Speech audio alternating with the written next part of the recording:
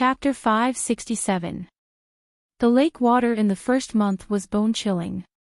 Even though Princess Ningen could swim, she was still frozen to the point of almost losing consciousness. Coupled with the heavy winter clothes, she couldn't swim at all. By the time Princess Ningen finally managed to swim ashore, she was already half dead. The little fatty who caused her to fall into the water was long gone. Huangfu Xian didn't run away. He just sat in a wheelchair by the shore. Princess Ningen lay in the grass, trembling and gasping for breath. After a long while, she finally had the strength to speak. "Who allowed you to come out?" Princess Ningen had already grounded Huangfu Xian. Huangfu Xian said, "I came out of my own accord. They couldn't stop me." Huangfu Xian did whatever he wanted and threatened to kill her. Who in the palace could stop him? The injuries on Princess Ningen's right arm and forehead were real. The injury on her forehead was lighter and had already healed. However, her right arm had been stabbed by a knife and needed several stitches. Just now, when she flopped in the water, the wound split open again. Blood seeped into her wet sleeves and dyed a large patch red. Princess Ningen endured the piercing pain and gritted her teeth to get up. She walked shakily to Huangfu Xian and gasped. "You did it on purpose, didn't you?" Huangfu Xian met her cold gaze and said fearlessly, "I just saw Mother and wanted to say hello." Princess Ningen raised her hand to slap Huangfu Xian. Unfortunately, she didn't have much strength left. Before the slap landed on Huangfu Xian's face, she fell to the ground first. When Lian came out to find Huangfu Xian and found this place, Princess Ningen had already fainted. Princess Ningen slept for 4 hours before waking up. The first thing she did when she opened her eyes was to teach Huangfu Xian a lesson. "Princess. Princess. You should at least put on some clothes." Lian took the cloak and chased after her. "Don't come in." Princess Ningen locked Lian outside the door. She ignored the pain from her wound and came to the bed aggressively. Just as she was about to vent her anger, she found that something was wrong. Huangfu Xian's condition was not very good. To be exact, it was very bad. His entire face was as pale as paper, and his forehead was covered in a thin layer of sweat. His consciousness seemed to be drifting. Princess Ningen suddenly panicked. She changed her terrifying aura and sat down by the bed. She held Huangfu Xian's hand and touched his forehead. Xian, Xian, what's wrong with you? Don't scare me." Huangfu Xian was tortured half to death by the pain of his broken limbs, but he did not say a word. He just silently endured the pain of his flesh being pierced by the bones. Princess Ningen choked and said, Xian, Xian, talk to your mother. Don't sleep. I don't want you to leave Mother too. Mother cannot lose you. What's wrong with you? Ha! What's wrong with you? As she spoke, she turned around and shouted towards the door, Imperial Physician. Summon the Imperial Physician. Huangfu Xian finally opened his eyes and looked at her. He used most of his willpower to endure the pain and said weakly, Stop, Mother. Princess Ningen's emotions stopped abruptly. What did you say? Huangfu Xian's breath was drifting. I will be filial to you, for the rest of my life. I will be filial to you. I will not be angry with you. I will not make you angry. I will be your good son. Let's leave here, go far away, to a place where no one knows, just like, when I was young, when I liked you. Princess Ningen expressionlessly wiped the tears from the corners of her eyes. They killed your father, killed your grandmother, and destroyed the great cause that should have belonged to you. I don't want those. Huangfu Xian grabbed her hand. The pain was eating away at him. His eyes were red. I only want you, let's leave here, okay? No. Princess Ning coldly withdrew her hand. She stood up and looked down at the pale Huangfu Xian. Live well. When you grow up, leave an heir for your father. Then she turned and left the room. Lian came over with the imperial physician. She looked at her mistress strangely. Princess. What's wrong? Princess Ning didn't answer her. Instead, she said, let the imperial physician take a look. Yes. Lian brought the imperial physician into the room. Princess Ning returned to her room. Not long after, Lian anxiously reported, Princess, the young master is not cooperating. The imperial physician is not allowed to treat him. Princess Ning said indifferently, I see that he has so much strength. He should be fine for a while. I won't treat him. Just let him be in pain. Lian opened her mouth. Princess. Princess Ning's eyes flickered. Send an imperial physician to guard him. I. Princess Ning's expression was extremely cold. She quietly stood in front of the window and looked at the courtyard that was as still as snow. Then she looked up at the crescent moon in the sky. Suddenly, she seemed to have made a decision. She turned and walked in the direction of Pure Flower's palace. Pure Flower's palace. Eunuch Wei had just finished wiping His Majesty's body and was about to go to the small kitchen to find something to eat. Just as he walked into the garden, a figure suddenly appeared and covered his mouth. He was so shocked that he started whimpering. It's me. The other person said in a small voice. Eunuch Wei was stunned. The other person removed his hand. Eunuch Wei turned around and said in surprise, Eunuch Qin. Shoo! Eunuch Qin made a shushing gesture and pulled him behind a large tree. Eunuch Wei was puzzled. Didn't you escape? Why are you still in the palace? Eunuch Qin said, I originally planned to leave that day, but I was still worried and decided to stay. Eunuch Wei clicked his tongue and said, aren't you afraid of being caught? Eunuch Qin said, I've worked in the palace for so many years. It's not hard to find a place to hide. Eunuch Wei glared at him. Even so, you shouldn't have come here. It's too dangerous. I'll keep an eye on the palace people for you. Hurry and leave. Don't come here again. If Eunuch Wei could still say this, it meant that he hadn't betrayed him. Eunuch Qin inwardly sighed in relief. To be honest, he had gathered a great deal of courage to come find Eunuch Wei. He was worried that if Eunuch Wei really did betray him, then his appearance would spell his death. Eunuch Qin looked around and lowered his voice. Tell me, what exactly happened in the imperial study that day? How did His Majesty become like this? Also, what's up with His Majesty's shadow dragon guards? Who's there? When Princess Ning passed by the small garden of Pure Flower's palace, she saw a sneaky figure behind a large tree.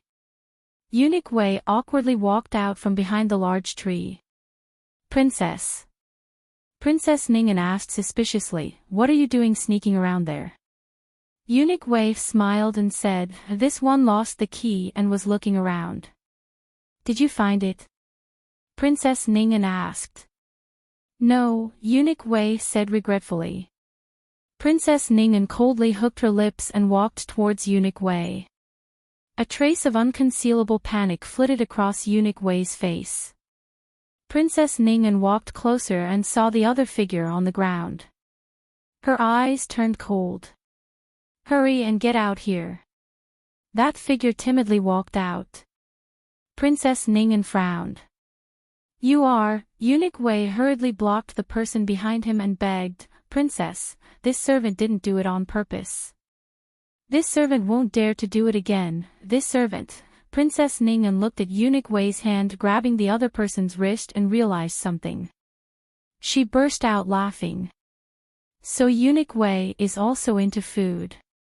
The palace really does prohibit it, but this princess is kind-hearted and didn't see anything tonight.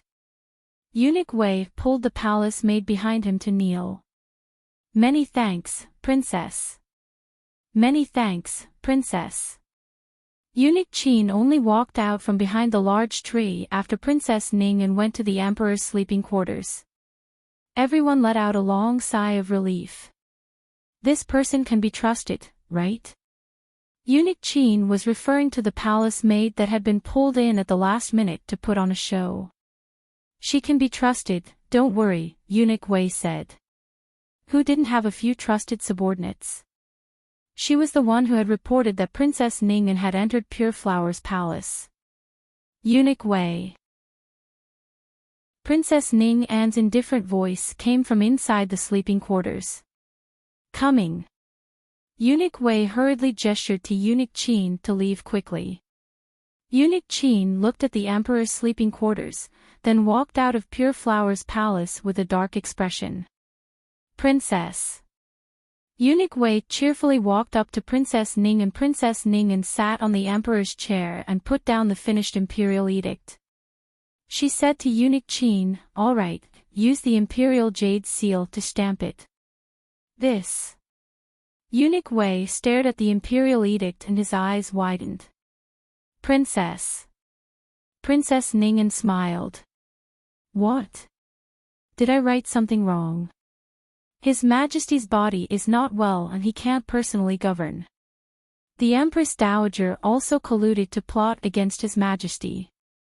The country can't go a day without a ruler. Is there anything wrong with letting the Crown Prince handle court affairs in His Majesty's place? Isn't this the rules set by the old ancestor? This is the rules set by the old ancestor, but your last sentence is against the rules. How can you go to court to supervise the country? Eunuch Wei tried his best to dissuade her. The Empress probably won't admit it so easily. Princess Ning sneered. She'll either admit to everything written on the imperial edict or not. I bet she'll let her son personally govern the country. Of course Empress Xiao would let the Crown Prince personally govern, even if the price was another Princess Ning to supervise the country. Empress Xiao probably didn't care about this widowed princess who had been acting subservient in front of her recently. If she was going to supervise the country, then so be it. If she was unhappy one day, she could have the Crown Prince remove Ning An's authority at any time. But would things really go so smoothly? Ning An wasn't a sheep, she was a wolf. It was hard to say whether it was the Crown Prince who removed Ning An's authority or if it was Ning An who removed the Crown Prince. Back then, Empress Dowager Zhuang had used her authority to supervise the country step by step to cover the sky in court. Eunuch Wei wanted to cry. It's over, it's really, really over now. At night, an eagle circled above the imperial palace. It let out a cold cry and flew into the night sky. The next morning, Empress Xiao received news that she was to head to Pure Flower's palace. Eunuch Wei was going to read the imperial edict. Empress Xiao washed up and dressed neatly before heading to Pure Flower's palace with a complicated expression. Eunuch Wei was already waiting in the main hall of Pure Flower's palace. Empress Xiao walked over angrily and said in a low voice, "Did His Majesty wake up again last night? Didn't this Empress tell you to immediately report to this Empress as soon as His Majesty woke up? Are you treating this Empress's words like the wind?" Eunuch Wei thought, it's not that I want to treat your words like the wind, but Princess Ning didn't give me any time to prepare. By the time I entered, she had already finished drafting the imperial edict. If you rushed over, the result would have been the same. Eunuch Wei said embarrassedly, this was His Majesty's will. This servant can't do anything about it. Please forgive this servant, Empress. Empress Xiao glared at him coldly. Wei Quan, you're very daring. Eunuch Wei felt bitter inside, but he didn't say anything. Not long later, the Crown Prince also came over in confusion. Imperial Mother. Imperial Son. Empress Xiao frowned. Why was the crown prince also here? Could it be that the imperial edict was related to the crown prince? Empress Xiao looked indifferently at eunuch Wei. This empress and the crown prince are both here. You can announce the edict. Eunuch Wei laughed dryly. This is an important matter. His Majesty wants to announce the edict in front of the empress and all the imperial concubines. Those who could bear the title of imperial concubine were at least standard third-ranked noble concubines or above. Soon, noble consort Zhuang, noble consort Xu, noble consort Yu, and all the imperial concubines arrived at Pure Flower's palace one after another. Princess Ning'an also came. There were enough people here, so everyone thought she was also called here to listen to the imperial edict and didn't pay too much attention to her. Seeing that everyone was here, eunuch Wei unfolded the imperial edict in his hand. Everyone, hear the edict. Everyone led by Empress Xiao knelt on the ground. By the will of the heavens, the emperor decrees that we have ascended the throne for 21 years. Although we have worked tirelessly day and night, we have bowed to the emperor. Today, we are bedridden and our dragon body is lacking in health. The crown prince is of noble character and deeply respects us. From today onwards, the crown prince will take over the court and temporarily govern the country. Hearing this, Empress Xiao let out a long sigh of relief. Fortunately, this was an imperial edict to help the crown prince ascend the throne. The other imperial concubines were also very shocked and they heard the contents of the imperial edict. However, they weren't shocked that the crown prince would temporarily govern the country, but rather that the emperor would hand over his authority. This meant that the emperor was too ill. It was even possible that he would fall sick forever. Back then, the previous emperor had been like this, also. Eunuch Wei cleared his throat. Everyone was shocked. Also, the crown prince is still young and has just started governing the country. We are also worried and have specially appointed him as regent. Eunuch Wei opened his mouth, a trace of extreme fear flashing through his eyes. What do you mean? The crown prince asked. Princess Ning'an's lips curved imperceptibly.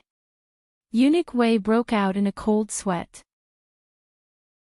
After a while, he steeled his heart and read out the words on the imperial edict, Princess Xinyang will be regent. Princess Ning'an was struck by a bolt from the blue.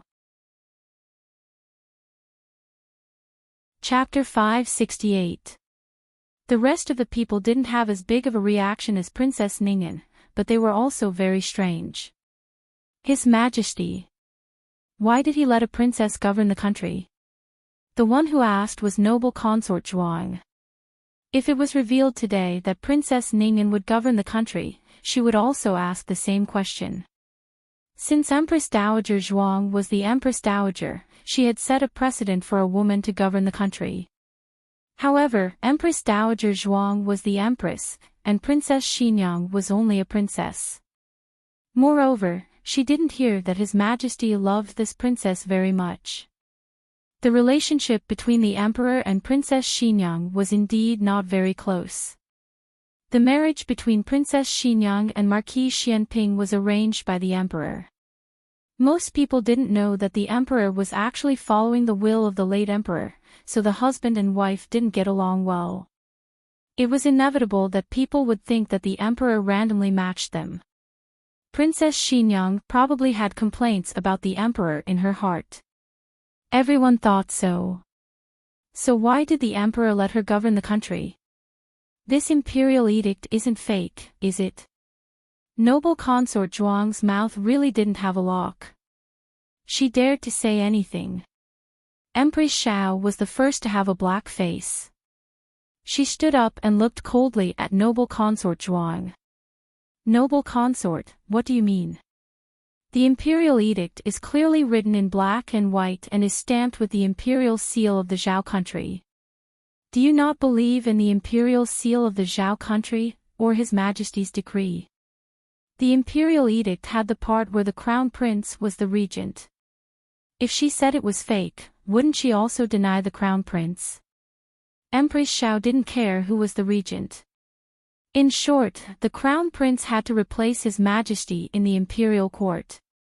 Noble consort Zhuang laughed and said, "Who knows if someone stole his majesty's imperial seal while he was unconscious and then wrote an imperial edict. Isn't that right?" Eunuch Wei. Eunuch Wei's temples suddenly jumped. Noble consort Zhuang, oh noble consort Zhuang, you're usually so stupid. How come you're smart today? That's right, that's the truth. But unfortunately, I can't admit it. Empress Xiao said seriously, Eunuch Wei, tell us about the whole process of His Majesty's imperial edict. This. Eunuch Wei looked at the imperial edict that was obviously still in Princess Ning An's handwriting and braced himself to say, when His Majesty woke up, Princess Ning An was also there. His Majesty had Princess Ning An draft the imperial edict on his behalf and had this old servant bring the imperial jade seal to stamp it. Noble consort Zhuang sneered, let Princess Ning An write the imperial edict. Why is it that every time His Majesty wakes up, Princess Ning An is there? When we go to visit His Majesty never wakes up. This was referring to the matter of the Emperor asking Princess Ning An to draft an imperial edict to punish the Empress Dowager. Empress Xiao said coldly, that's because you can't wake His Majesty up. Don't you know whether His Majesty wants to see you or not? Wasn't that right? These women and the harem added together were not as important as Princess Ning An. Noble consort Zhuang was completely choked and had no words to refute. Princess Ning An, is this the imperial edict you wrote last night? Empress Xiao asked Eunuch Wei to pass the imperial edict to Princess Ning An. Princess Ning An took it and looked at it carefully. It was her handwriting without any flaws. But she would never confuse her own title with Xinyang's. So the imperial edict had been swapped. But even if she told the truth at this time, no one would believe her. Not to mention, it was not a tenable truth. Princess Ning An held the imperial edict so tightly that the veins on her hands bulged. Eunuch Wei was frightened. Princess Ning An wouldn't think that he did it, right? In all honesty, he hadn't touched the imperial edict after putting it in the brocade box last night. Who the hell knew how Ning An had turned into Xinyang? Princess Ning An took a deep breath and slowly exhaled, replying to sister-in-law, yes. Empress Xiao raised her eyebrows, Princess Ning An and Eunuch Wei are loyal to His Majesty. You should believe their words. Moreover, the crime of deceiving the emperor is punishable by beheading. Who would dare to pass a false imperial edict? Eunuch Wei thought, there are many people who pass false imperial edicts. Would you believe that there is only one in front of you? Princess Ning An said, it seems that Princess Xinyang hasn't returned to the capital yet. If she hadn't returned to the capital, there was still room for negotiation. If they could draft an imperial edict, they could draft a second one, a third one, or even find a reason to remove her title of regent. It wasn't difficult at all. But before she could finish speaking, she heard the young eunuch at the door rush over, panting, Princess Xinyang has arrived, Princess Ning An. Everyone stood up and looked towards the entrance of Pure Flower's palace.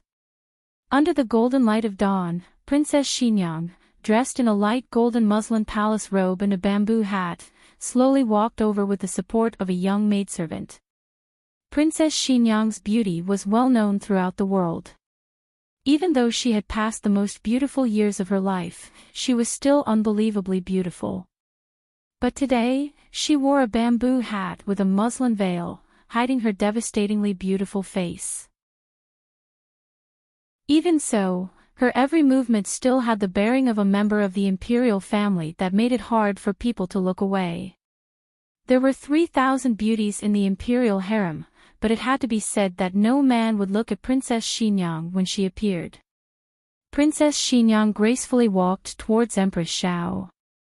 Just as she was about to greet her, she accidentally stepped on her skirt and fell in front of Empress Xiao, prostrating herself on the ground. Empress Xiao. There's no need for that. Why aren't you helping your master up? Eunuch Su scolded the young maidservant. The young maidservant pursed her lips and bent down to pick up Princess Xinyang. That's right, she was picking her up. Her movements were rough, and there was even a trace of disdain in her eyes. Eunuch Su, Princess Xinyang straightened her clothes and said to Empress Xiao, "Greetings to the Empress." Empress Xiao nodded. The Crown Prince came over and bowed to Princess Xinyang. "Aunt." Empress Xiao said to Princess Xinyang, "You came back just in time. There is an imperial edict to announce to you, but why are you wearing this?" "A few days ago, I ate something wrong and had an allergic reaction, so I have a lot of rashes. It's hard to see people." As she spoke, Princess Xinyang lifted her veil, revealing her chin covered in rashes. Empress Xiao only took one look and felt scared. She quickly waved her hand and wiped the tip of her nose with a handkerchief. "Okay, be careful when you eat. Receive the imperial edict." The person accompanying Princess Xinyang wasn't her personal maid, Yujin, but an unfamiliar maidservant. However, Empress Xiao didn't care about Princess Xinyang's affairs, so she didn't bother to ask. Eunuch Wei read the imperial edict to Princess Xinyang alone. Princess Xinyang knelt, but the young maidservant didn't. No one at the scene realized that something was wrong. By the time everyone reacted, Princess Xinyang had already received the imperial edict. Xinyang receives the imperial edict. Long live the emperor.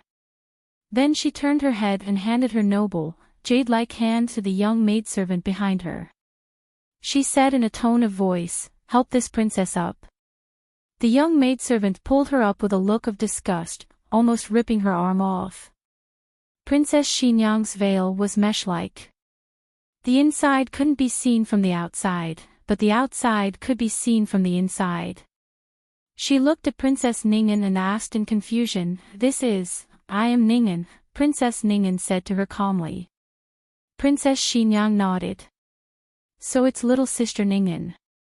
You've changed so much that I almost didn't recognize you." Ning'an curtsied. Princess Xinyang nodded in return. Empress Xiao said to everyone, "Okay, there's nothing else here. You can all leave." Princess Xinyang said, "I'll go in and see His Majesty." "Okay," Empress Xiao agreed. Princess Xinyang had returned from outside the city.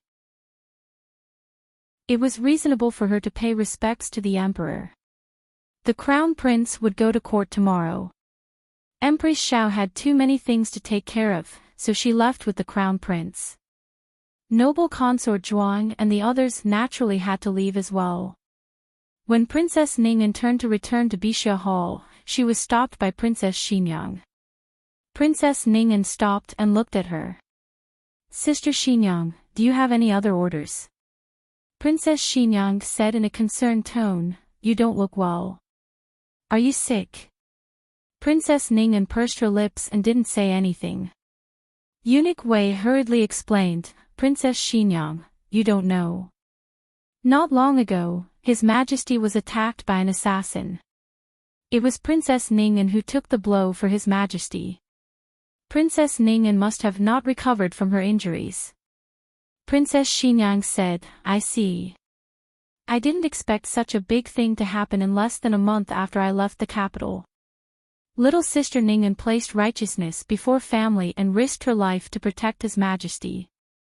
It's truly admirable. If little sister Ning'an doesn't mind, why don't you come with me to see His Majesty? We sisters haven't seen each other in many years. It's a good opportunity to catch up." Eunuch Wei looked at Princess Xinyang strangely. When did Princess Xinyang become so enthusiastic? His gaze instinctively swept over Princess Xinyang's body. When his gaze landed on Princess Xinyang's slender hand that held the imperial edict, his temples twitched violently. What was going on? Princess Xinyang had a hand. Princess Ning'an hesitated. Just as she was about to refuse, Princess Xinyang grabbed her wrist through her sleeve. Little sister Ningen, you're not going to refuse me, are you? Naturally, she couldn't refuse in public. Princess Ningen's backers in the palace fell one after another. Of course, she couldn't refuse Princess Xinyang, who had just been appointed regent. Otherwise, it wouldn't be in line with her image of trying to please Empress Xiao. Princess Ningen said, "How could I? Let's go in." Princess Xinyang held Princess Ningen's hand and stepped into the bedchamber.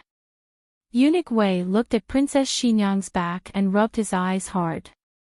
Was he seeing things? What woman would have hand hair? A cold wind blew, blowing up Princess Xinyang's veil. She just happened to turn her head. Eunuch Wei took a closer look and almost fell to the ground. Princess Xinyang not only had hand hair, she also had an Adam's apple. Chapter 569. The three of them entered the bedchamber. During this time, Princess Ning and also looked at Princess Xinyang strangely several times. Obviously, she also felt that Princess Xinyang was strange. However, Princess Ning and Princess Xinyang weren't close before they got married. After they got married, they were at different ends of the world. Not familiar with each other meant that there was no reason to suspect. There were many palace servants on duty in the bedchamber. Princess Xinyang called Eunuch Wei in and said, "Take them away first. I want to be alone with Imperial Brother and Princess Ningen." "Ah, yes." Eunuch Wei suppressed the fear in his heart and secretly glanced at Princess Xinyang's hand. Oh my! It really is there. He pretended to drop the token on the ground and used the time he squatted down to pick it up to look at Princess Xinyang's Adam's apple under her bamboo hat. Oh my! She really does have an Adam's apple. He hadn't carefully looked at Princess Xinyang before. Today was such a coincidence that he saw everything he shouldn't see. He suddenly felt a little sorry for Marquis Xianping. Eunuch Wei took the palace servants away. Only the sleeping emperor and the two princesses were left in the room. "Ah, I'm so tired." Princess Xinyang let go of Princess Ningen's hand and found a chair to sit down. Then she ordered arrogantly, "Xiao Yu, pour me some tea." The servant girl called Xiao Yu, ignored her and walked to the dragon bed and grabbed the emperor's wrist. "What are you doing?" Princess Ningen grabbed the servant girl's wrist. Princess Xinyang's expression changed and she stood up. "You dare grab her wrist? Aren't you afraid she'll send you flying with a slap?" The servant girl looked indifferently at Princess Ningen's hand. For some reason, Princess Ningen felt this gaze was inexplicably familiar and made her shudder. "Okay, Xiao Yu, there's nothing else for you to do here. Go make me some tea." Princess Xinyang unobtrusively separated the two people's hands and shielded the servant girl behind her. She waved her hand behind her back. The servant girl slapped the back of her hand. It was a little painful. Princess Xinyang smiled and once again took Princess Ningen's hand, wrist. She whispered, "Let's go sit over there and talk." Princess Ningen asked, "You're not here to see Imperial Brother?" Princess Xinyang chuckled and said, "Of course. What I meant was that you go sit over there and wait for me. After I'm done with my brother, I'll go and chat with you." Princess Ningen glanced at Princess Xinyang suspiciously. After all, she wasn't familiar with Princess Xinyang and wasn't sure if Princess Xinyang had been like this all these years. She didn't say anything and went to sit down on a chair. The young maidservant who was ordered to make tea also found a chair and sat down. "Princess Ningen, didn't you want to make tea?" "Oh, my poor His Majesty, how did he get hurt so badly?" Princess Xinyang took out her handkerchief and reached into her veil to wipe away two non-existent tears. She then beckoned to the young maidservant, "Xiao Yu, come and watch over His Majesty. If His Majesty wakes up, call me." I want to have a few intimate words with Sister Ningen. The young maidservant gave her a sidelong glance. She had gone overboard. The young maidservant came to the bedside. Princess Xinyang choked out, "Watch over His Majesty carefully." Young maidservant, Princess Xinyang came to Princess Ningen's side and asked sadly, "Sister Ningen, quickly tell me, what happened these past few days?" Princess Ningen looked in the direction of the dragon bed. Princess Xinyang blocked her with her broad body. "Sister, tell me." "I'm listening." Princess Ningen frowned, but still told her what had happened. It was nothing more than an assassin trying to assassinate His Majesty, and His Majesty was smashed in the head and fell into a coma. "It's getting late. I should go back and take care of Xian Princess Ningen said as she stood up. "I'll see you out," Princess Xinyang said. "No need," Princess Ningen declined. Princess Xinyang insisted on seeing her out. As they tugged and tugged, Princess Ningen's skirt was stepped on by Princess Xinyang, and she fell forward. Princess Xinyang, who had been behind her, somehow flashed in front of her and caught her steadily. "Are you all right?" "Sister. I'm fine." Princess Ningen straightened up. "Thank you, sister." Princess Xinyang said apologetically, "I'm sorry, I stepped on your skirt." Princess Ningen said, "It's fine." Princess Xinyang sighed, "I won't cause you any more trouble. You should hurry back and take care of Xian I'll come see you when I have time." "Okay." Princess Ningen turned to leave. She had already crossed the threshold when she turned back to look at Princess Xinyang, her eyes filled with confusion. After confirming that Princess Ningen was far away, only then did Princess Xinyang take off her bamboo hat, revealing an unfamiliar face covered in rashes. But how was it Xinyang? It was Gu Qingfeng. "I can finally stand up straight." Gu Qingfeng stood up straight, and his skirt instantly shortened by a large chunk. He was taller than Princess Xinyang, and in order not to expose himself, he kept his legs bent. His calf Achilles tendons were sore. "How is it?" The young maidservant turned to ask her. The young maidservant was naturally not a young maidservant, but Gu Jiao. Gu Jiao was wearing a mask made of human skin. She couldn't make too much of an expression, or the mask would fall off. Gu Qingfeng didn't wear it because he had to speak and make a lot of expressions. If a piece of his face fell off, the scene would be quite frightening. The rashes on his face were drawn on. "Have I ever made a mistake? Look at what this is." He raised his eyebrows proudly, reached out, and opened his palm to reveal a bronze key. This was the item he had stolen from Princess Ningen earlier. There was another important reason why Eunuch Qin didn't leave the palace with Empress Dowager Zhuang. He wanted to stay behind to investigate what Empress Dowager Zhuang had told him. After Princess Ningen returned to the palace, she went to the nunnery. At first, Empress Dowager Zhuang thought she was missing her late mother and didn't think much of it. Later, she guessed that old concubine Jing had left something for Princess Ningen before she died. Eunuch Qin searched until his head went bald.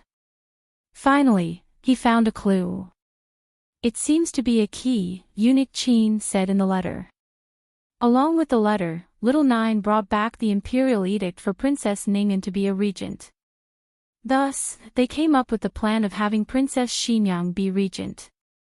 Xiaoheng also thought of removing the regent position, but with Princess Ningen's personality, she would probably make another imperial edict for herself. Thus, she still had to take the regent position. Why Princess Xinyang? First, Gu Qingfeng had seen her and heard her speak, so he didn't feel any pressure acting as her. Second, she had the golden whip bestowed by the late emperor. If anyone doubted it, Gu Qingfeng could take the whip to the throne room. Gu Qingfeng looked at the key and said, "Say, what kind of key do you think this is?" Old concubine Jing must have left something important for her daughter. Could it be a treasury for her daughter? Or was it a treasure trove? The kind that could rival a country's wealth. Or, it could be an armory. Men and women had different hobbies. Women liked jewelry, while men liked weapons. In Gu Qingfeng's eyes, an armory was something that excited him more than gold and silver. Gu Jiao said, "Make a guess." It didn't cost any money anyway. Gu Qingfeng waved his hand. "Forget it, I won't guess. Hurry up and think of a way to make a copy. We still have to send it back to her later." Gu Jiao took out a piece of dough wrapped in cloth from her sleeve, pressed the key into it, and removed the mold. Then, she handed it to him. "Okay, you can return it to her now." Gu Qingfeng put away the key. "Is His Majesty all right?" Gu Jiao put the dough back into her sleeve. His head was severely injured, and he was fed medicine again. His condition isn't too good. Can he still wake up? Gu Qingfeng asked. "I don't know," Gu Jiao said. Gu Qingfeng sighed. "Although it's not appropriate to say this, why do I feel like His Majesty deserves it?" The Emperor, who couldn't wake up but could hear everything clearly, was speechless. Gu Qingfeng continued to complain, who told him not to spoil the person he should have and not trust the person he should have. What a waste of his eyes. Gu Jiao was measuring the Emperor's blood pressure when she felt the changes on the blood pressure gauge. Gu Qingfeng said with a strong aura, "If it were up to me, Ning An's inkstone was too light. She should have stabbed him a dozen more times so that he couldn't get out of bed for 7 or 8 years. Let's see if he still remembers." The Emperor's blood pressure soared. Gu Jiao turned around and looked at Gu Qingfeng sympathetically. Gu Qingfeng grabbed a fruit and took a big bite. Then, he crossed his legs and looked at Gu Jiao. "Why are you looking at me?" Gu Jiao retracted her gaze and looked at the blood pressure gauge that was about to explode. She put it away without batting an eyelid. Then, she came to Gu Qingfeng's side, patted his shoulder, and put the bamboo hat on his head. "After we're done with this, find a place to hide. Also..." She looked down at his collar. "Here, it's crooked." When Eunuch Wei entered the bedchamber with a pot of brewed tea, he saw Princess Xinyang with her head lowered and her hands constantly rubbing her chest. Eunuch Wei was petrified on the spot. Chapter 570. Gu Qingfeng used to have a fake voice, but today was his first time cross-dressing. It was really hard for a straight man like him. Gu Qingfeng took a long time to make the two little fellows symmetrical. "Oh, not bad." He was quite satisfied. "Eunuch Wei, so you're this kind of Princess Xinyang." Gu Jiao gave the Emperor acupuncture to alleviate his condition, but the specific effects would have to be observed later. "Let's go," Gu Jiao said to Gu Qingfeng. Gu Qingfeng switched to Princess Xinyang's voice in a second. He stood up and bent his knees, letting his gorgeous skirt drag on the ground.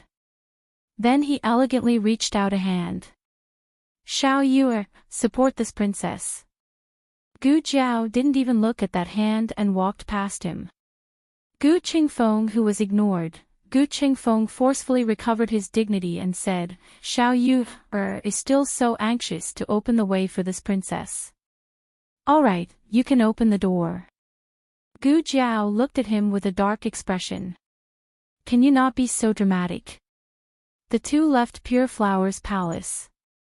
Gu Qingfeng said, "I want to return the key to her. Wait for me outside Jade Cloud's hall." Gu Jiao glanced at him. "Is it convenient for you to wear this?" It was indeed a bit inconvenient. A woman's clothes were actually so troublesome. They were layered and bound from head to toe. He couldn't even move his legs. Gu Jiao reached out a hand. "I'll go. You wait for me in the Imperial Garden." Gu Qingfeng thought about it for a while. His clothes really hindered his movements. He handed the key to her and said, "Then be careful." Eunuch Qin said that there were more than 10 servants coming from the frontier fortress. They said that they used to serve Huang Fuxian. Does that little cripple need so many people to serve him? I think there's something fishy going on. Understood. Gu Jiao took the key and went to Jade Cloud's hall. Gu Jiao had never been to Bai Xia Hall, but it did not affect Eunuch Qin from drawing a picture of Bai Xia Hall for her. She easily found Princess Ning An's bedroom. Princess Ning An's key was originally placed in her purse. Along the way, she had not opened the purse, so there was no possibility of it falling out. In order not to be discovered, she had to put it back in its original place. Gu Jiao's luck was good.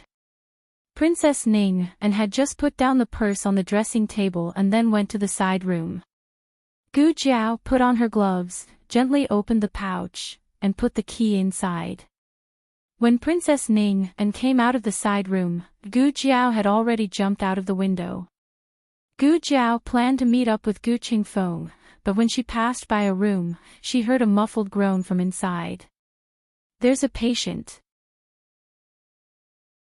Gu Jiao took a few steps back and looked through the narrow gap in the window lattice. She saw an empty wheelchair. She could almost guess whose room it was. There was an imperial doctor on duty in the room, but now he went to the outhouse. Gu Jiao opened the window lattice and jumped in.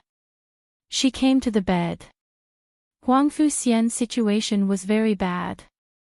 His breathing was short, his pulse was unstable, and his forehead and body were constantly sweating. It seemed that he was enduring great pain. "Does it hurt anywhere?" Gu Jiao frowned strangely. She checked Huang Fuxian's upper body. Except for a few abrasions on his palms that had already healed, she did not see any injuries that could cause such intense pain. She then gently pulled Huang Fuxian's quilt.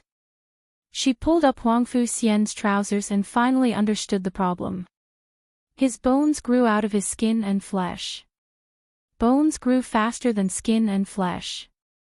Therefore, many patients with amputations at a young age would undergo more than one bone grinding operation during their growth.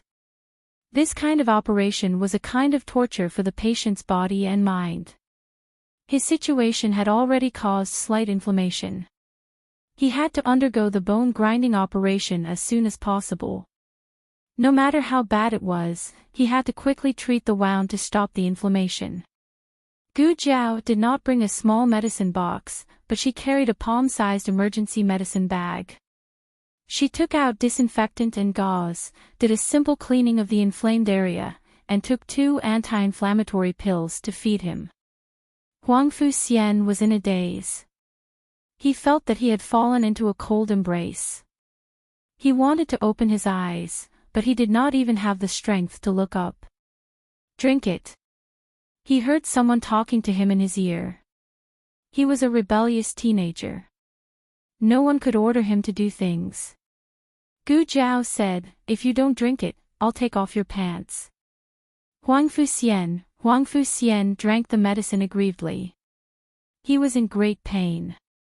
Gu Jiao gave him a special painkiller from the Research Institute. This kind of painkiller had little side effects and could be taken by children. However, under normal circumstances, Gu Jiao still would not give it to children. But wasn't this an emergency? She could not care so much. Gu Jiao laid him down and pulled the quilt over him. At this time, the imperial doctor also came back. Gu Jiao jumped out of the window. "Why were you gone for so long? Did something happen?" In the imperial garden, Gu Qingfeng looked at Gu Jiao, who had arrived late, and asked. Gu Jiao looked around and said, "Nothing, I went to see Huang Fuxian." Gu Qingfeng breathed a sigh of relief. "I thought you went to investigate the situation of those people from the frontier fortress. They are not in Bixia Hall." Gu Jiao did not feel the aura of any masters. Either they also used drugs to self-destruct their bodies to suppress their skills, or they were not there at all. Gu Qingfeng was puzzled. Not in Bixia Hall. Then where did they go? Gu Jiao said, maybe they went to the Imperial Household Department. Didn't Eunuch Qin say that those who move into the palace from the outside must go to the Imperial Household Department to register? Ah, there is such a thing. Gu Qingfeng suddenly understood and thought of something. He smiled wickedly. Why did you go see Huang Fuxian? Do you want to capture him to threaten Ningyan? Gu Jiao gave him a speechless look. The next second, her ears twitched. She grabbed Gu Qingfeng and hid in the grass behind her. On a small path not far away, Princess Ningyan hurried past with Lian, and a few men dressed as guards. It looked like they were about to leave the palace. Gu Qingfeng asked in a low voice, I've always had a question. Why can a man outside live in the palace? Huang Fuxian is still young and is the princess's son. This is another matter, but those guards. Gu Jiao said, the masters in the palace are all eunuchs. What do you think? So they are eunuchs too. Gu Qingfeng felt that his little melon was a bit cold. Gu Jiao nodded. Should be. If they weren't eunuchs, Empress Xiao wouldn't let them in. Even though Xiao Heng was so loved by her grandaunt, who even left a room for him, he had never really stayed overnight in the palace. This was the palace's rule. Follow them, Gu Jiao said. The two of them followed at a distance. They heard Princess Ningyan get into the carriage that the emperor had bestowed upon her as she approached the palace gates. The guards on duty stopped the carriage. Princess Ningyan said, I'm going out to buy something. I've already told the empress. Lian took out a travel card given to her by Cunning Palace. The guards hurriedly let her go. Princess Xinyang didn't need to show the card when she left the palace. She didn't live in the palace in the first place. The guards were just a bit confused. Why did another princess come after they had just sent off one princess? Since they were both going out, why not go together? Princess Ning An's carriage stopped at the entrance of a silk shop. Lian alighted from the carriage. It was unknown what Princess Ning An said to her, but Lian entered the shop while Princess Ning An continued her journey in the carriage. The four guards and the driver also followed. Gu Qingfeng looked over from the carriage and snorted. Sure enough, buying something is just a cover. He turned his head and found Gu Jiao deep in thought. He couldn't help but ask, why are you in a daze? Gu Jiao said indifferently, who's in a daze? Gu Qingfeng asked, then why aren't you saying anything? What are you thinking about?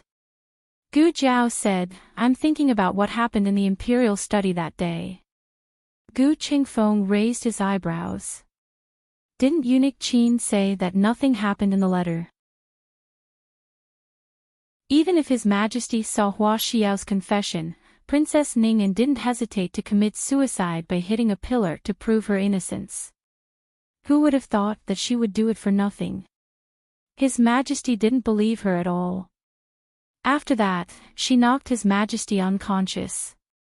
The Dragon Shadow Guard made a move, but with a wave of her hand, the Dragon Shadow Guard fell. After that, she killed Lu Ping and stabbed and smashed herself, pretending that the guard was injured. This is what Eunuch Wei saw, but perhaps there are some things that he didn't see. As Gu Jiao spoke, she made a waving motion with her hand. With this, the Dragon Shadow Guard was knocked down. Gu Qingfeng took off his bamboo hat and said, did she use some kind of hidden weapon? But what kind of hidden weapon can make a Dragon Shadow Guard fall down in an instant? The kind with poison. Gu Jiao didn't say anything. Gu Qingfeng didn't understand. Speaking of which, where did the injured Dragon Shadow Guard go? Eunuch Wei said that he escaped, but where could he escape to? And isn't the Dragon Shadow Guard loyal and devoted? Why did he abandon His Majesty and escape? Gu Jiao muttered, yes, why? Hey, their carriage stopped. Gu Qingfeng said. Gu Jiao lifted the curtain and said to the coachman, "Stop for a moment." Their carriage stopped in an alley about 10 steps away, while Princess Ning An's carriage stopped in front of a gambling house. When Princess Ning An got out of the carriage, she was no longer dressed as she was in the palace. Instead, she was wearing a black cloak, and the hood of the cloak covered her head. Gu Qingfeng chuckled.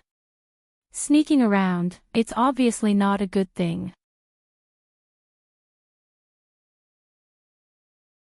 Chapter 571. Gu Jiao looked at Princess Ning An's cloak and couldn't help but think that concubine Jing also had a similar cloak. They were indeed mother and daughter. This was a gambling house where crooks mixed in with honest folk. One could see all kinds of people inside. Princess Ning An seemed to be very familiar with this place. Soon, she entered a room at the end of the corner on the first floor that was guarded by guards. Gu Jiao tried to enter, but was told that it wasn't a place where ordinary people were allowed to enter. So she had to keep an eye on them from somewhere else. Here. In a shabby courtyard next to the casino, Gu Qingfeng waved at Gu Jiao. Gu Jiao walked over. This was a house that hadn't been inhabited for a long time. The wall in the backyard was only one wall away from the room in the casino. The two put their ears to the wall and could faintly hear the conversation in the room. Didn't I lead them out? Are you blaming me for the failure of your own men? It was Princess Ning An's voice. Gu Qingfeng asked Gu Jiao silently, "What do you mean?" It should be the time when Xiao Heng was lured out of the capital by Assistant Minister Li's case. Minister Xing was also there. The two of them were almost killed by a group of men in black. It was only because of the black fire pearl that they managed to escape. From these words, it was almost certain that the other party was from the Yan Kingdom.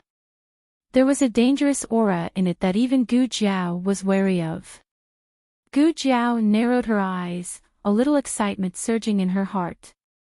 Princess Ning An spoke again, "Speaking of which, who is he? Why do you want to kill him?" "That's not something you should ask." It was a man's voice. It seemed that Ning An didn't know Xiao Liulang's true identity. She might not even know that Xiao Liulang was Xiao Heng. Otherwise, she wouldn't have tried to sow discord in front of Empress Xiao and ended up asking for a snub. Eunuch Qin's informant in the Palace of Earthly Tranquility brought out the news of sowing discord. Eunuch Qin told Gu Jiao and the others about it in a letter. It wasn't strange that Princess Ning An didn't know. First of all, she hadn't seen Xiao Heng before, so it was difficult to connect the two just by looking at their faces. Secondly, this group of people probably didn't want Immortal Music House to inquire about Xiao Heng's identity. Princess Ning An said, "Fine, I won't meddle in your business. However, I've already done what I promised you. You haven't fulfilled your promise to me even once."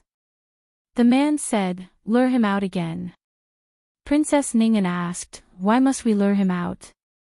Can't I just find a random place in the capital to make a move?" He goes to the Hanlin Academy and the Ministry of Justice every day. He can always find an opportunity to make a move on the way back and forth, right? The man said, "There are too many witnesses. We can't take this risk." Princess Ning An said, "Then tonight should be fine, right? Or you can just sneak into his house. Can't you do that?" The man said, "Unless we kill everyone in the alley and leave no witnesses." But even so, there would still be traces of the crime. Unless it was absolutely necessary, they didn't want to make a move in the capital.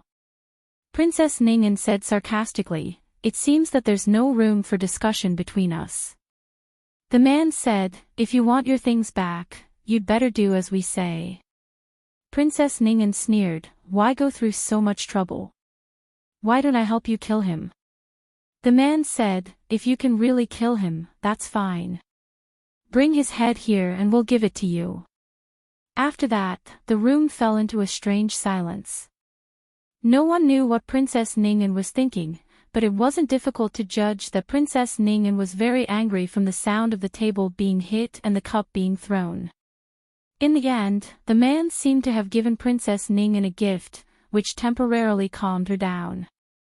Gu Qingfeng whispered, "That group of people is the power of the Yen Kingdom. What did they take from Princess Ningen to force Princess Ningen to work for them? Could it have something to do with the key?" "She's gone," Gu Jiao said. Gu Qingfeng said, "Then should we follow her, or follow that group of people?" Gu Jiao said, "That group of people." They had cast such a long line and finally caught the fish. Naturally, they would chase after the fish and bite it. But no one expected that Gu Qingfeng's nose would suddenly itch. He couldn't hold it in and sneezed loudly. "Who's there?" the man asked coldly. Gu Qingfeng hated his nose. Why didn't he sneeze earlier or later? Why did he have to sneeze now? This was great. They were exposed. Gu Jiao whistled at the sky, then grabbed Gu Qingfeng and flew out of the courtyard. Princess Ningen's bodyguard used Qinggong to chase after them. Gu Qingfeng lifted the veil of his bamboo hat and grabbed the heavy skirt with both hands. He stepped on his splayed feet and ran forward. A woman's skirt really affected his speed. In a moment of carelessness, the two were caught by the 4 bodyguards. The two sides fiercely exchanged blows. Gu Jiao didn't bring any weapons and fought with her bare hands. She held back 3 bodyguards by herself, but one of them still ran towards Gu Qingfeng. Gu Qingfeng's heavy palace attire really made it impossible for him to run away or fight. The other side slashed down with a cold sword. Gu Qingfeng dodged, "I'll dodge." The other side slashed at empty air and swung his sword again. "I'll dodge again." The other side slashed a few times but didn't hit and was completely enraged. He suddenly gave up on the sword and changed to a dagger at his waist. With lightning speed, he stabbed towards Gu Qingfeng's heart. This move was too strong and too fast. Gu Qingfeng didn't have time to dodge. With a loud bang, Gu Qingfeng's chest exploded. The guard was completely dumbfounded. What's going on? Did he blow up a woman's thing? Gu Qingfeng wanted to disguise as a man, so her figure had to be similar. Their first choice was steamed buns. However, light steamed buns were too small and big steamed buns were too heavy. In the end, Gu Jiao took out 2 small buns from the small medicine box and let Gu Qingfeng blow on them. They could be as big as he wanted. They were light and didn't fall off easily. Perfect. Gu Qingfeng thought it was quite fun. He asked Gu Jiao if she had any extra. He would give one each to his brother and Gu Qinglin so they could blow on them when they had nothing to do. In the end, Gu Jiao said she didn't have any. There were only these 2 left and this guy exploded one of them. Gu Qingfeng was enraged. He picked up his pair of large palms and slapped the other party. Gu Jiao took care of the 3 people, but Gu Qingfeng was still slapping them with righteous indignation. "Okay, let's go. Don't stop me. I want to beat him. I want to beat him." Gu Jiao grabbed the angry Gu Qingfeng and dragged him out of the alley.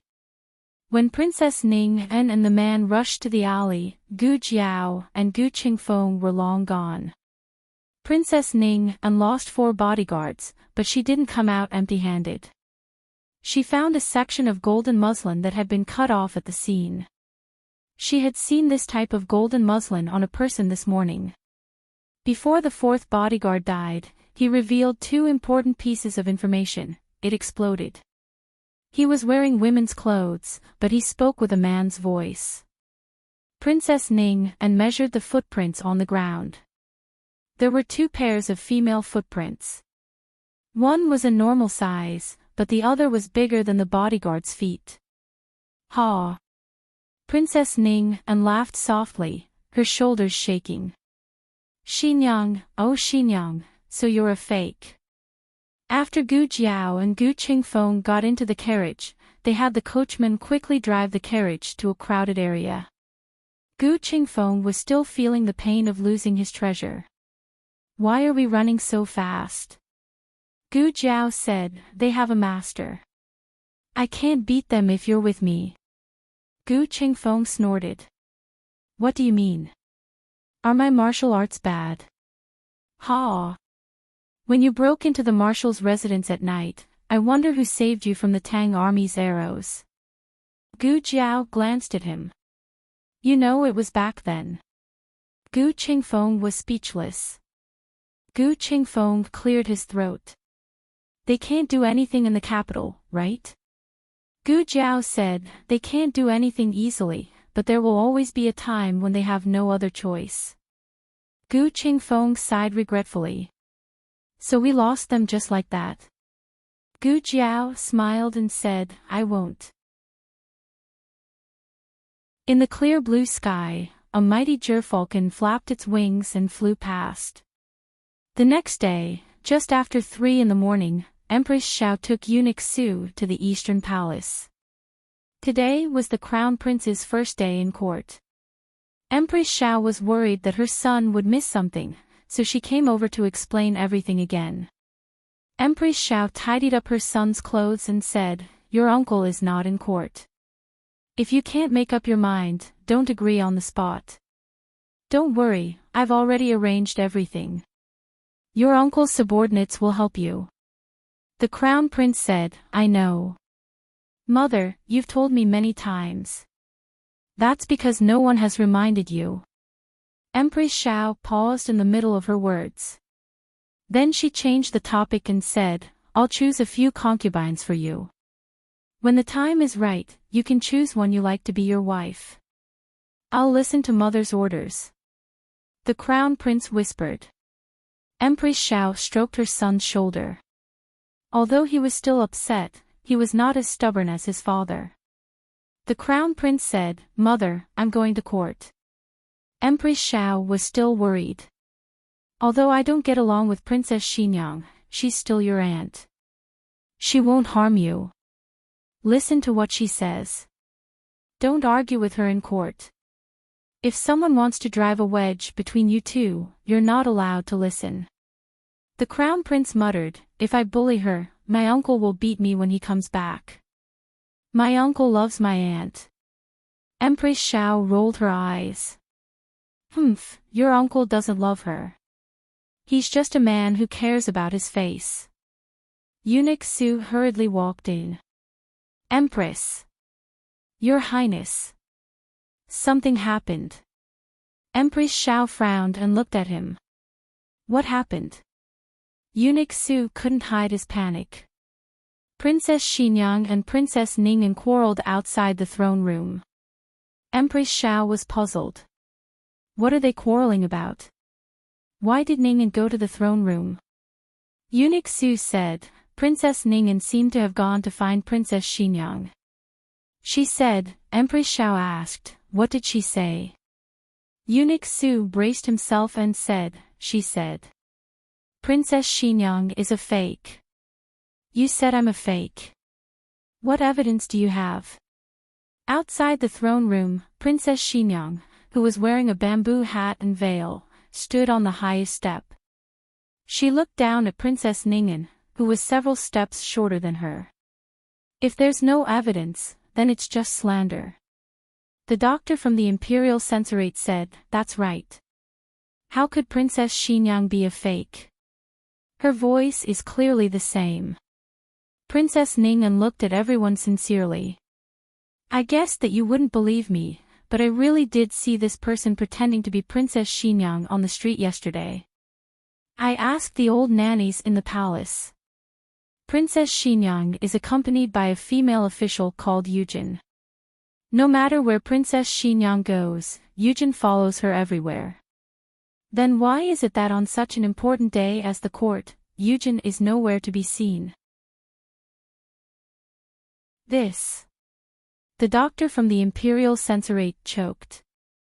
Yujin has been with Princess Xinyang for more than 10 years. Indeed, Yujin follows her every time she enters the palace. Princess Ning An's gaze fell on the young maid beside Princess Xinyang. This was the same maid from yesterday, but she had already guessed her identity. Princess Ning An pointed at the young maid and said, "This maid is wearing a human skin mask. She's also in disguise." What? Everyone was shocked. Not only was the princess a fake, but even the maid was a fake. For a moment, no one thought of the imperial edict conferring Princess Xinyang the regent of the country. However, if they knew that this master and servant were the Gu siblings in disguise, then the Gu family would not be able to escape the crime of rebellion. The crime of rebellion was punishable by the execution of the entire family. Xiao Lulang was the son-in-law of the Gu family. He would also die under the guillotine. This was what it meant to be given a pillow when one was sleepy. She was just worrying about how to kill Xiao Lulang. Everyone looked at the expressionless young maid, and then at Princess Xinyang, who was wearing a bamboo hat and didn't dare to reveal her true appearance. Princess Xinyang's fingers were slightly clenched. It wasn't hard to see that she was nervous. The young maid gently patted the back of Princess Xinyang's hand and shook her head slightly. This action seemed unintentional, but everyone still caught it.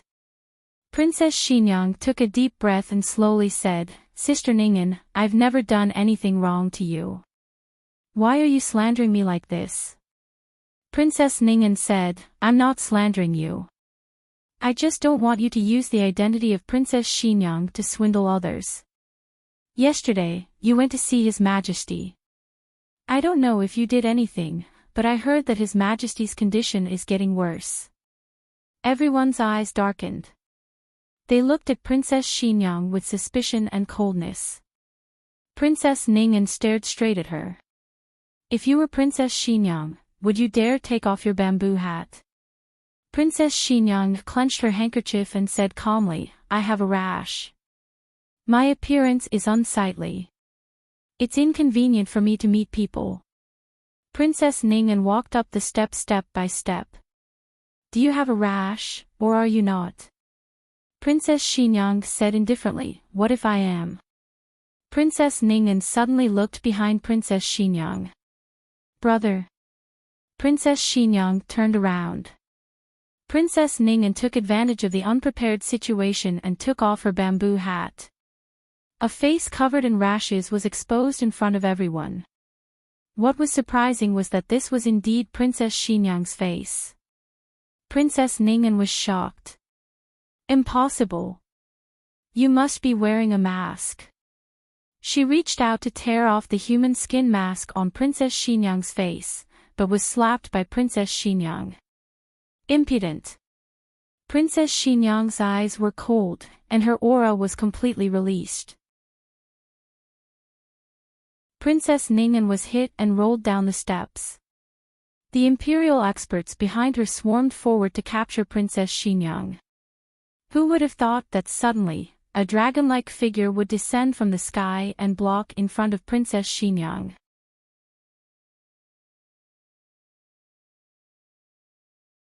Chapter 572. Those imperial experts who were originally rushing towards Princess Xinyang were almost instantly blown away by a terrifying internal force. No one saw how this man who had suddenly appeared made his move. By the time everyone reacted, they had already fallen beside Princess Ningen. It should be known that they were all experts brought from the frontier fortress. Although they weren't as powerful as the dragon shadow guards, they were definitely not ordinary people. Unexpectedly, they were so easily defeated by the other party. Princess Ningen was so shocked that she couldn't speak. In a flash, she recognized the dragon shadow guard mask on the other party's face. But this was very strange, wasn't it? She had seen all 4 of the Emperor's dragon shadow guards, but none of them were so tall and swift. Moreover, one of the 4 dragon shadow guards was already dead, and the other 3 were still healing. It was impossible for them to move. So where did this dragon shadow guard come from? Not many ministers of the imperial court had actually seen the dragon shadow guard. For a moment, no one recognized the rumored dragon shadow guard, and only thought that he was a shadow guard at Princess Xinyang's side. The ministers didn't know much about the martial strength of experts, but seeing him easily defeat four, they couldn't help but feel that he was very powerful. So powerful, is he a shadow guard given by Marquis Xianping? Should be. The ministers began to whisper among themselves. Because of their fear of Long Yi, no one dared to step forward and help the injured Princess Ning'an up. Princess Xinyang walked down the steps step by step. Her face was covered with red rashes, but her aura didn't decrease in the slightest. Princess Xinyang stopped at a step in front of Princess Ning'an and looked down at her. You say I'm fake. Open your eyes wide and see, am I fake? Princess Ning'an's gaze firmly fell on Princess Xinyang's face. After looking for a long time, she shifted her gaze to the little maid. Princess Xinyang raised her hand and beckoned with her finger. The little maid understood and silently came to Princess Xinyang's side. Princess Xinyang indifferently said, "You suspect my maid is wearing a human skin mask, then I'll find someone to take it off for you to see." Finished speaking, she looked at a nearby eunuch. "You, come here." The eunuch quickly walked over. "Do it." "Yes." The eunuch walked in front of the young maidservant and said politely, "Excuse me." He reached out to touch the young servant girl's face and behind her ears, then carefully examined the young servant girl's face. He turned to Princess Xinyang and Princess Ning'an and said, in response to the two princesses, "This is her own face." Princess Ning'an's expression changed. Impossible. Yesterday, it was this servant girl who had been with the impostor Princess Xinyang. This servant girl's actions were strange, and she had even taken the emperor's pulse. It was clearly Gu Jiao. Princess Xinyang ordered, "Viewer, go over yourself and show Princess Ning'an your face." "Yes." The servant girl called walked up to Princess Ning'an, squatted down, and put her face close to Princess Ning'an. Princess Ning'an raised her hand and touched her face. It was indeed his face. Her eyes widened in disbelief. Princess Xinyang coldly asked, "Ning'an, why did you do this?" Princess Ning'an looked at the officials with complicated expressions and explained, It's because someone saw Princess Xinyang and this servant girl causing trouble on the street and exposed the fact that she wasn't Princess Xinyang, so Princess Xinyang coldly snorted, "That's why you didn't go to the Palace of Earthly Tranquility to report to the Empress or the Eastern Palace to report to the Crown Prince, and you didn't even go to my residence to ask my retainers for confirmation. You just brought me to justice in public like this. Have you gone crazy from wanting to gain merit? Or are you deliberately trying to stop me from regenting the country?" Princess Ning'an gritted her teeth and avoided the sharp words, trying to focus on the main point. "If I wasn't sure you were fake, would I have come to expose you? You're the one who set me up." Princess Xinyang wasn't afraid at all. "Even if I set you up, you have to be willing to fall into it. You're overstepping your authority. The Empress and the Crown Prince are both here, so when did you have the right to come to the throne room to expose the fake princess?" "That was because Empress Xiao was protecting Xiao Lulang. If she knew that one of the impostors was Xiao Lulang's wife, Gu Jiao, she might have suppressed this matter. But if it was brought to the throne room, there would be no turning back." What happened? Empress Xiao and the Crown Prince arrived, and the one who asked was Empress Xiao. Princess Xinyang told the Empress what had just happened. "The Empress saw my face yesterday and knows how serious it was. If it wasn't for my face recovering quickly, I'm afraid no one would recognize me today. She might say, 'If you're innocent, won't the truth be revealed after a few days when your rash subsides?' The problem is, while I'm in prison waiting for the rash to subside, won't I be plotted against?" These words were too perfect. Even Empress Xiao felt that this method of framing someone was feasible. If Princess Ning'en's goal was to kill Xinyang in prison, then her actions in the throne room today could be explained. Princess Ning'en was very angry. She didn't think that a person could make up such a flawless lie. But aren't you forgetting something? I have no reason to harm you.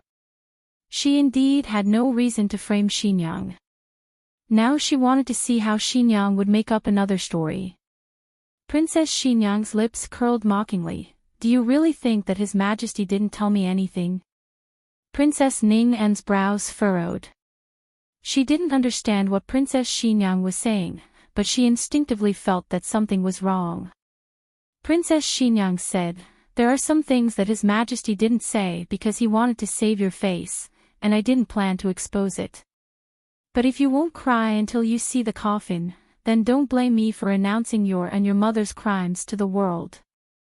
Princess Ning'en's temples suddenly throbbed. She knew what Princess Xinyang wanted to say, but her reaction was too late. It was too late to shut Princess Xinyang's mouth.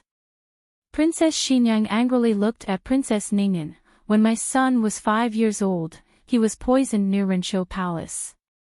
The culprit behind the scenes was your mother, Jing and Shirtai.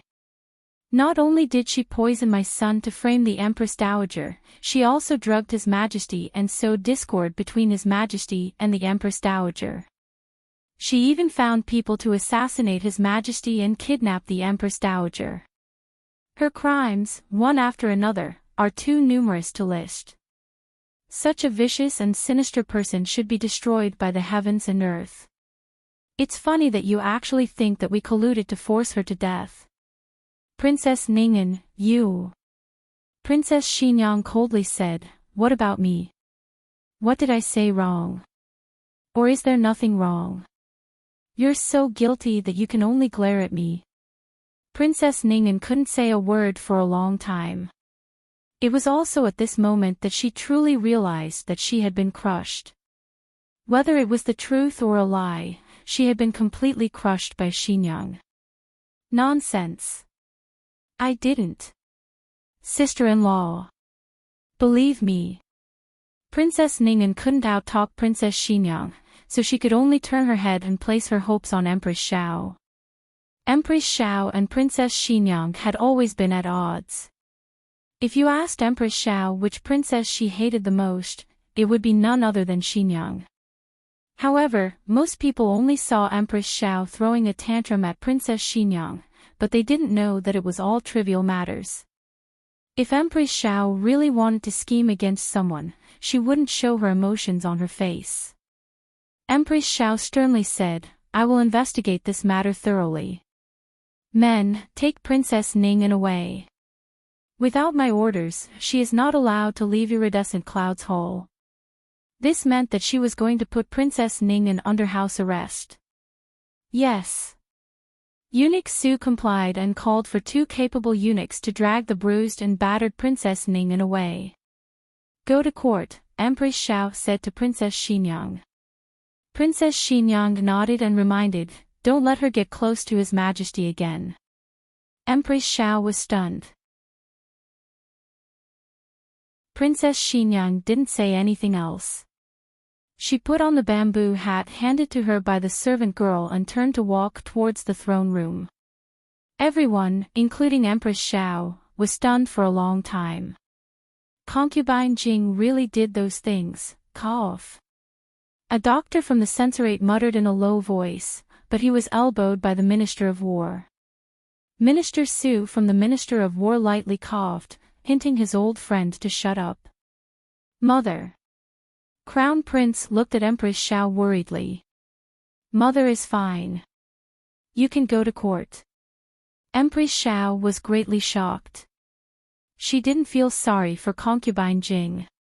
She actually knew a little about Concubine Jing, but she didn't know everything. She also didn't feel sorry for Princess Ning'en. She just couldn't come back to her senses. Empress Xiao patted her son's shoulder, "Go quickly. Don't delay the court. Mother still has other things to do." Crown Prince, oh. Empress Xiao closed her eyes. Although she was very unwilling, she still warned, listen to your Aunt Xinyang. He doesn't dare to disobey. Long Yi, beat him. Princess Xinyang didn't look back. Long Yi heard, ha ha ha ha ha, beat him. Long Yi flashed in front of Crown Prince. Crown Prince's hair stood on end. Hey, hey, hey. Why do I have to be beaten when I'm obedient?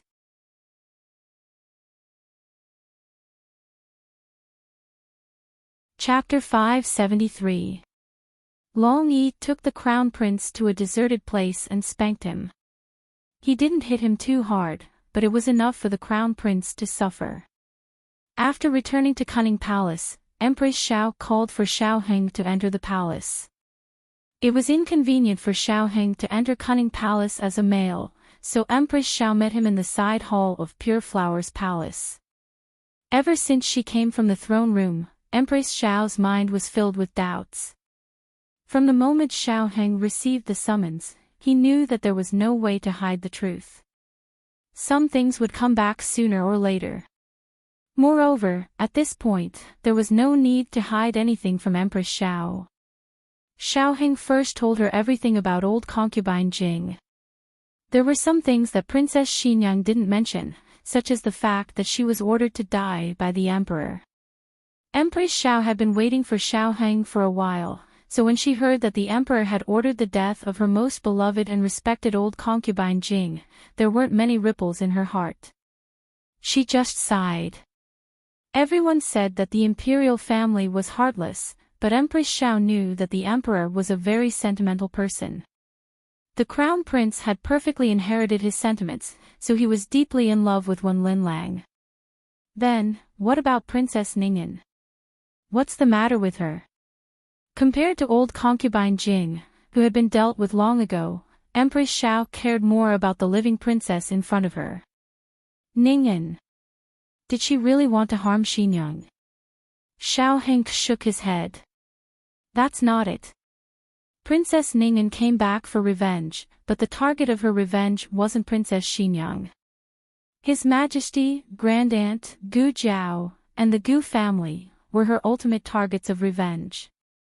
In Ningyan's opinion, His Majesty and Empress Dowager killed old concubine Jing, and Gu Jiao and Gu Chongqing killed the emperor's son-in-law. Empress Xiao frowned. What does it have to do with the girl of the Gu family? She could understand the other three, but wasn't her husband killed by Gu Chongqing? Xiao Heng said, at the frontier fortress, the remnants of the previous dynasty found plague patients and tried to use them to poison the Gu army. Jiao Jiao was treating a patient and unfortunately got infected. The Jiao Jiao didn't know about it and fainted during an operation. After that, he was captured by the prince consort. The prince consort is also infected. Jiao Jiao didn't give him any medicine. Empress Xiao said angrily, of course I can't give this bastard medicine. So she blamed this on the Gu family's girl. But weren't they the ones who caused the plague? Being infected could only be said to be a consequence of one's own actions. What does this have to do with the Gu family's girl? Xiao Heng said calmly, some people are unreasonable. If they are reasonable, they won't become that kind of person. Empress Xiao sighed. You're right. So, it seems that she didn't really give up the prince consort because she had no other choice. Xiao Heng continued, I heard from Jiao Jiao that her relationship with the prince consort had been strained since before the prince consort was diagnosed with the plague. Now that I think about it, she might have thought about every step of the way from the beginning. Even the prince consort couldn't understand her thoughts and only thought that she was really estranged from him. This person's thoughts are too deep. Why didn't I find out that she was so scheming before? Empress Xiao frowned. The bright smile of the girl Ningyan flashed in her mind. For a moment, she couldn't believe it. Next, Xiao Heng told Empress Xiao about the case of Xianlu House, as well as how Princess Ningyan killed Lu Ping, persecuted the emperor, and bribed assistant Minister Li to slander Minister Xing and Empress Dowager Zhuang. Of course, there was also the matter of Princess Ning and forging 2 imperial edicts. Empress Xiao was so angry that her face turned green. Outrageous. Preposterous. She was so angry that her teeth itched. After a while, she suppressed her anger and asked Xiaoheng, "Is the Empress Dowager all right?" Xiaoheng said, "She's fine. The Empress Dowager is living in Bai Shui Alley. She's very safe." "That's good." Empress Xiao was secretly relieved. "You have to be careful." Xiaoheng nodded. "We will." Empress Xiao looked at him again with a complicated expression. "Speaking of which, you guys are too bold. Not only did you copy Ning'an and forge imperial edicts, but you also found someone to pretend to be Princess Xinyang." She was wondering why Princess Xinyang was so strange yesterday. She spoke in a strange tone and even fell down in front of her. The whole harem saw it. If Xinyang found out about this, he would skin them alive. Empress Xiao felt sorry for them. Empress Xiao said, "Also, if your mother didn't come back in time, how would you deal with the situation in the throne room this morning?" Xiaoheng had really thought about this. Yesterday, after Gu Jiao and Gu Qingfeng followed Princess Ning'an back, they found that Gu Qingfeng's skirt had been scraped a little. At that time, they guessed that their identity might have been exposed. Princess Ning'an would definitely expose them as soon as possible. And the best time to do so would be the first court appearance of Princess Xinyang. Just as they were thinking about countermeasures, Princess Xinyang returned. She came back quietly without alerting anyone. It was worth mentioning that Gu Jiao's identity was not fabricated. There was a servant girl named Yu in the house on Vermilion Bird Avenue. The human skin mask Gu Jiao wore was made according to her face. She was a Hanlin official who had passed 2 imperial exams. She still had this degree of rigor.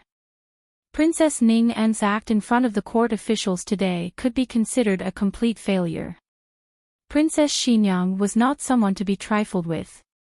Just because she didn't scheme didn't mean she didn't know how. She just disdained it. Empress Xiao lamented that these guys were really newborn calves who were not afraid of tigers. They had committed all the capital crimes and even killed their master with their fists. She didn't know if they were lucky or Ning'an was unlucky. Empress Xiao didn't know whether to laugh or cry. "What do you plan to do next?" Xiaoheng said, "There's still another force in the dark. Next, we'll wipe them out in one fell swoop." Empress Xiao pondered for a moment and asked, "Where did that force come from?" Xiaoheng paused. "The Yan Kingdom." Empress Xiao sucked in a cold breath. Xiaoheng had confessed everything he could. The only thing he didn't mention was his identity. It wasn't that he didn't dare to tell Empress Xiao. Whether or not he was Princess Xinyang's son, he was still Marquis Xuanbing's son. Empress Xiao was still his aunt. He just didn't know how to say it. At first, he didn't want to mention his identity to the people around him because it was hard for him to say it. But now, he was afraid. He was afraid that one day, he would leave Princess Xinyang's side and search for the truth that he shouldn't search for. He only had one mother, Princess Xinyang. Jade Water Alley. Gu Jiao sat listlessly in the central room, peeling corn. Last night, Long Yi had pulled her charcoal pencil all night. Now, she was sleepy and tired. Her little head kept pecking at the rice. Gu Qingfeng walked over and sat down in front of her. He waved his hand. "Hey, girl." Gu Jiao ignored him and continued to peck at the rice like a little chicken. She almost pecked the table. Gu Qingfeng hurriedly stretched out the back of his hand to support her forehead. Gu Jiao closed her eyes. "Your hand is so hard." "Gu Qingfeng, I'm your cushion and you still dislike it." Is the back of my hand or the table hard? Gu Jiao sat up straight. Gu Qingfeng looked at her strangely. What's wrong with you? I didn't sleep well. Gu Jiao yawned. My hand is so sore in the morning. Gu Qingfeng clicked his tongue and took the corn cob that Gu Jiao had peeled. Why are you women's hands sore? You're not a man. Gu Jiao asked, why can't a woman's hands be sore? Woman. Gu Qingfeng spoke halfway and realized what he had just said. He suddenly choked and cleared his throat. I'm so hungry. Let's go and see if there's anything to eat. After saying that, he slipped away like a wisp of smoke, even forgetting to put the corn cob back. When Xiaoheng returned from the imperial palace, Gu Jiao had already fallen asleep on the table. She was drooling. Everyone in the family had gone out. Even Gu Xiaobao and Yao Shi were not there. Unsurprisingly, they had gone to watch their grandaunt play cards again. Xiaoheng came behind Gu Jiao and gently carried Gu Jiao back to the east room. He took off her outer clothes and shoes and covered her with a quilt. Gu Jiao turned over towards him. He was in the process of tidying up Gu Jiao's hair. His hand was suddenly pressed under Gu Jiao's cheek. He felt a soft and delicate touch on his palm. His heart seemed to have been rubbed by something. He sat down by the bed and did not pull his hand away. He looked at her and the corners of his lips unconsciously curled up slightly. Gu Jiao slept very soundly. There was a charcoal brazier in the room, so it was very warm. Not long after, her whole body heated up and her cheeks became red. Xiaoheng felt the heat from his palm. He looked at her face and unconsciously reached out his other hand to brush away the hair on her face. Then, he slowly lowered his head. But the moment he was about to kiss her, he suddenly felt something. He turned his head and saw a masked face in front of him. A pair of innocent and grave eyes were staring at him with confusion. Xiaoheng sat up straight. Long Yi also sat up straight. Xiaoheng was sitting on the bed and Long Yi was sitting on a small stool in Little Jing Kong. Xiaoheng's eyelashes trembled. Thinking about the matter of Long Yi looking at him just now, his ears slightly reddened and he said sternly, "You can't do that." Long Yi understood. Xiaoheng said again, "Other people can't do that to her." Long Yi looked at the sky and thought for a bit. He probably understood.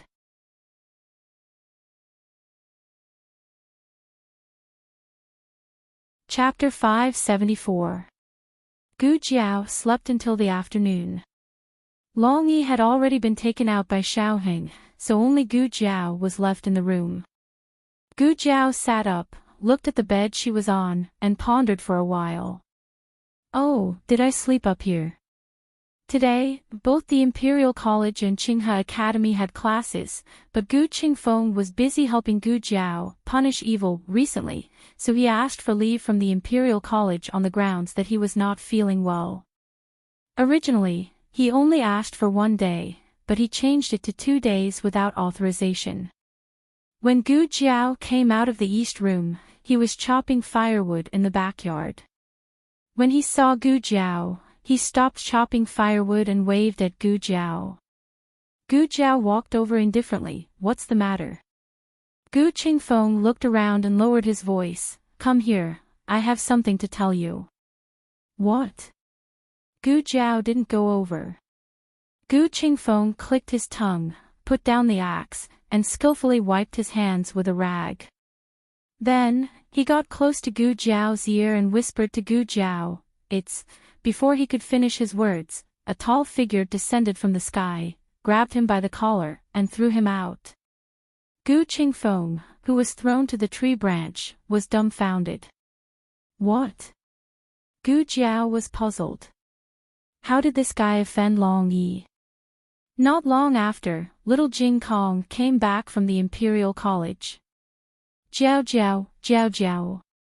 I have an exam today. Little Jing Kong ran to the backyard, took out his exam paper, and handed it to Gu Jiao. Unsurprisingly, it was another big A. Gu Jiao rubbed Jing Kong's little head. Jing Kong is great. Little Jing Kong lowered his head, touched his fingers, and said shyly, Jiao Jiao, I want to kiss you. Then, he was carried away by Long Yi. Gu Jiao looked at the back of the two people and touched her chin strangely. At this moment, Xiaoheng came back with a basket of eggs, and handed it to Gu Jiao without any change in his expression. Granny Zhou, she said to thank you for curing her grandson's cold last time. Gu Jiao looked at him deeply. Is that so? Ah, yes. Xiaoheng took the basket back. I'll put it in the kitchen. He walked past Gu Jiao's eyes. Gu Jiao turned around and chased after him. Narrowing her eyes, she followed him and asked, Did you say something to Long Yi? What did I say?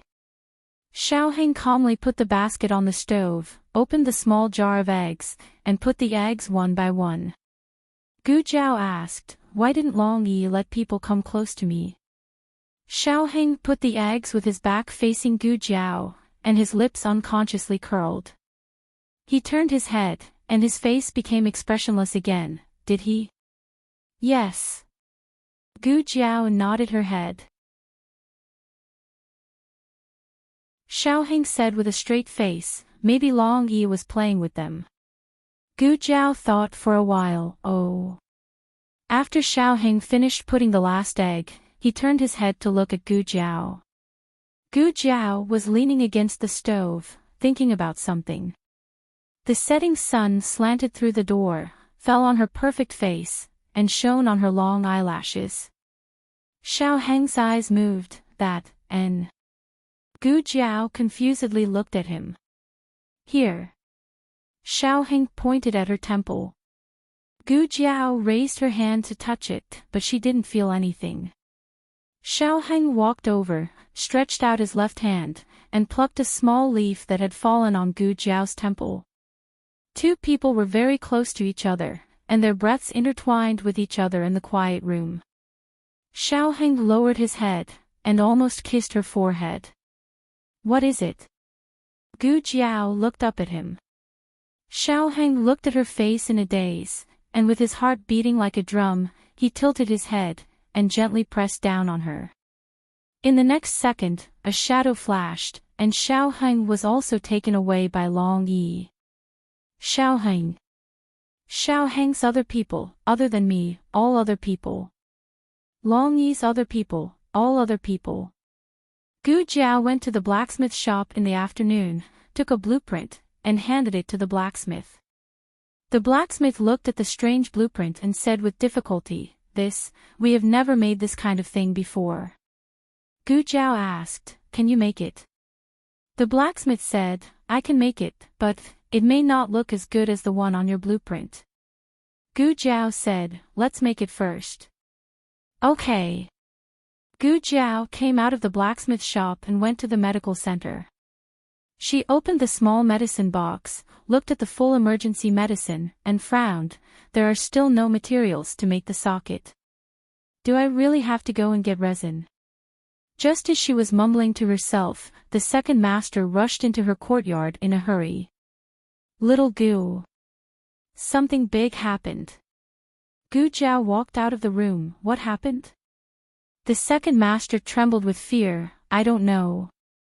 A patient treated in our medical center just now turned out to be an official of the Imperial Guards.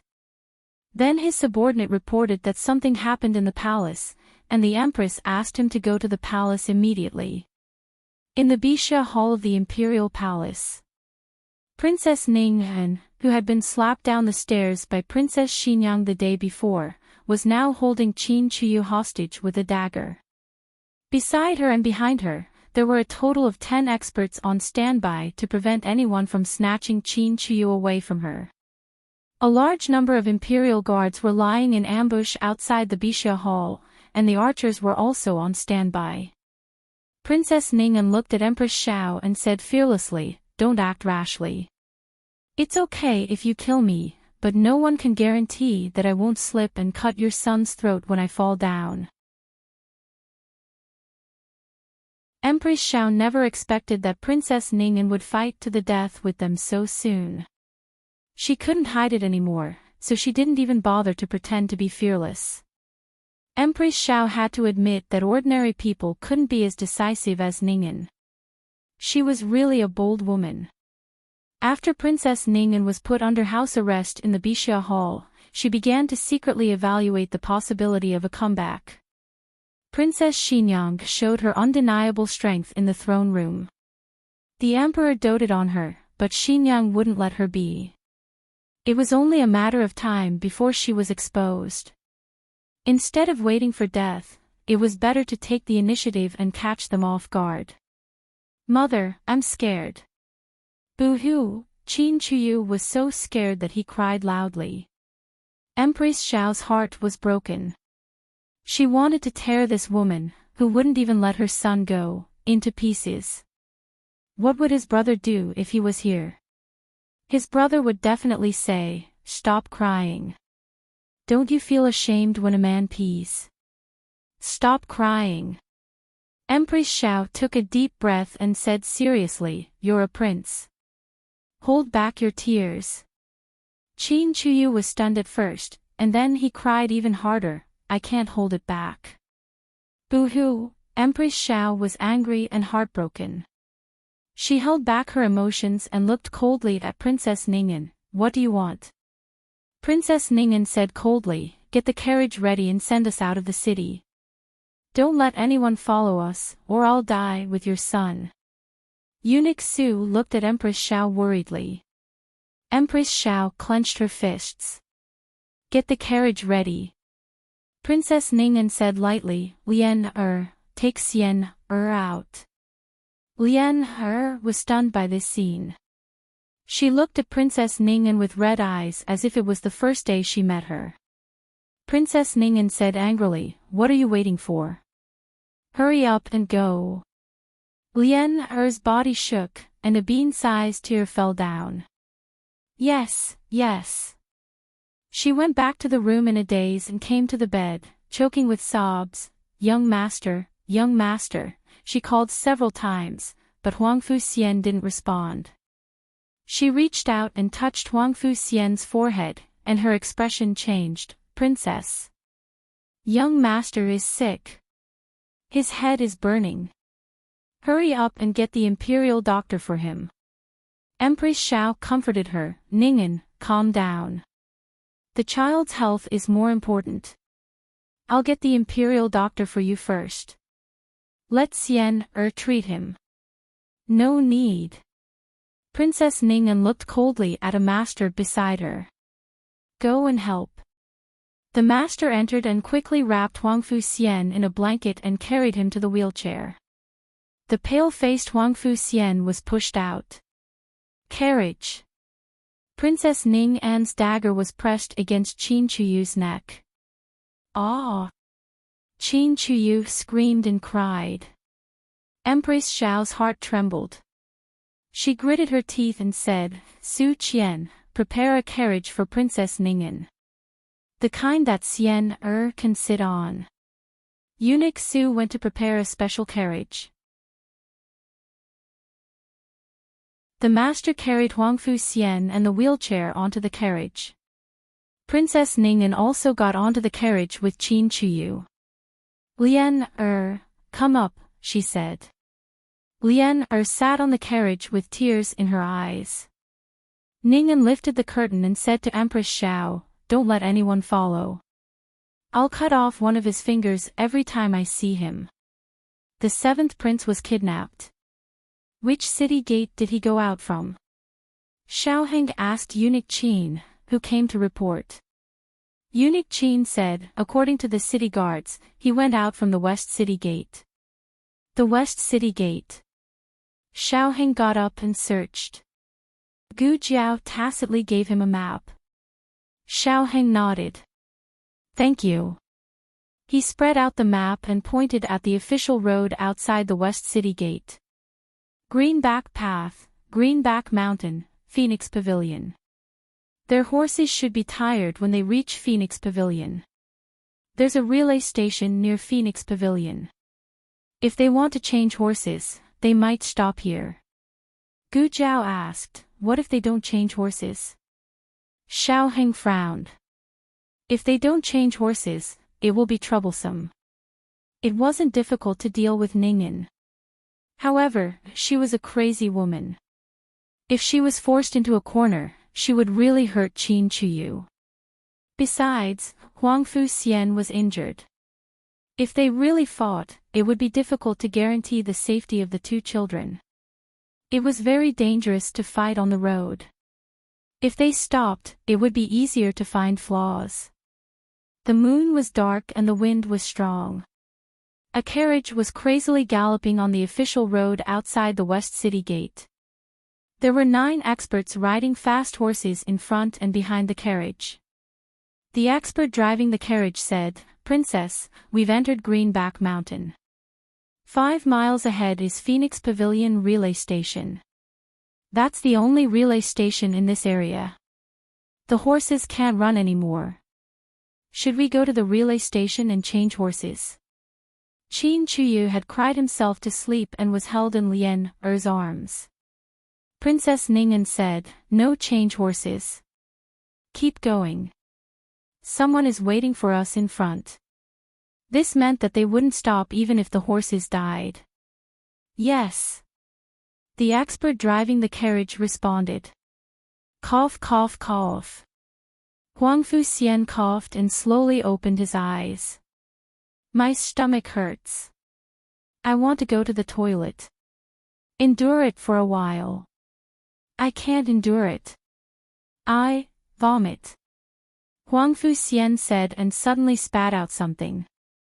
Princess Ning'an frowned and looked at the filth on the ground with disgust. She said impatiently, "Go to the relay station." The carriage stopped at the relay station. "Lian, Princess Ning'an gave Lian a look. Lian understood and pushed Huangfu Xian out of the back door of the carriage. The carriage was dirty and had to be cleaned up. Princess Ning'an woke Qin Chuyu up. Qin Chuyu wanted to cry when he woke up.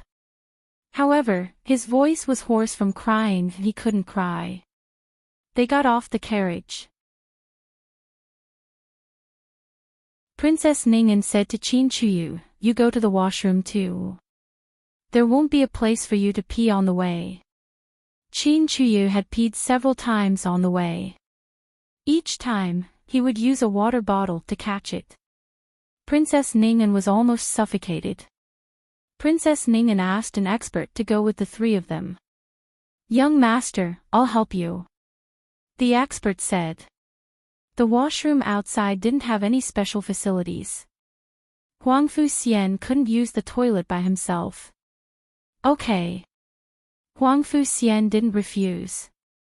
The expert carried Huangfu Xian into the washroom. Lian and Qin Chuyu stood guard in the cold wind. It was unknown whether it was because of the cold or because of fear. Soon, Huangfu Xian's fierce voice came from the washroom. "Don't touch me. Don't touch me again. I'll kill you." The experts nearby all shook their heads. Their young master's temperament was so unpredictable. What everyone didn't know was that the fierce shout covered the sound of a heavy object falling to the ground and a painful groan. The expert had already collapsed in the washroom. Huangfu Xian lay on top of him, his face covered in blood. "Lian come in," he said calmly. "Hey." Lian brought Qin Chuyu in. Seeing the scene inside, Lian Er's eyes widened. Qin Chuyu was dumbfounded and screamed, "Oh!" Fortunately, his throat was already hoarse, so he couldn't make a sound. "Young master, what's wrong?" Lian quickly squatted down and looked worriedly at Huangfu Xian, whose face and hands were covered in blood. Huangfu Xian grabbed Lian Er's hand tightly and said weakly, "Lian take him away." Lian shook her head in fear. I can't take him away. I don't know the way. I can't outrun them. I can't. Huang Fuxian tried to hold back the dizziness in his head. You can do it, Lian. The people from the palace will be here soon. If you run east, the people from the imperial court will chase after you and you don't want to be discovered, you'll take that path. I'll tell them that you killed this person and that you took Qin Chuyu west. They'll chase after you. So, you have to be quick. What about you, young master? I'm her son. I'll be fine. Hurry up. It'll be too late. Lian Er's tears fell. She gritted her teeth and carried Huang Fuxian on her back. We'll leave together. Huang Fuxian closed his eyes. Leave together. We can't leave. Qin Chuyu ran out with a whoosh. Lian was horrified. She was about to chase after Qin Chuyu when she saw him push the wheelchair in. His legs were shaking, and so were his hands that were pushing the wheelchair. Huang Fuxian sneered weakly. You're so scared of me. You still want to take me away. Aren't you afraid that I'll eat you on the way? Qin Chuyu's teeth chattered as he cried hoarsely. If you really want to eat me, just take a small bite. Don't eat too much. I'm scared of pain. What took you so long? In the carriage that had been cleaned up, Princess Ning pressed her aching forehead. Go and see what happened. An expert went to the washroom in the backyard. The wheelchair was still there. The curtain of the washroom was tightly shut. The expert shouted inside, Are you guys done? No one responded. The expert frowned and walked over with large strides. He lifted the curtain. Princess, they're gone. On the bumpy mountain road, Lian carried Huang Fuxian on her back and walked with difficulty. Qin Chuyu followed behind them, panting heavily. Go forward, to the left, to the right, go forward. Huang Fuxian weakly pointed the way for Lian. He couldn't hold on any longer. Lian asked anxiously, Young master, where should we go now? Go east, young master. Young master. There. Princess Ning and's experts caught up. Let's go. Lian carried Qin Chuyu and randomly chose a mountain road. She ran forward with all her strength. But how could they be a match for those people? When they passed by a wooden bridge, those people used qinggong to block their way. The way they came was also blocked by a few people. The river under the wooden bridge was turbulent. If they accidentally fell, they would be instantly swept away by the river. An expert shouted sternly, Lian, how dare you kidnap the young master? Lian looked at the experts on both sides in horror and pretended to be calm. Don't come over. Otherwise, I'll jump down with the young master. How dare you? The expert raised his saber and rushed over to Lian. Lian was so scared that she didn't dare to move. At the critical moment, a figure so fast that only an afterimage was left in the night. It suddenly appeared behind the expert and kicked him down. He fell into the water and was swept away by the rapid waves without even struggling. These 8 experts were left to Long Yi. Gu Jiao walked towards Lian and the other 2 people in the middle of the wooden bridge. Lian eyes became hot. Dr. Gu. She carried Huang Fuxian on her back and ran towards Gu Jiao with Qin Chuyu. Who knew that there was ice in the gully of the wooden bridge? She accidentally stepped on it and slipped. Her whole body fell out. Gu Jiao reached out to grab her, but she only caught her. Huang Fuxian on her back fell out. Gu Jiao almost didn't think. She jumped and tightly hugged Huang Fuxian before falling into the turbulent river.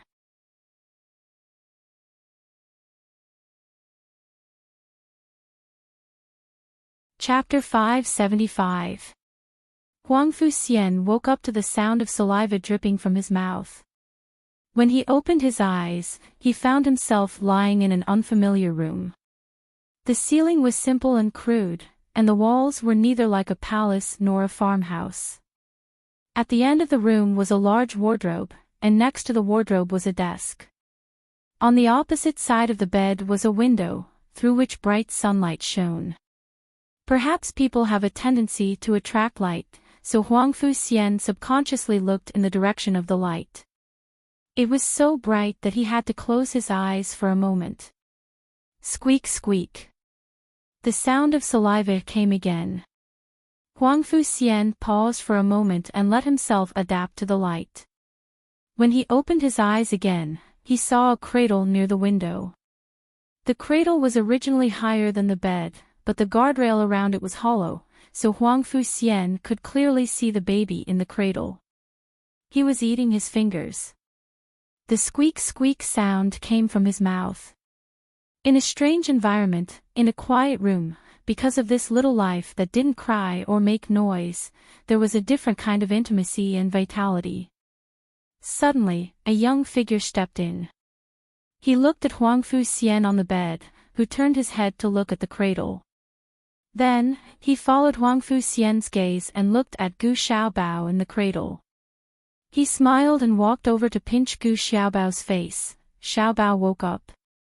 Gu Xiaobao gave him a small look, then continued to eat his fingers. "Why are you so obedient? You don't cry when there's no one around," he said with a smile, then turned to look at Huang Fuxian. His expression was a bit more serious. "You're awake too." Huang Fuxian's gaze fell on his face. Song Dafu. Song Dafu was surprised. "You know me?" Huang Fuxian was still very weak. He nodded his head lightly and said, "We came back from the frontier together. I heard someone call you that on the road." Song Dafu suddenly understood. He smiled and said, "Ah, so that's the case. You have a good memory." "I don't remember anyone calling me that." "I'm in the carriage," Huang Fuxian said. Even though they were in a carriage, there were more than 100 people in the medical team. To be able to remember a person's cries just by hearing them, it was enough to show that Huang Fuxian's memory was not ordinary. "Maybe it's because I'm more handsome." "Huang Fuxian, your square face is easy to recognize." Dr. Song cleared his throat. "How do you feel? Do you feel uncomfortable anywhere?" Huang Fuxian shook his head slightly. Only then did he realize that he wasn't feeling too uncomfortable. The wound still hurt slightly, but it was much better than before. Dr. Song seemed to be aware of his doubts, so he pointed his finger to his leg and explained, "Our boss has operated on you. The bone was abraded and the wound was stitched up." "Then why don't I feel anything?" Ever since he was young, Huang Fuxian had gone through bone grinding countless times. Every time, he was in excruciating pain. Not only was it physical torture, but it was also a mental humiliation. Therefore, this time, he would rather die than suffer such pain. Dr. Song smiled and said, "I gave you anesthesia, so of course, you don't feel anything. Does your wound still hurt?"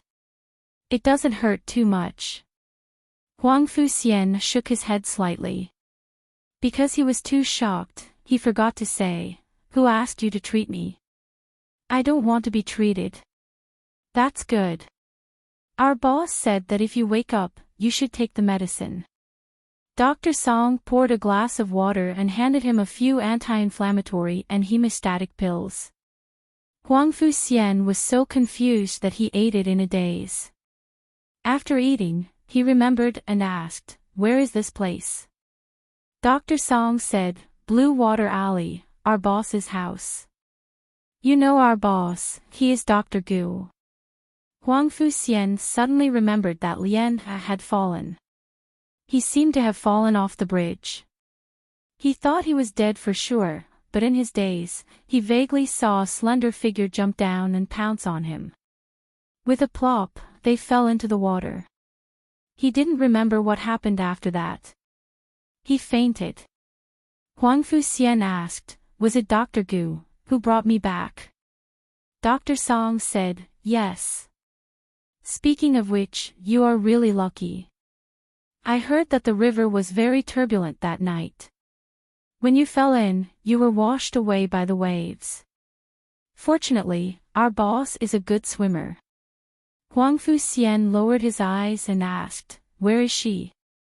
Dr. Song sighed. After she saved you, Huang Fuxian's eyelashes trembled and he looked at him. Dr. Song continued, "She went to the clinic. There was a fight in the capital. 7 or 8 people were injured. She was so busy that her feet didn't touch the ground, so she asked me to come and take care of you." "Oh." Huang Fuxian's expression loosened slightly. "Little brother. You woke up." Little Mushroom came. Dr. Song smiled and said to little Jing Kong, "Jing Kong is here. You talk to your little brother for a while, I will take Xiao Bao out first." "An." Little Jing Kong nodded. Dr. Song took Gu Xiaobao, who was eating his finger, out. Little Jing Kong came to the bedside and looked at Huang Fuxian with a pair of big black eyes. "Little brother, you have slept for 2 days. How do you feel? Do you feel uncomfortable anywhere?" Huang Fuxian, do all the people here ask the same questions? "No." Huang Fuxian said carelessly. Little Jing Kong lay on the edge of the bed and looked at him. "Then are you hungry?" Huang Fuxian said, "No." "You are amazing. You haven't eaten for 2 days and you are not hungry." Little Jing Kong pointed to the bed under him and said, "You are sleeping on my bed. Is it comfortable?" Huang Fuxian said, "Your bed is so hard." Huang Fuxian liked soft beds. Little Jing Kong was used to sleeping on hard beds in the temple. Coincidentally, Xiaoheng also slept on hard beds in the past few years when he was wandering among the common people. Little Jing Kong's small body lay on the bed and his little feet kicked the ground. "Jiao Jiao's bed is very soft, but I can't let you sleep on it. Only I can sleep on Jiao Jiao's bed." Huang Fuxian glanced at him from the corner of his eyes and muttered angrily, "Who wants to sleep on it?" Little Jing Kong suddenly took out a piece of custard from his pouch. "Little brother, do you want to eat this?" Huang Fuxian turned his face. "I don't eat this kind of thing." Little Jing Kong stuffed the custard into his mouth. A mouthful of rich milky fragrance spread between his lips and teeth, accompanied by a light sweetness. Huang Fuxian was suddenly stunned. Little Jing Kong tilted his head and asked, "Is it delicious?" "Jiao Jiao made it." Huang Fuxian didn't say anything and just vaguely said, "Yes." On the other side, Gu Jiao finally finished treating the last patient. She didn't have time to rest and went back to the courtyard to change into night clothes. She was about to go out when she was blocked by Princess Xinyang's carriage at the door. Yujin opened the curtain for Princess Xinyang. Princess Xinyang looked at Gu Jiao indifferently and asked, "Where are you going with this outfit?" "Ahem." A man's cough came from the carriage. "Shut up." Princess Xinyang turned her head and said. Xiaoheng shut his mouth. "Come in," Princess Xinyang said to Gu Jiao. "Oh." Gu Jiao took the red-tasseled spear and got into the carriage. Yujin pursed her lips and smiled, "I'll go get some tea." Then she got out of the carriage.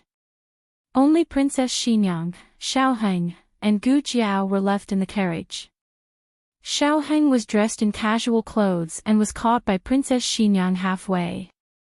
Then Princess Xinyang came to catch Gu Jiao. Princess Xinyang looked at the red-tasseled spear in Gu Jiao's hand with a sullen face. "What? Are you going to destroy that group of people's nest?" Xiaoheng opened his mouth. "Princess Xinyang, I'm not asking you." Xiaoheng shut himself up again.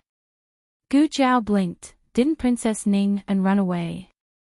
I'll go catch her. I'm not here anymore, right? Do I need you to catch her? You're so young, yet you worry so much. Princess Xinyang said coldly and reached out to take the red-tasseled spear from Gu Jiao's hand. She tried to grab it, but it didn't budge. She looked embarrassed.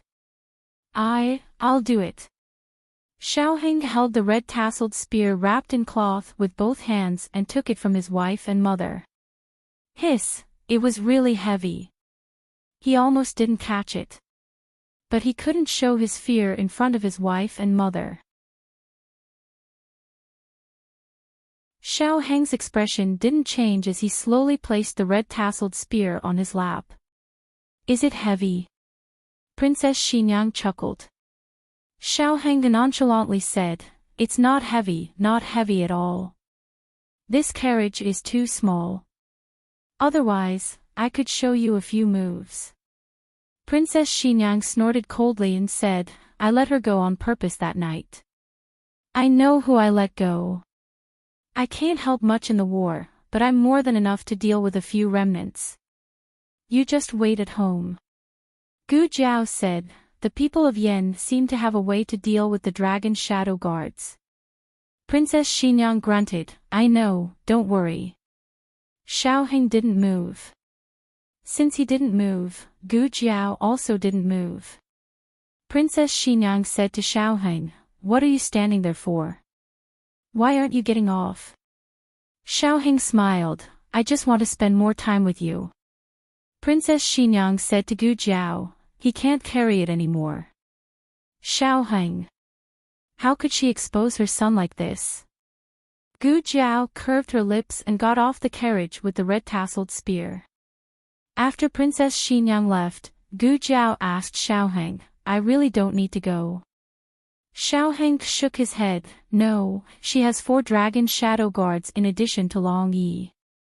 That's enough to catch Ning, and Princess Xinyang didn't let Ning go because she wanted to know the whereabouts of the people of Yen. Little Nine had already tracked them down. Princess Xinyang wanted to know what other cards Ning had. Princess Xinyang sent 2 dragon shadow guards and a secret guard from the princess mansion to keep an eye on Ning, and Ning was very vigilant. She circled around the mountain forest for a day and a night before entering a seemingly unremarkable cave. After that, she arrived at a secret camp that looked like a peach forest. There were a total of 100 experts in the camp. This should be the nest that imperial concubine Jing left for Ning, and Princess Xinyang took Long Yi, for dragon shadow guards, and a group of secret guards from the princess mansion to kill their way into the camp and capture Ning. In addition, they found a small box in the secret room. Open it, Princess Xinyang said to Ning, and Ning sneered, open it yourself. Princess Xinyang looked at the wooden box on the table, you think I can't break it open? Ning provoked, go ahead. It seems you can't break it open casually, Princess Xinyang said to the secret guard, take the box back and open it with the key. Princess Ning's expression changed. Princess Xinyang laughed, your key has been remade. Are you surprised? Princess Ning's eyes were full of surprise, you. Princess Xinyang said, take her back. Don't put her under house arrest. Just throw her into prison. Ning threatened, you dare. I'm a princess. What a coincidence, so am I. Princess Xinyang looked down at Ning, who was kneeling on the ground by the dragon shadow guards. You better not try to escape this time, or I'll break your legs. What Long Yi heard was, ha ha ha, I'll break your legs. Long Yi rushed over and broke Ning's legs. Ning. Princess Xinyang, this time, Princess Xinyang didn't take her back to the palace. Instead, she locked her up in the Supreme Court's prison. Afterwards, she took the small box to Jadewater Alley. The key that Gu Jiao had made from the mold had been completed.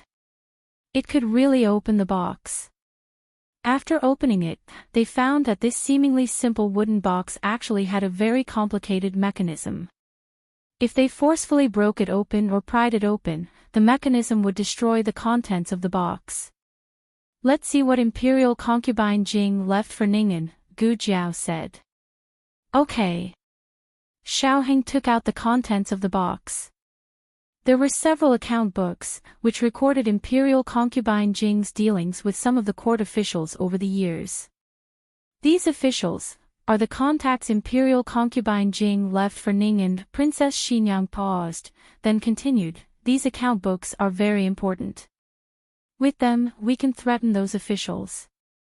Xiaoheng flipped down and said, there's also a treasure map. Gu Jiao made a sound of surprise. There's really a treasure map.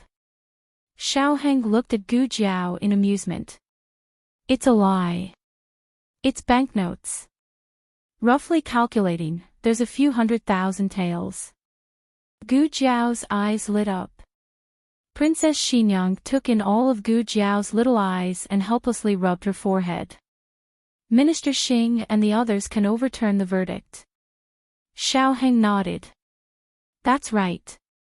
We've already gotten what we wanted. There's no need to worry about anything else.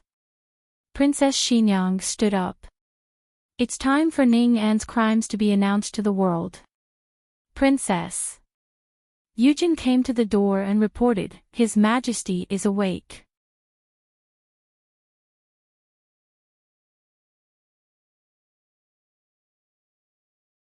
Chapter 576. Marquis Ding and Fu.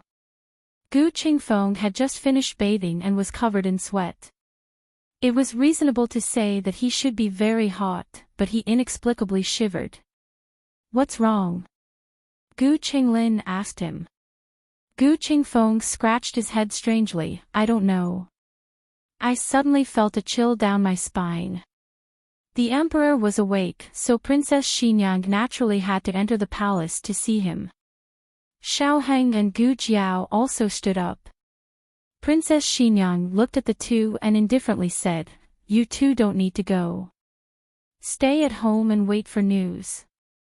After doing so many things and even forging an imperial edict, who knew what the emperor was thinking? Would he vent his anger on them? Princess Xinyang decided to take the lead and wait until she was certain that the front was safe before calling the two little ones into the palace. Princess Xinyang took Eugene and sat in the carriage. Xiaoheng accompanied her to the door and asked, You're not bringing Long Yi? Princess Xinyang indifferently said, I'm not bringing him. I always listen half the time.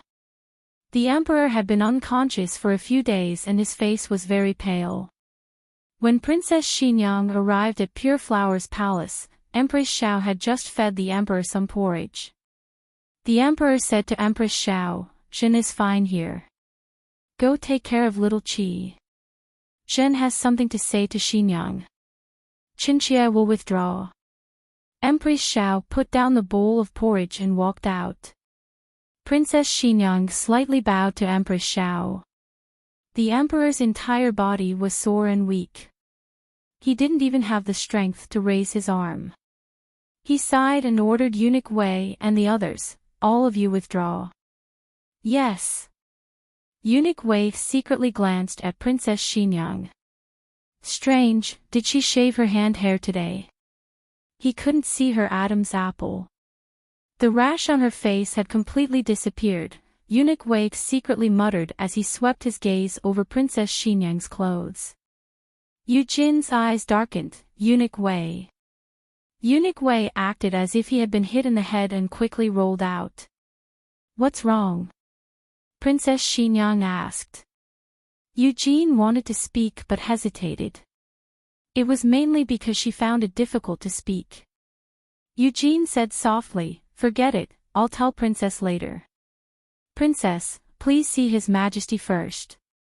Princess Xinyang came before the dragon bed and bowed slightly. Your Majesty. This was the difference between Princess Xinyang and Princess Ningen. Princess Xinyang would never call him imperial brother. Even when he was a prince, Princess Xinyang would always call him sixth prince. The emperor glanced at the stool beside him and said, Sit down. Thank you, Your Majesty. Princess Xinyang sat down. Yujin stood guard behind her. Even the emperor had dismissed the palace servants. Logically speaking, Princess Xinyang should have dismissed Yujin as well. Princess Xinyang did not do so because she was not used to being alone with a man, except for Xiaoheng and Long Yi. The emperor did not know her habits, but he did not care about her and kept Yujin. Princess Xinyang said, the imperial physician said that His Majesty would be unconscious for a few more days. I didn't expect him to wake up so soon. The emperor gritted his teeth. It's all thanks to that Gu brat. What? Princess Xinyang didn't understand. Nothing. The emperor coughed lightly and said, I know almost everything that has happened in the palace recently. The empress also told me about Lulang. Princess Xinyang looked at the emperor. Since Your Majesty knows, what do you plan to do? The emperor sighed with a complicated expression and said, I won't pursue the matter of the forged imperial edict. Princess Xinyang frowned. Won't pursue the matter. The emperor nodded and said earnestly, that's right, I won't pursue the matter. I won't pursue the matter of her scheming. After all, no matter what, she is still my. Your Majesty, what is that? Princess Xinyang interrupted him and pointed behind the emperor. The emperor turned his head to look. Princess Xinyang suddenly grabbed the jade pillow on the dragon bed and knocked the emperor unconscious. Yujin was shocked. Princess. Why did you knock His Majesty unconscious? Princess Xinyang said angrily, if I didn't knock His Majesty unconscious, would I be waiting for His Majesty to pardon that woman? She did so many crazy things, and His Majesty actually didn't pursue the matter. Why don't I deal with her first? Kill first and report later. After that, His Majesty can do whatever he wants with her. Princess, what do you want to say? Princess Xinyang asked. Yujin said embarrassedly, I think His Majesty wasn't talking about her, but him. Yujin took her hand and wrote his name on her palm.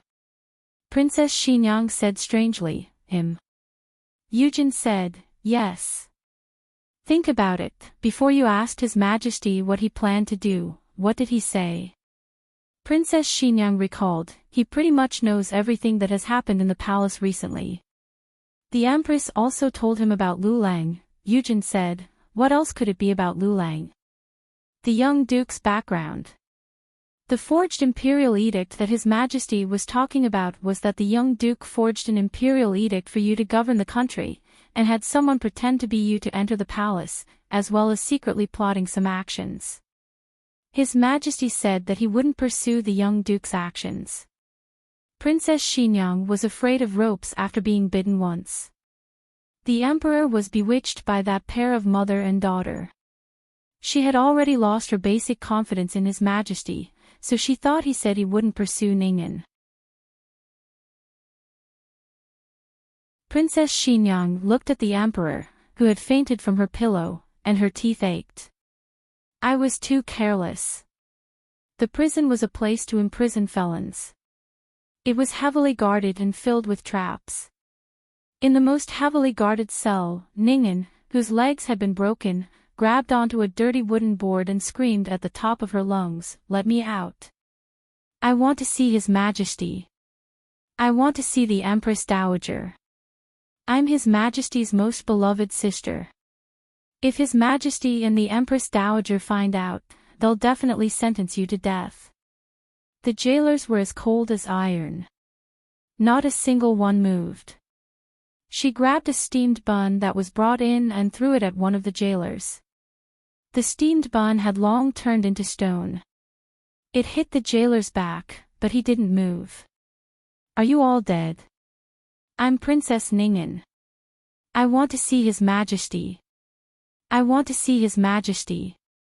His Majesty won't come to see you. Give up. A majestic and domineering voice slowly sounded from the other end of the corridor. The narrow cell was instantly filled with an aura that made people submit. The jailers bowed in unison. Princess Ning'an stared blankly at Empress Dowager Zhuang, who was dressed in a black and gold phoenix robe, walking towards her with a cold expression. Empress Dowager Zhuang looked at her, who was covered in blood. There was no trace of pity in her eyes. Princess Ning'an's heart thumped. "Mother," Empress Dowager Zhuang said expressionlessly, "I said before, don't call me mother." Ning'an felt wronged. "Mother. I'm your Ning'an. If I don't call you mother, what should I call you?" Empress Dowager Zhuang said indifferently, "Forget it. If you want to call me that, then call me that. You won't be able to call me that for long anyway." Ning'an raised her head with tears in her eyes. "Mother, what do you mean by that?"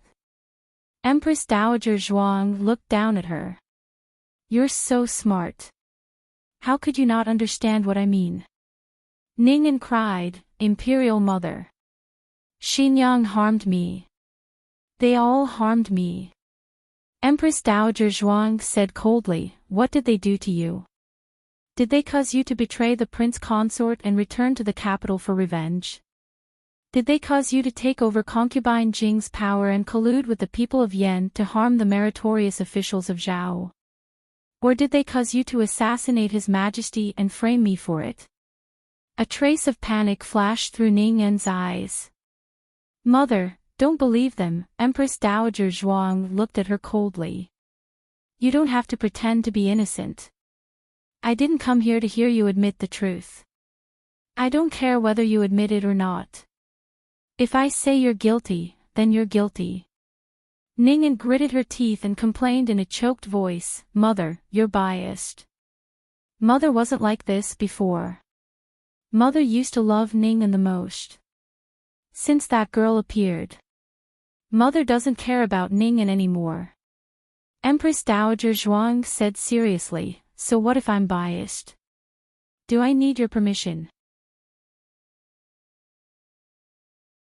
Ning'an's mouth trembled. She never expected Empress Dowager Zhuang to be so direct, so magnanimous, and so merciless. Ning'an's tears fell down. "But mother, I'm your Ning'an." Empress Dowager Zhuang looked at her coldly and asked word by word, "Are you really Ning'an?" Princess Ning'an's pupils shrank. Gu Jiao didn't need to go to the palace.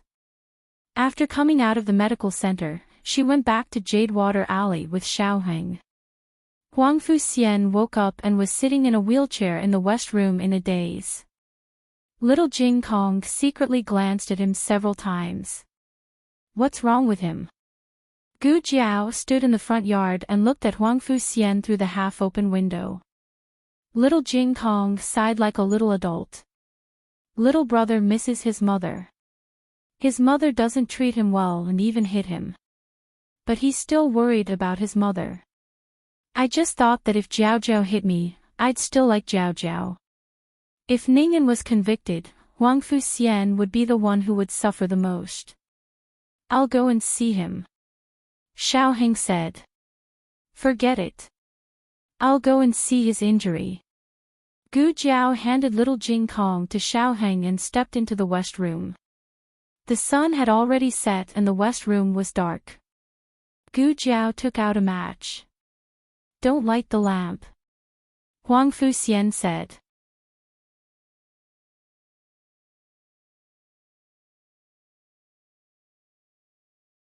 Chapter 577. Gu Jiao put away the torch and slowly came to Huang Fuxian's side. At this moment, Huang Fuxian seemed to be sitting there calmly. Little did he know that he had gone through a hair-raising rescue. His broken limbs were already injured, and after soaking in the river, a large area of the wound had festered. Jing Kong said that he had slept for 2 days, but that was because Jing Kong had only seen him sleep for 2 days after he moved here. Before that, it took 3 days to rescue him in the clinic and wait for him to pass the critical period. "Does it still hurt?" Gu Jiao asked. "You're wound." Huang Fuxian paused. He wanted to say that it didn't hurt, but he hesitated and said truthfully, a little. There was a slightly choked nasal sound.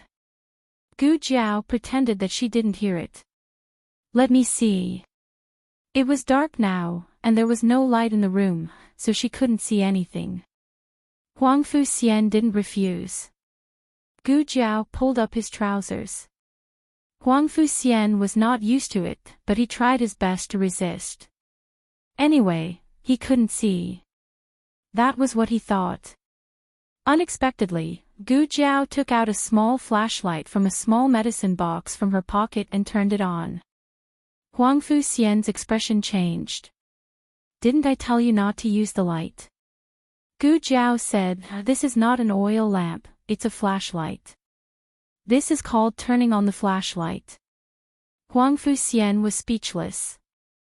Huang Fuxian wanted to say that she was cheating, but then he was attracted by the little thing that could shine. Where did this luminous pearl come from?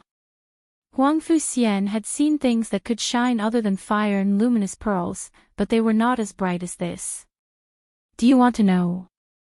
Gu Jiao asked. No. Huang Fuxian stubbornly turned his face away. Gu Jiao smiled and knelt down on one knee. She held the flashlight with one hand and unwrapped his gauze with the other. Huang Fuxian suddenly grabbed her hand and said while holding his breath, very ugly. Gu Jiao looked up and stared into his eyes.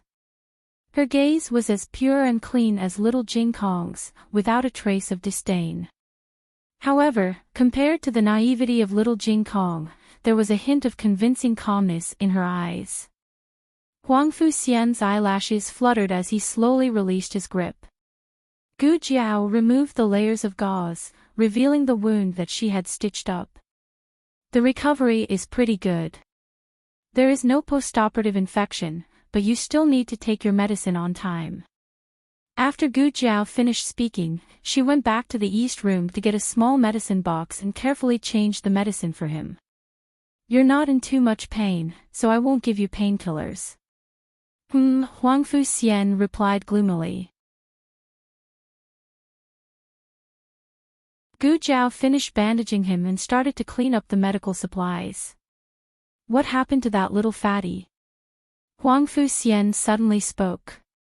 Gu Jiao said, are you talking about Qin Chuyu? He went back to the palace. Lian is also there. The Empress has something to ask her, so she won't make things difficult for her. What happened that night was dangerous.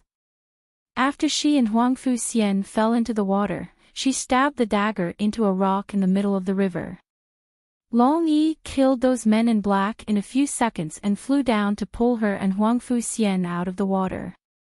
After that, they went back to the capital together. Huang Fuxian turned his head and his gaze fell on her chin. He didn't see it when she was squatting. Now that she stood up, the stitched wound was exposed to Huang Fuxian's sight. Huang Fuxian was stunned. Your chin, Gu Jiao didn't care and said, I scraped it. The wound was on the inside of her chin and was very hidden. Huang Fuxian had sharp eyes, otherwise, he wouldn't have seen it. Huang Fuxian looked down and pinched his trousers with his fingertips. Did you hit it underwater? Gu Jiao faintly replied, the water splashed in the night and she couldn't see clearly. Only when her chin was scraped did Gu Jiao realize that there was a rock there. Huang Fuxian said, it's not worth it for someone like me. Gu Jiao didn't say anything and continued to busy herself with the work at hand. The room was very quiet. From time to time, the sound of fireworks could be heard coming from next door and the front yard. Xiao Ba was gnawing on Gu Yan's shoes again. Xiao Zhou was with it. The other 7 chickens obediently returned to their cages. Next door, Uncle Zhao was scolding his youngest son. In the alley, Aunt Lu was chasing geese. Granny Zhou's family was frying smelly mandarin fish again. The stench drifted here. Huang Fuxian looked at Gu Jiao's busy little figure again. He didn't know why, but he suddenly had a strange feeling in his heart. When I was young, she was very good to me. When Gu Jiao finished cleaning, Huang Fuxian spoke again. She always took me out to play. She would cook good food for me. She would also carry me on her back when she went to help the victims. In my memory, the most I did was lie on her back with her, giving porridge and herding goats with her. Is life at the frontier so hard? Gu Jiao had been to the frontier before. Naturally, she knew that the people there were very poor. She also heard that Princess Ning'an didn't have any royal baggage and suffered with the people. But didn't this expose Ning'an's true colors? It couldn't help but make people suspect that the so-called suffering was just a show. I don't think it's hard, Huang Fuxian said. That's true, Gu Jiao said. When they were so poor in the countryside, Jing Kong never complained about the hardships at home. Sometimes, what a child wanted was very simple. Huang Fuxian looked at the obscure and boundless night sky. But then everything changed. Gu Jiao looked at him. Huang Fuxian's eyes were fixed on the brightest star in the night sky, as if he was reminiscing some distant memory. Since my legs were broken, she seemed to be a different person. She didn't dare to get close to me anymore. She didn't like to carry me, hug me, or let me sleep with her. She said that she was afraid of pressing on my wounds. I was only 5 years old at the time. I didn't understand. As I grew older, I realized that she wasn't afraid. She was disgusted. She hated my broken body. She hated that I could no longer be a normal child. She didn't even want to be with me. Every time I was grinding my bones, I hoped that she could be by my side. She didn't need to hug me. She just needed to hold my hand. But she didn't. Not even once. Gu Jiao seemed to understand. A large part of Huang Fuxian's disgust for himself came from his parents, especially Princess Ning'an's disgust. It destroyed all his self-esteem and confidence. Compared to taking away his legs, Princess Ning'an's various kinds of violence caused a devastating blow to him. Why didn't his mother love him? Was it because he didn't have legs? Then what was the meaning of his life? Gu Jiao looked at him and said, "She treated you like this. Do you still feel sad for her?" Huang Fuxian was silent for a moment before he said in a low voice, "She is my mother." In the dark prison, Empress Dowager Zhuang stood in the corridor with a calm expression. She didn't take a step closer. Eunuch Qin had already taken the bailiffs to another place, leaving only a few trusted subordinates to guard. Empress Dowager Zhuang said, "Tell me, when did you become Ning'an?" Most people in the world couldn't tear down their face and break the window paper. But Empress Dowager Zhuang wasn't like this. She didn't have a trace of indecisiveness. If she wanted to say something, she would say it directly. Ning'an lay on the ground, raised her head, and looked at Empress Dowager Zhuang with a faint smile. "I am Ning'an, mother." Empress Dowager Zhuang said coldly, "At this point, you still won't admit it." Ning'an looked surprised. "What do I have to admit? I am Ning'an. Ning'an is me." Has mother become muddle-headed? You don't even remember the daughter you raised. If mother has changed your mind, just say it.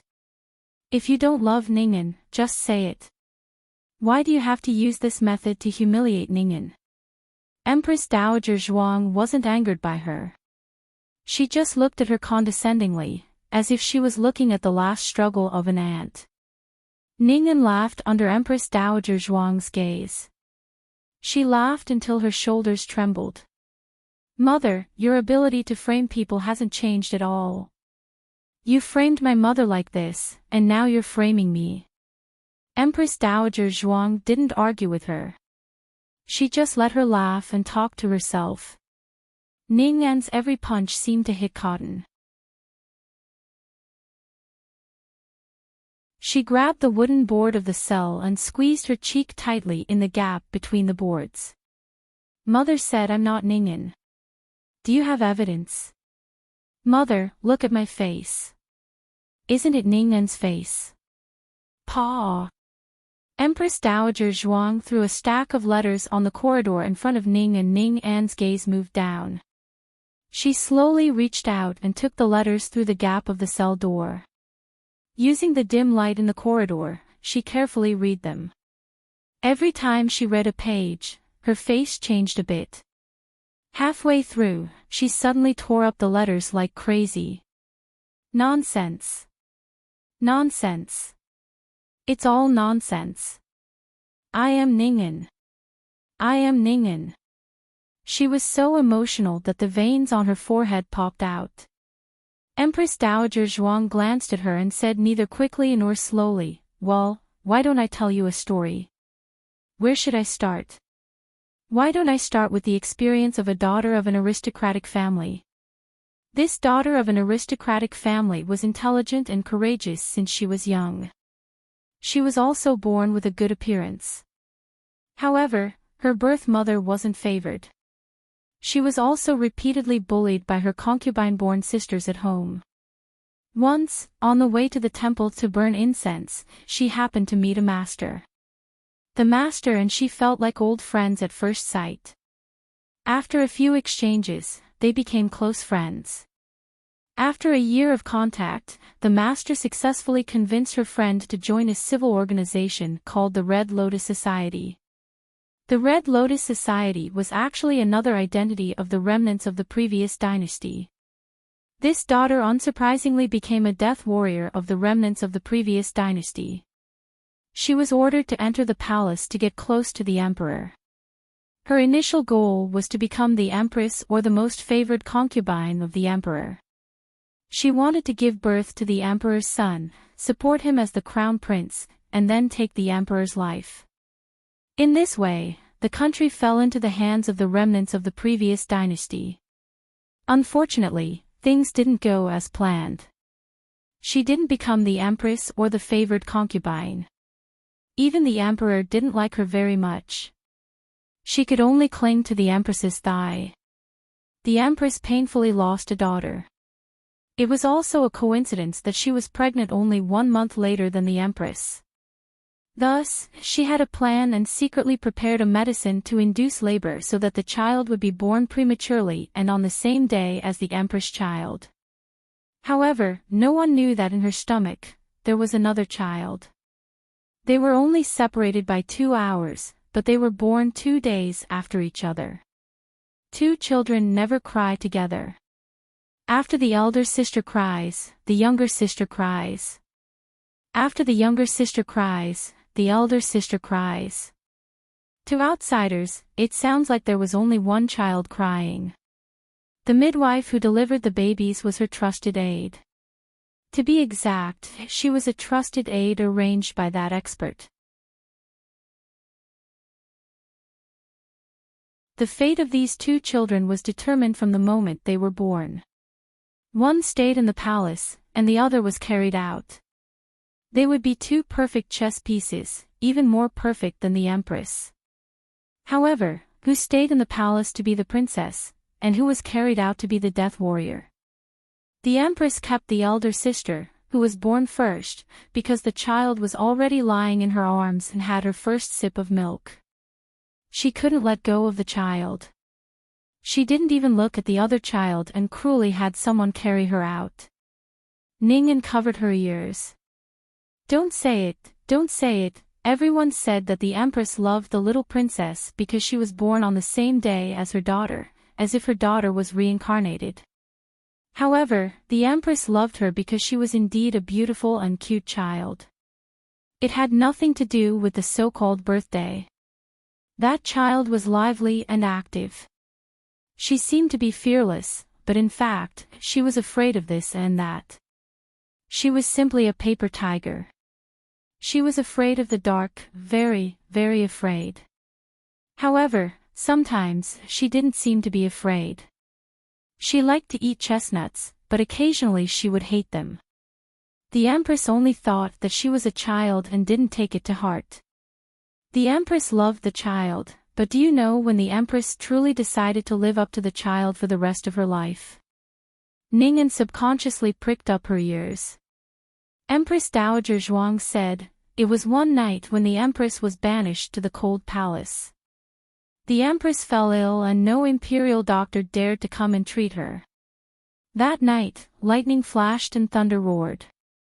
The Empress lay alone on the bed in the cold palace and felt that she might die like this.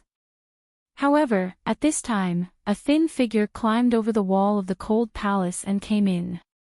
She pushed open the door and the thunder and lightning chased after her. Her thin figure could be blown down by the wind at any time, but she was not afraid. She rushed into the room and threw herself into the Empress's arms. She said to the Empress, "Mother, I've come to see you. Mother, don't be afraid. Ning'an will be with you." Ning'an's body suddenly stopped. Empress Dowager Zhuang's eyes flashed with memories.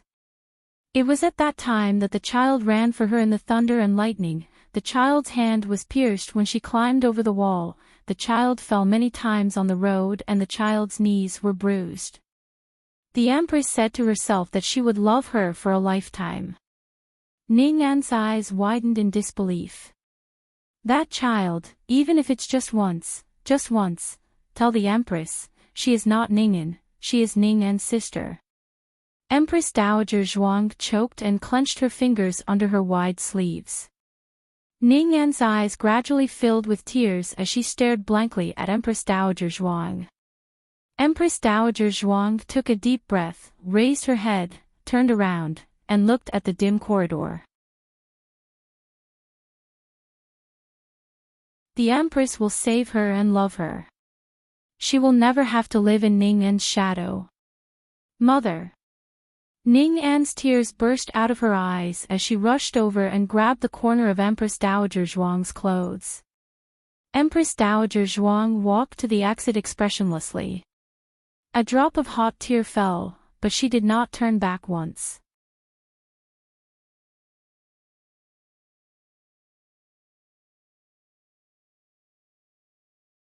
Chapter 578. There are novels with connotations that cannot be found on the internet here. Mother. Mother. Mother. Mother, I know I was wrong. Please give me another chance. Please give me another chance. Mother. I gave you a chance. From the day you came back, I knew you were not Ning'an. Aijia also knows that Aijia's Ning'an will most likely not come back. Aijia's tear was for Ning'an. That night, you went to the nunnery. I only thought that you went to remember your mother. You are her flesh and blood. It is understandable that you miss her. I have no objection. You once gave me warmth when I needed it the most. I feel that as long as you did not kill Ning'an, as long as you sincerely came back to be a princess, then I can accept you. But why did you do this to my Jiao Jiao? Why did you collude with the people of Yen? Why did you hurt Lulang? Why did you do so many unforgivable things? Empress Dowager Zhuang sat in the carriage to go back. Eunuch Qin was originally sitting outside. Seeing that Empress Dowager Zhuang was not in a good mood, he thought about it and boldly sat inside. Eunuch Qin looked at Empress Dowager Zhuang. Empress Dowager. Empress Dowager Zhuang pinched her sore eyebrows. What do you want to say? Nothing. Eunuch Qin instinctively denied. To be honest, he was still digesting it. Those letters were sent back to the capital by Gu Chongqing on an 800-mile express official plate. They had just arrived this morning. When they arrived, he did not read them. It was the Empress Dowager who sorted them out herself. So, it was actually the first time he heard such a shocking truth. That. I feel that my brain is not enough. Eunuch Qin said embarrassedly. Empress Dowager Zhuang said lightly, if you want to ask, ask. Don't be so wishy-washy. Yes. Eunuch Qin laughed dryly. When Princess Ning'an was young, she was afraid of the dark for a while and then not. Are they two different people? Empress Dowager Zhuang closed her eyes. Yes. Eunuch Qin sucked in a breath of cold air weakly. She has already left the palace. How did she get in? Empress Dowager Zhuang said lightly, her mother is an imperial concubine. Is it difficult to get a child in? It's not like she's living in the palace all year round. She just comes over occasionally to let them reunite. That's true. Eunuch Qin suddenly understood. Does Princess Ning know about this? Empress Dowager Zhuang pondered for a moment and shook her head. I don't think so. With Ning En's personality, she would not be able to hide it. At least, she would not hide it from her and the Emperor. What was the child thinking at that time? Seeing the carefree Ningen, she made a request to concubine Jing, Mother, I want to be a princess too. Thus, old concubine Jing changed her into Ning An's clothes and had her pretend to be Ningen. She wanted her to be the princess for a day, half a day, or even 2 hours. After that, she returned to her own place. Eunuch Qin sighed. Now that you think about it, she is quite pitiful. Just because she was born 2 hours later than her sister, the difference between them is like heaven and earth. This servant is not a death warrior, so I don't know what kind of life a death warrior has, but I don't think she enjoys as much as a princess. Empress Dowager Zhuang said, compared to a princess. She's far worse than a commoner. The hardships of a death warrior were not something that ordinary people could bear. That's even worse. Eunuch Qin sighed and said, Then the one who married to the frontier fortress was the real Princess Ningen, right? Empress Dowager Zhuang sighed. It was her. Perhaps it was then that they began to plan for her sister to replace Ningen. It was hard to say whether old concubine Jing had feelings for Ningen. Perhaps she did, but it was just that she was selfish. The carriage began to move slowly. Empress Dowager Zhuang leaned against the wall of the carriage, and Eunuch Qin quickly put a pillow for her. Empress Dowager Zhuang recalled, after old concubine Jing died, I once interrogated Nanny Kai, and Nanny Kai said something to me. Eunuch Qin asked, what did she say? Empress Dowager Zhuang said, after the emperor and old concubine Jing fell out, old concubine Jing planned to take out the imperial edict and die with me. Nanny Kai begged her not to be impulsive and asked her to think for Ningen. She said that she had Ningen as well as His Majesty. Her expression was not right at that time, and her words were also strange. She replied to Nanny Kai, Ningen will never come back in this lifetime. She will never come back. I thought the same as Nanny Kai. I thought that old concubine Jing said that Ningen would never come back because of what I said to Ningen in a fit of anger. I said that if Ningen dared to marry to the frontier fortress, she would never be allowed to come back in this lifetime. Eunuch Qin hurriedly nodded. This old servant remembers that you did say that. This old servant even tried to persuade you at that time. Empress Dowager Zhuang sighed again. So, I didn't suspect anything at that time. Nanny Kai never had any contact with that child, so she naturally didn't suspect anything. Eunuch Qin clicked his tongue and said, no one would suspect anything. Who would have thought that old concubine Jing gave birth to Ningen and hid another one? Even a vicious tiger wouldn't eat its cubs. How could she be willing to give up her own flesh and blood to become a suicide soldier?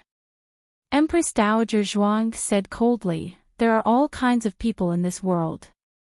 Eunuch Qin nodded. That's true. Empress Dowager Zhuang said regretfully, that child didn't appear in the palace many times. After she turned 10, she never appeared in front of me again. If she appears a few more times, perhaps I'll be able to discover something. Pure Flowers Palace. The Emperor, who had been knocked unconscious by Princess Xinyang's pillow, finally woke up again. When he opened his eyes, he saw Princess Xinyang standing guard by his bedside. His first reaction was to quickly cover his head with his hands. Princess Xinyang had knocked the emperor unconscious, so there was no way she could escape. Unless she killed the emperor, he would definitely pursue her crimes. But killing him would be troublesome. First, it would be difficult to dispose of the corpse. Second, she was currently in the position of regent. Now that the emperor had passed away and the crown prince had ascended the throne, she was worried that she would continue to be regent. This was very annoying. The emperor looked at the conflicted Princess Xinyang. Why did he feel so uneasy? Ahem. The emperor cleared his throat and calmly put down his hands, pretending that the cowardly scene just now had never happened. Princess Xinyang stood up.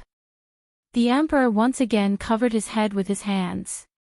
Princess Xinyang, then, I'll kneel and admit my wrongs.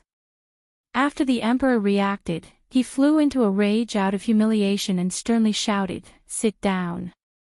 Don't move." "Fine, I'll sit down. It was you who didn't allow me to kneel." Princess Xinyang sat down on a stool. Princess Xinyang didn't know martial arts, but after being together with Long Yi for a long time, honestly speaking, she had a murderous aura. Not to mention, she originally had the aura of an imperial sister. That pillow directly left a deep shadow in the depths of the emperor's heart. Eugene had already been dismissed. The emperor composed himself and sat up straight. He sternly said, "Wei Quan. Get in here." "Yes." Eunuch Wei hurriedly walked in. "What happened to your face?" The emperor looked strangely at the bruised and swollen face of Eunuch Wei. Eunuch Wei lowered his head and said, I fell. He was beaten by Eugene. When the emperor was unconscious, he came in once. He sized up Princess Xinyang's Adam's apple, the hair on her hands, and other places. When he left, he was beaten by Eugene for being a pervert. "Xinyang is guilty. Your Majesty, please punish me." Princess Xinyang took the initiative to admit her wrongs. "You've got guts." The emperor slapped the jade pillow. His entire hand was numb. "At your disposal, Your Majesty. Please immediately remove me from the position of regent." The emperor unhappily said, "I haven't thought of how to deal with you yet. Leave it for now." "Oh." Princess Xinyang looked disappointed. The emperor was speechless. The emperor coldly said, "Why did you knock me out? I thought you wanted to kill the emperor." Princess Xinyang truthfully said, "I misunderstood Your Majesty. I thought Your Majesty wanted to protect Ning and I want to protect her." The emperor was furious. When did he say he wanted to protect Ning'an? The emperor coldly glared at Princess Xinyang. Normally, she always acted like an imperial sister. It was rare for her to act like one. This feeling was quite good. The emperor cleared his throat. "Did you enter the palace today to ask me something?" "I didn't." Princess Xinyang glanced at the emperor whose forehead was swollen like a pig's head. "Forget it, I can have it." Princess Xinyang racked her brain for a moment and asked, "Why did Princess Ning'an want to assassinate Your Majesty?" The emperor said, "I saw the confession letter and knew that she was the one behind the incident at Immortal Music House." Princess Xinyang gave the emperor a meaningful look. "Your Majesty believed it?" The emperor lightly coughed and said, "I didn't believe it at first, but she suddenly killed herself by hitting a pillar to prove her innocence. That scene reminded me of something that had long been forgotten. That was many years ago. You and Ning'an had not yet married. The previous emperor was seriously ill. I went to visit the previous emperor and found that there were two Ning'ans there. One Ningen pushed the other Ningen, causing her forehead to be seriously injured. She bled a lot, just like that day in the Imperial study.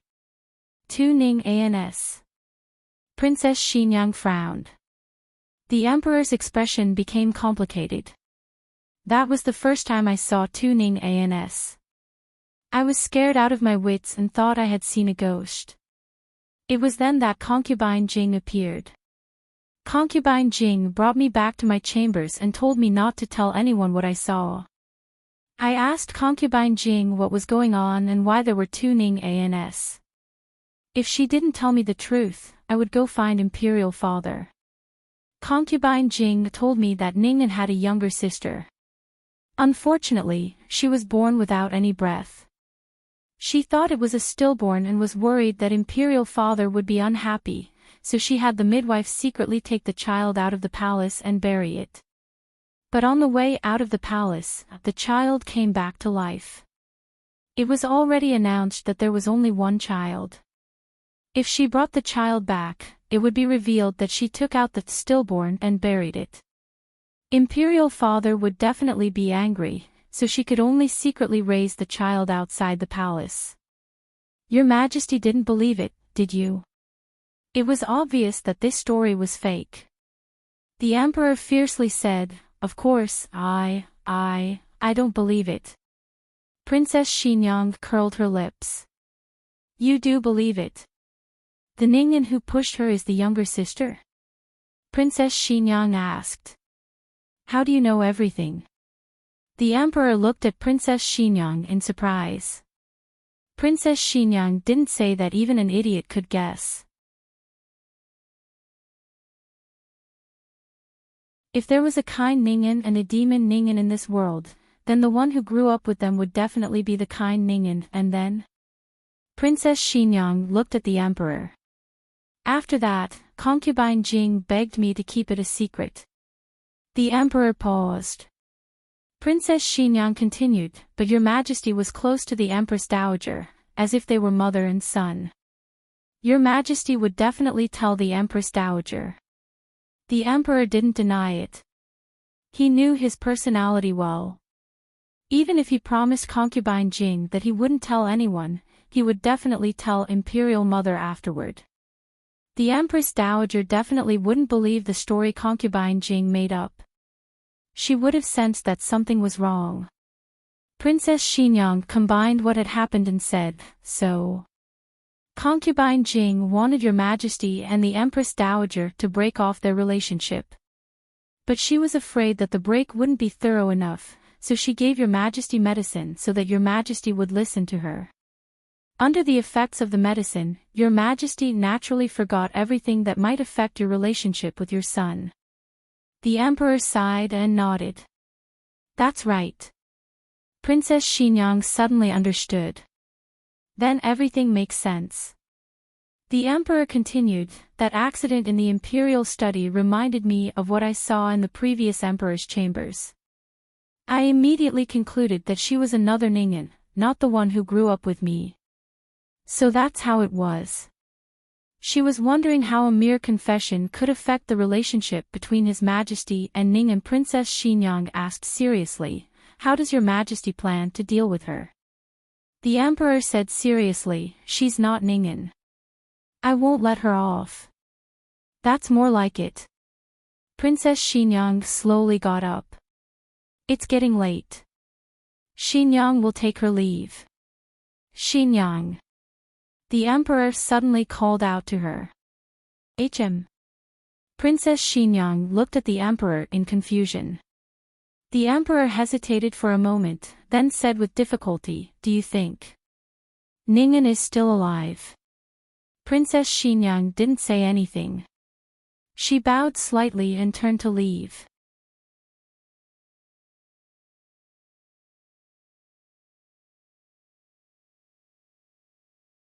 Chapter 579. Princess Xinyang left the palace and sat in her carriage. Eugene asked, Princess, do you want to go to Vermilion Bird Avenue? Princess Xinyang thought for a moment, then said, let's go to Jadewater Alley.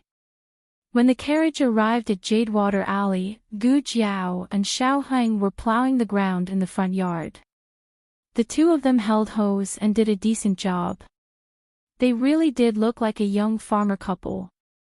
Princess Xinyang walked over. "Mother."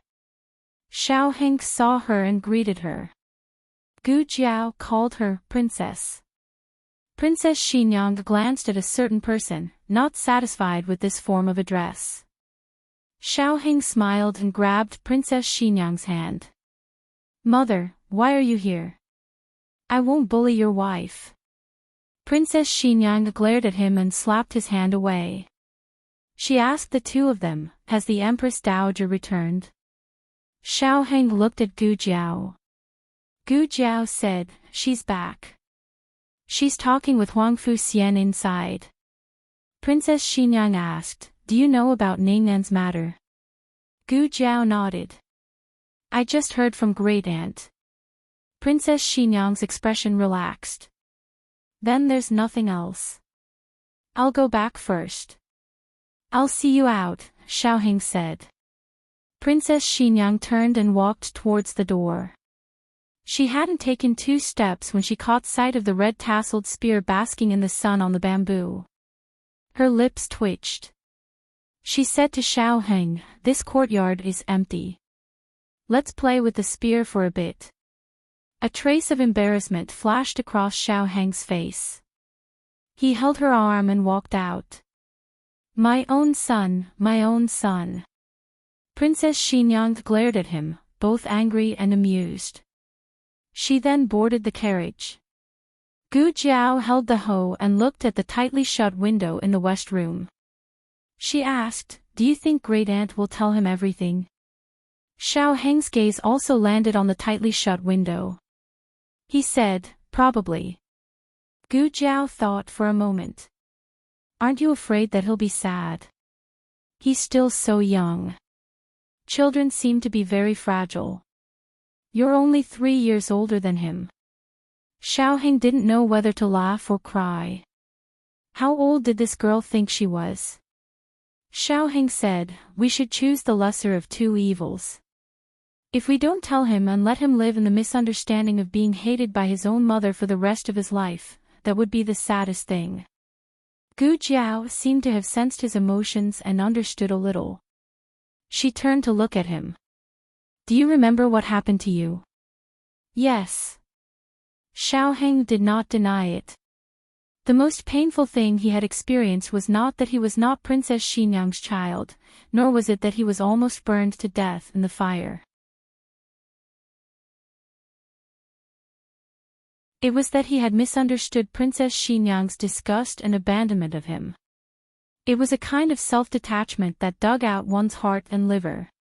Gu Jiao said, "Huangfu Xian said that after he was injured, his mother seemed to have changed into a different person. Perhaps from then on, she was no longer the real Ningnan. Do you think the emperor's son-in-law knows about Ningnan?"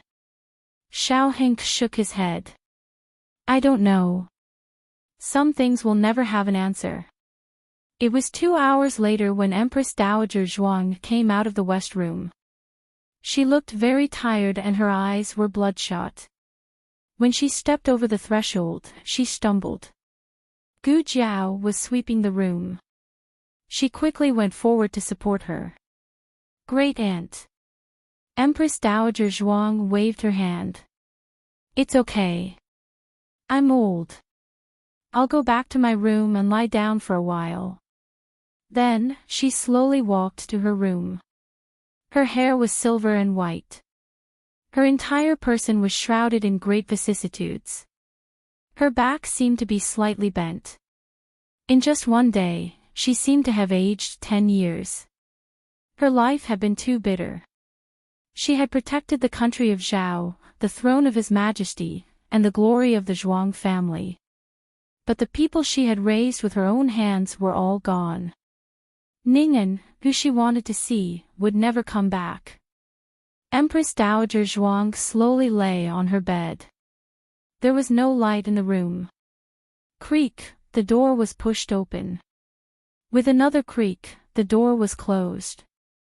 A small figure ran to the bed and lay on the edge of the bed. Great Aunt. Empress Dowager Zhuang said lightly, "What?" Little Jing Kong asked cutely, "Do you want to sleep?" Empress Dowager Zhuang rolled her eyes. "No, I'm lying here to germinate." Little Jing Kong opened his eyes wide. "Oh, then I'll pour some water on you." Empress Dowager Zhuang was speechless. Little Jing Kong said again, "Great Aunt, you still owe me a candied fruit." Empress Dowager Zhuang said, "The jar is on the table. Take it yourself." Little Jing Kong said, "Great Aunt, why don't you act shamelessly today?" Empress Dowager Zhuang said expressionlessly, "You're very noisy today." Little Jing Kong tilted his head. Was I not noisy before? Empress Dowager Zhuang was going crazy. She just wanted to be alone and be sad for a while. Why was this little monk always so noisy? "It's time to eat." Gu Xiaoshuan's loud shout came from the yard. Little Jing Kong grabbed Empress Dowager Zhuang's sleeve. "Great Aunt, let's go eat." "I don't want to eat." Great Uncle made brown sugar glutinous rice cake. "I don't want to." He also made honey bean rolls. "No, and sugar eggs." Empress Dowager Zhuang's face darkened and she swallowed. Couldn't they let her be sad for a while? Huang Fu Xian was sick. Gu Jiao didn't wake him up as soon as he fell asleep. She heated millet porridge for him in the pot. He could eat it when he woke up. Unexpectedly, Huang Fu Xian still didn't wake up at night. Why isn't my little brother awake?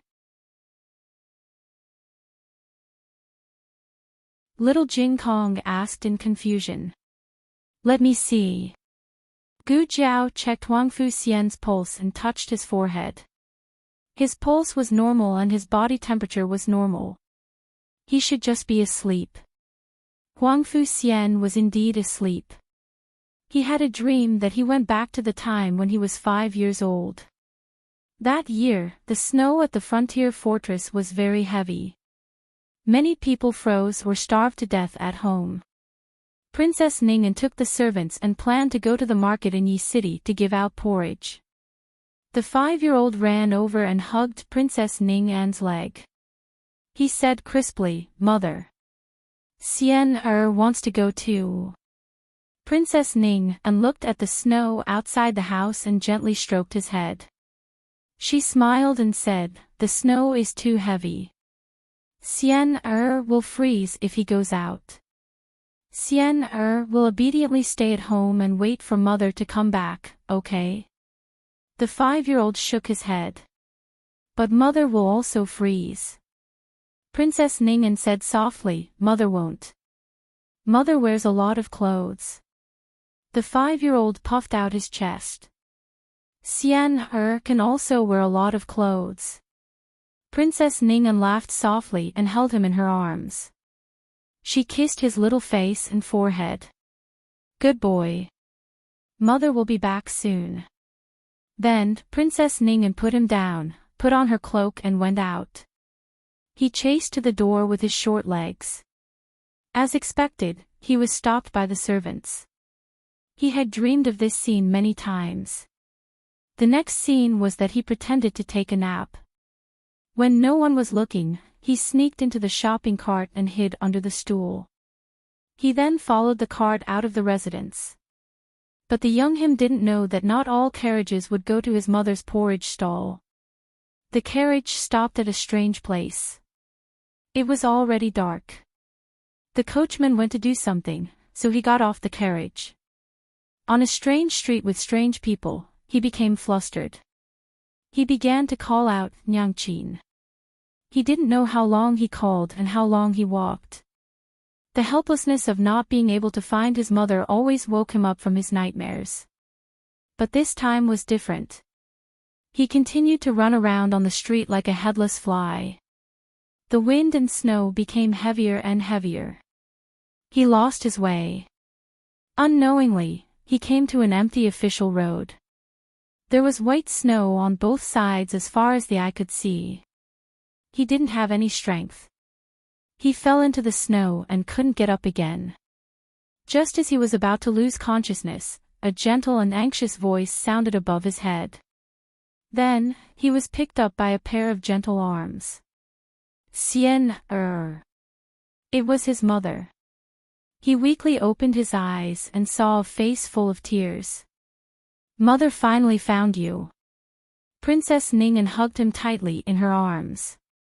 He also wanted to hug his mother, but he was frozen. Princess Ningen carried him on her back. Braving the biting cold wind and snow, she walked forward step by step. Princess Ningen fell into the snow countless times, but she got up countless times. Mother, I'm so cold. Princess Ningen took off her cotton-padded clothes and covered him. So sleepy. He murmured on his mother's back. Princess Ningen gasped for breath and said, don't sleep. Mother will take you home. In the end, she couldn't go any further. She lay down in the cold snow. He lay on her back as the snow fell in a flurry. She dug a small hole in the snow below her with her bare hands. She dug until her 10 fingers were badly mangled and her white bones could be seen. She also took off her jacket and wrapped it around him with her cotton-padded clothes. She carefully put him inside. Then she used her weak and thin body to cover the snow hole, blocking the wind and snow for him. The bone-piercing cold wind cut into her body. She gradually became stiff. She used the last of her strength to say to him, you have to live.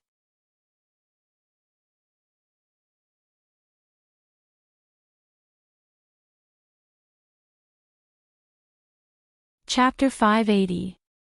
There are all kinds of novels that you can't find online.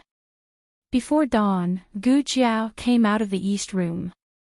These days, Huangfu Xian was resting in the west room. Xiaoheng and little Jing Kong were originally going to rest in the east room, but they were taken to the room next door by her granduncle. There was already the sound of a big and a small quarreling next door. It seemed that they had woken up. Gu Jiao went to the backyard to wash up. Just as she was wiping her face, she saw a shadow on the ground that was illuminated by the lantern under the corridor. She turned around and looked carefully. She saw Huangfu Xian pushing a wheelchair out of the study. There was no threshold in the study, so the wheelchair could enter and exit freely. But how did he come out of the west room? Have you been awake for a long time? Gu Jiao asked.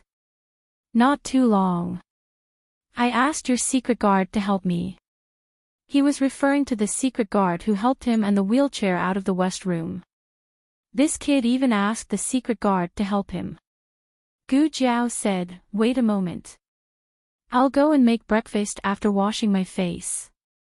Huangfu Xian stared at her. I heard from the little mushroom that you have a way to make me stand up. Little mushroom. Gu Jiao blinked her eyes in astonishment. It took her a while to realize that he was referring to little Jing Kong. Gu Jiao looked at him. You've thought it through. Huangfu Xian lowered his eyes and pinched his cold fingertips. I've thought it through.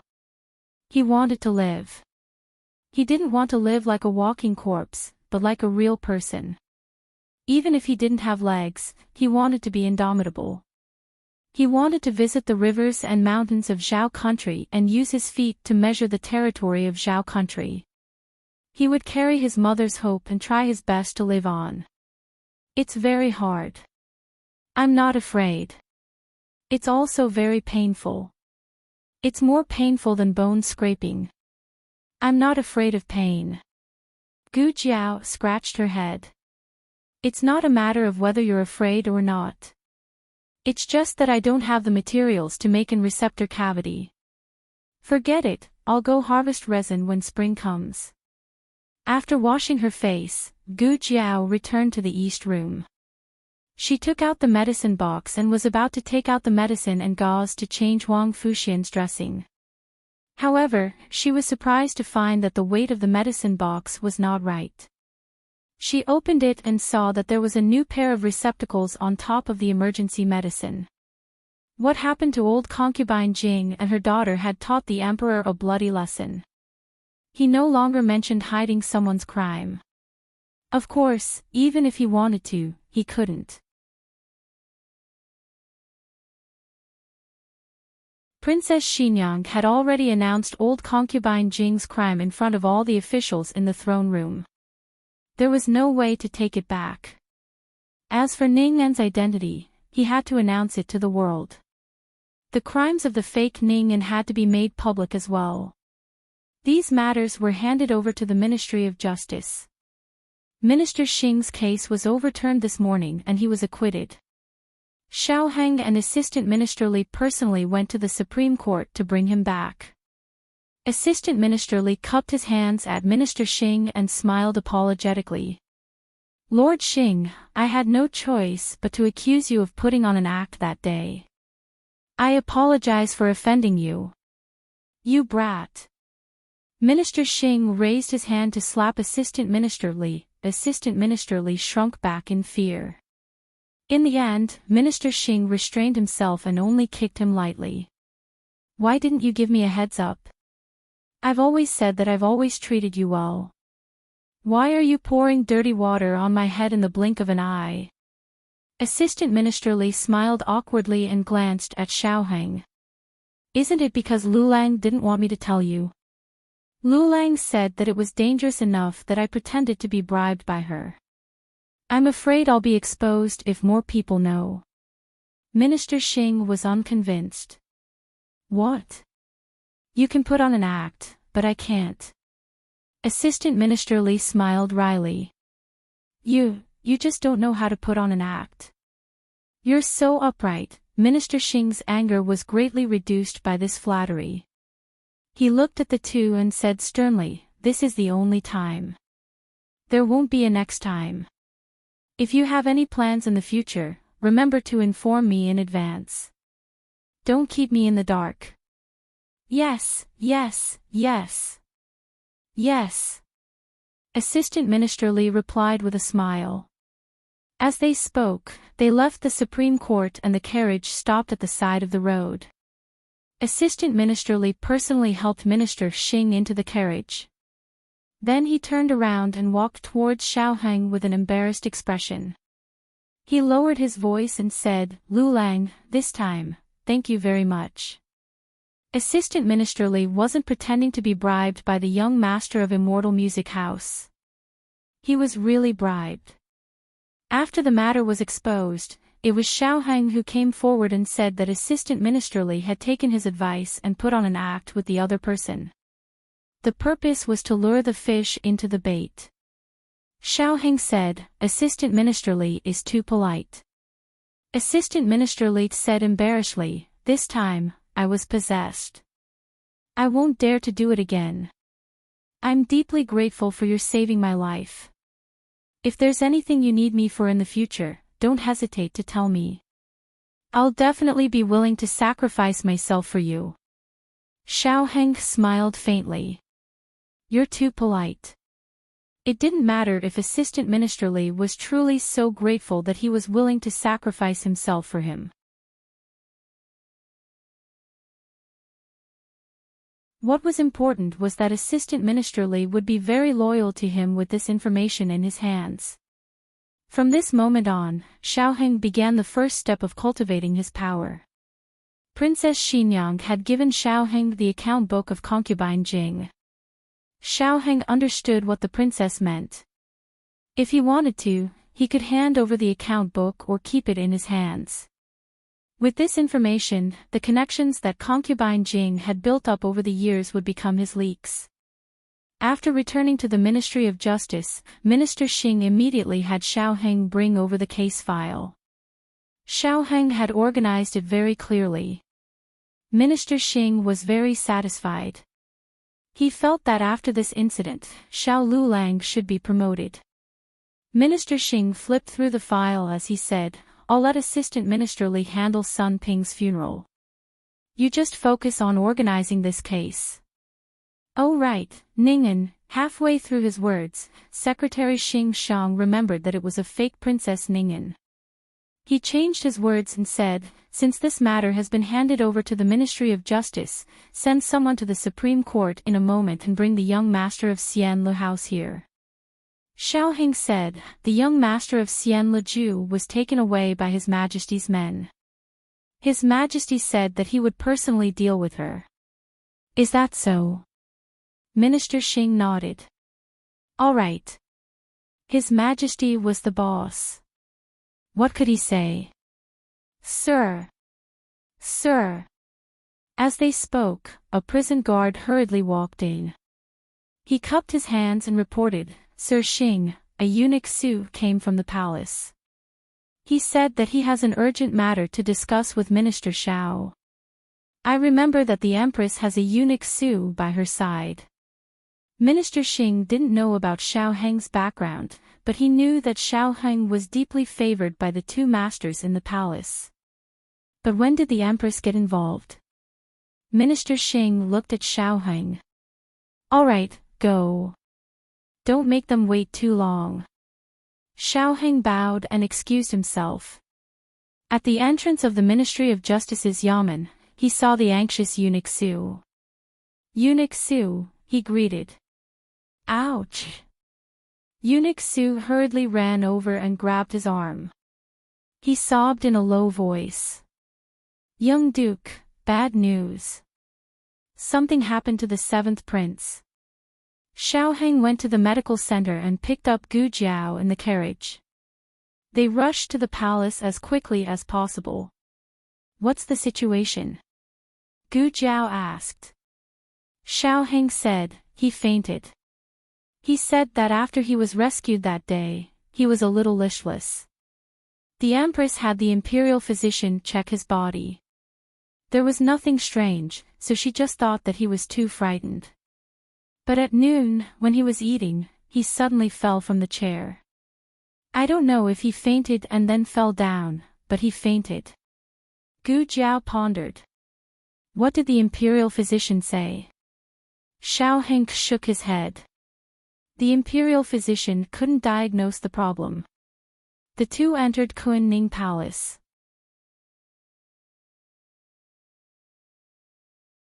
They could hear Empress Xiao crying from afar. The crown prince went to court. He still didn't know that something happened to his younger brother. Empress Xiao didn't send anyone to inform him. Master, Lord Xiao and Dr. Gu are here. Eunuch Su reported outside the door. Empress Xiao dismissed the palace servants, leaving only Eunuch Su. Ah Heng. Empress Xiao sobbed. As the empress of a country, Empress Xiao had always been dignified and self-restrained. She rarely lost her composure like this. Xiao Heng comforted her softly. Auntie, take care of yourself. Let Jiao Jiao take a look at little Qi first. Empress Xiao stepped aside. Jiao Jiao, you must cure little Qi. Gu Jiao nodded. I'll try my best. Gu Jiao put down the small basket, opened the small medicine box, and took out the stethoscope. There was no noise in his lungs. His heartbeat was a little fast. She checked Qin Chuyu's pulse. It was too strange. She had never seen such a pulse in her 2 lives. Gu Jiao asked Empress Xiao, can you describe the scene when the 7th prince fainted in detail? Empress Xiao recalled. At that time, little Qi was eating. He said that he didn't want to eat vegetables. I said something to him. Suddenly, he screamed, covered his heart, and fell down. Covered his heart. Anjana. Gu Jiao murmured. Then she asked, is he usually like this? Empress Xiao sobbed and shook her head. No. He has always been fine. But after he was kidnapped by that woman, he became a little depressed. I thought he was frightened. The royal doctor also said so. But the child is still young. We can't give him any medicine. The royal doctor said he would be fine after a while. But who would have thought? Gu Jiao pulled the quilt, took off Qin Chuyu's clothes, and carefully checked his body for any hidden wounds. There was nothing. Xiao Heng suddenly said, "Jiao Jiao, his right wrist." Gu Jiao looked at Qin Chuyu's right wrist. She didn't see anything. She changed her angle and stood beside Xiao Heng. This time, she saw it clearly. There was a gray mark on Qin Chuyu's wrist. It couldn't be seen if the light was too bright or too dark. Gu Jiao rubbed it with her fingertips. She couldn't wipe it off. Did he have this before? Empress Xiao thought for a while and shook her head. I don't think so. Although this mark is very shallow, if it has been there for many days, there will be a chance to find it. Gu Jiao said, so it's very likely that it appeared recently. Gu Jiao pondered for a while and said to Xiao Heng, where is the young master of Xianlu House? She should know what this is. Xiao Heng said, she was taken away by His Majesty's people. His Majesty said he would deal with her personally. Empress Xiao hurriedly ordered eunuch Su, go to His Majesty and ask for her.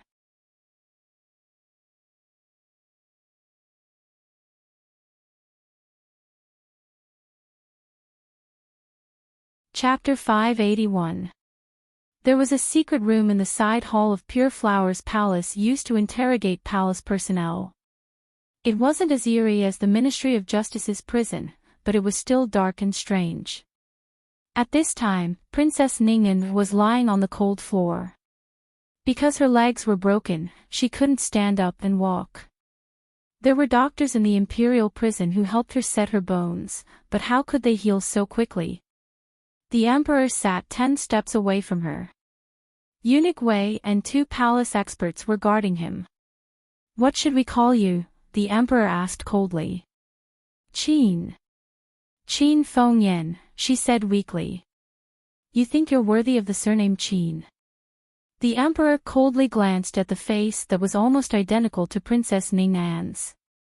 When he thought of Ning'an, his heart felt like it was being stabbed. However, when he thought of this woman who replaced Ning'an, he couldn't calm down. How did Ning'an die? Was she killed by the two of you together? Qin Fengyan smiled bitterly. Will your Majesty believe me if I say no? The emperor found it hard to believe. He had suffered enough at the hands of this mother and daughter pair, so he was a bit paranoid. The emperor said, then we'll change the question. Where is Ning'an's body buried? Qin Fengyan looked at the emperor with a smile that wasn't a smile. Perhaps she's still alive. Your Majesty, if you let me go, I'll tell you her whereabouts. The emperor grasped the armrest of his chair tightly. It had to be said that he was moved in that instant. Eunuch Wei hurriedly warned, Your Majesty, be careful of trickery. The emperor composed himself and said seriously, you don't need to lie to us anymore. You've committed many evil deeds, so we won't forgive you. We called you here today to ask you where Ning'an's body is buried. If you don't want to suffer more, it's best if you tell us the truth. We might consider giving you a quick death.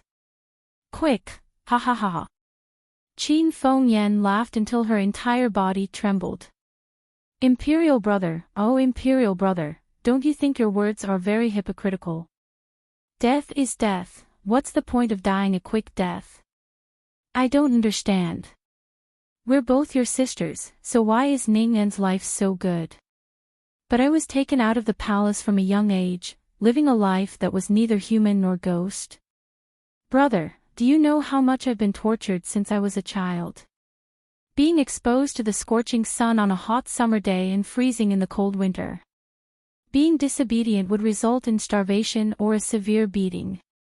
My happiest day of the month is being able to enter the palace and pretend to be Ning'an.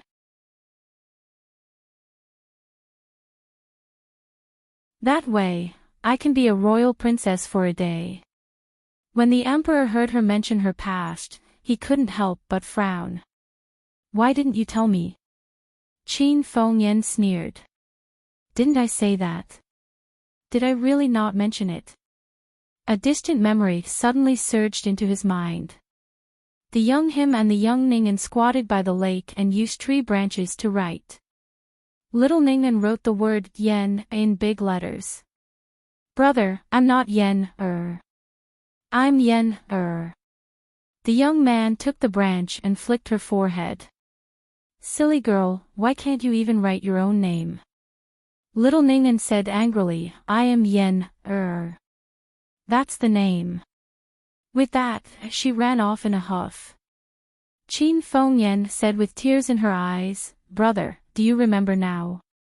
Mother later found out about that matter. She warned me not to mention my past to anyone, or else she wouldn't let me enter the palace to see her. Brother, I was only a child the same age as little Qi. Did I have the guts to go against mother and so many evil people? I was also forced. What did I do wrong?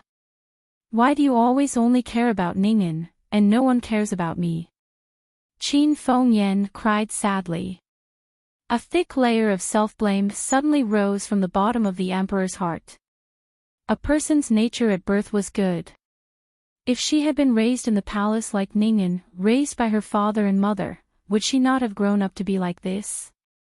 She should have been a carefree royal princess. She should have enjoyed all the glory and wealth in the world. She should have, clang clang. The door to the secret chamber was kicked open from the outside. The emperor's thoughts came to an abrupt end. He turned around abruptly and was about to reprimand when he saw a small, thin figure walk over fiercely and kick Qin Fengyan, who was crying and acting pitiful, over. Qin Fengyan let out a scream and crashed into the wall behind her. Little miracle doctor. The emperor was shocked. Gu Jiao walked forward and kicked away the medicine beside her hand. Her other foot stepped coldly on her chest. The emperor was stunned by this scene. The palace experts hurriedly protected him behind them. All of you retreat, he said. The palace experts retreated to the side. The emperor looked at the medicine bag that had been kicked over by Gu Jiao and froze in place in disbelief. This is, she, Eunuch Wei hurriedly walked over with small, quick steps. He wrapped his hand in a handkerchief and picked up the medicine bag. When he opened it, he saw that it was a bag of crushed brown medicinal powder. It emitted a strong medicinal and floral fragrance. The smell is a bit familiar. Have I seen it somewhere before? Eunuch Wei murmured. It's white medicine. Gu Jiao glanced at it and said lightly. Eunuch Wei sucked in a cold breath. His Majesty had been bewitched by this medicine for so many years and had finally lost its effect. If he were to be bewitched again, he would become a fool for the rest of his life.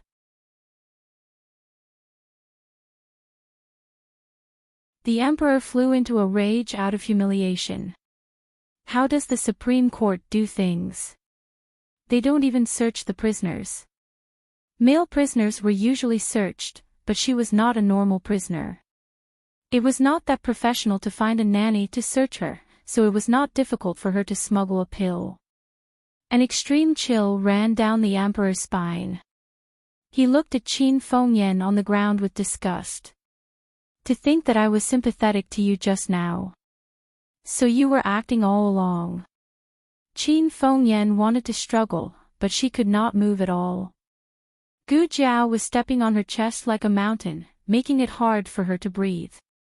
Gu Jiao looked at Qin Fengyan with cold eyes. What did you do to Qin Chuyu? The emperor's expression changed. He looked at Gu Jiao and said, What happened to little Qi?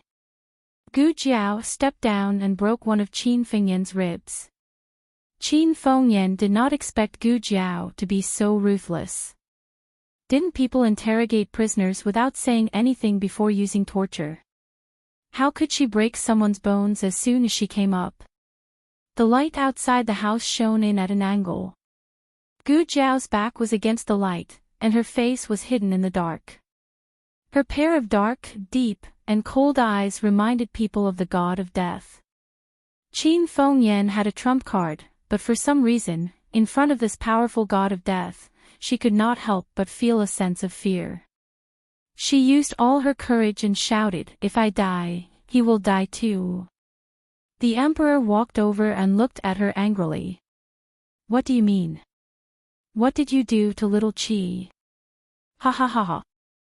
Ha ha ha ha." The entire secret room was filled with Qin Fengyan's crazy laughter. This woman was crazy. It was downright crazy. Even if she died, she would drag someone down with her. She said that she was the emperor's sister, but she turned around and murdered her own nephew. The emperor hated himself for being stupid. He even wanted to sympathize with her just now. Gu Jiao stepped on Qin Fengyan's right hand and was not surprised to see the same white mark on her right wrist. "Ah, so you found out. Ha ha ha ha. So what? Do you know what this is? Do you know how to cure it? You can't cure it. Qin Chuyu's life is mine. You don't dare to kill me. Do you want to take a gamble? See if I'm lying. Ha ha ha ha. Ha ha ha ha, don't you think you're very powerful? I might as well tell you that the antidote is in the hands of the Yen people. If you have the ability, go get it." The emperor was so angry that he wanted to kill someone. Gu Jiao's expression did not change at all. She was still as calm as an ancient well. "So there is an antidote." Qin Fengyan was stunned. Was that the point? Did she hear what she said? The Yen people. They were from the Yen people. Gu Jiao took out a dagger and cut Qin Fengyan's and the emperor's fingers. She took out the blood type test paper from the small medicine box. Very good, the blood type was the same.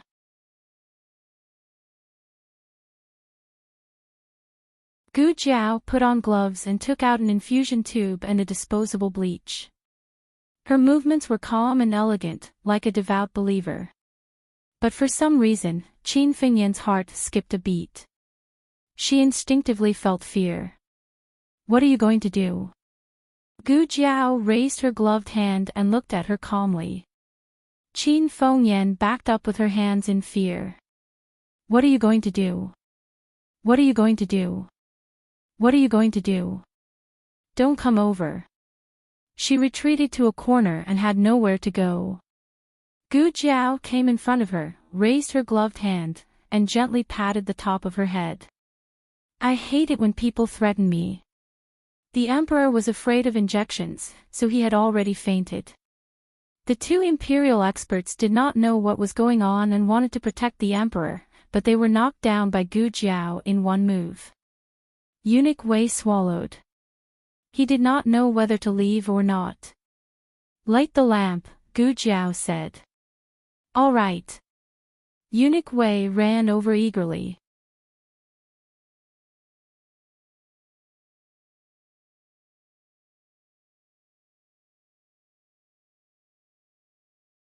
Chapter 582. Qin Fengyan's original intention was to leave a way out for herself. Once Qin Chuyu's life was tied to hers, she didn't believe that they would be ruthless enough to kill her. This was a flawless plan, but she ran into Gu Jiao, who didn't play by the rules. If she sincerely repented and begged, Gu Jiao might consider letting her live for a few more days. But she actually used a child's life to threaten Gu Jiao. Coming out of the secret room, Gu Jiao was covered in blood.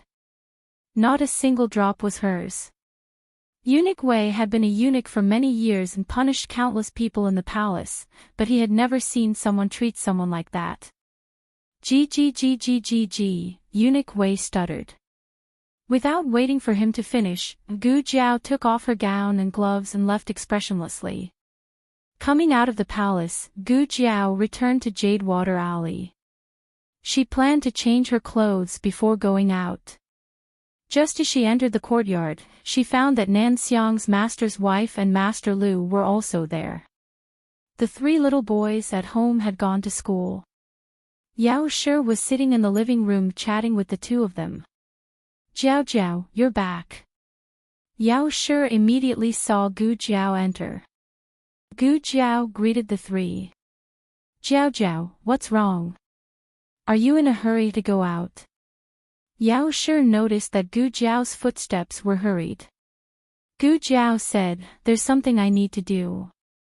I need to go out for a bit. Madam, Xiaobao is hungry. Yuya carried Gu Xiaobao over.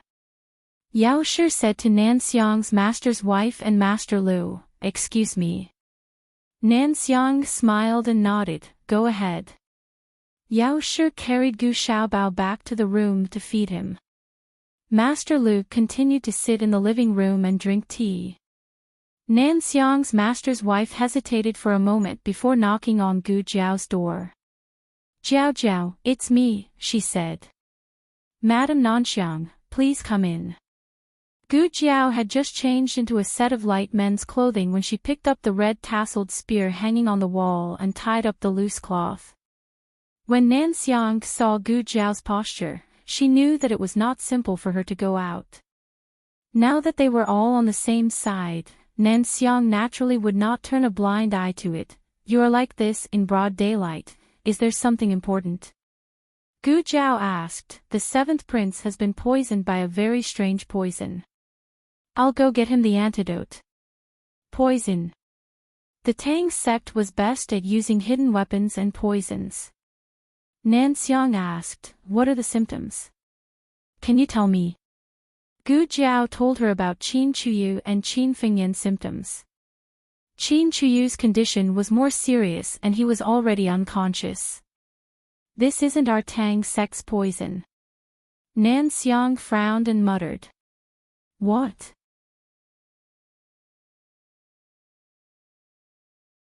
Gu Jiao looked at her. Nan Xiang smiled embarrassedly, nothing. I mean, I haven't seen this poison with my own eyes, but I've heard that it is a kind of voodoo. The seventh prince is still young this year, right? Gu Jiao said, he is 8 years old this year. Nan Xiang nodded and said, that's right. This kind of poison is very toxic. Generally, it can't be used on children. It's very easy for them to die. This kind of poison is divided into 2 kinds. Once the person who is poisoned by the mother voodoo dies, the person who is poisoned by the child voodoo will also die. But if the person who is poisoned by the child voodoo dies, the person who is poisoned by the mother voodoo will be fine. The seventh prince should be poisoned by the child voodoo. This kind of voodoo can only be found in the Shang kingdom. Did the Shang kingdom attack the royal family of the Zhao kingdom? Gu Jiao said, it's a long story. Nan Xiang was not interested in the battle of the royal family, so she did not ask anymore. Instead, she said, the person who poisoned the seventh prince probably didn't know that an 8-year-old child could not withstand its toxicity. This kind of poison was generally used to control people.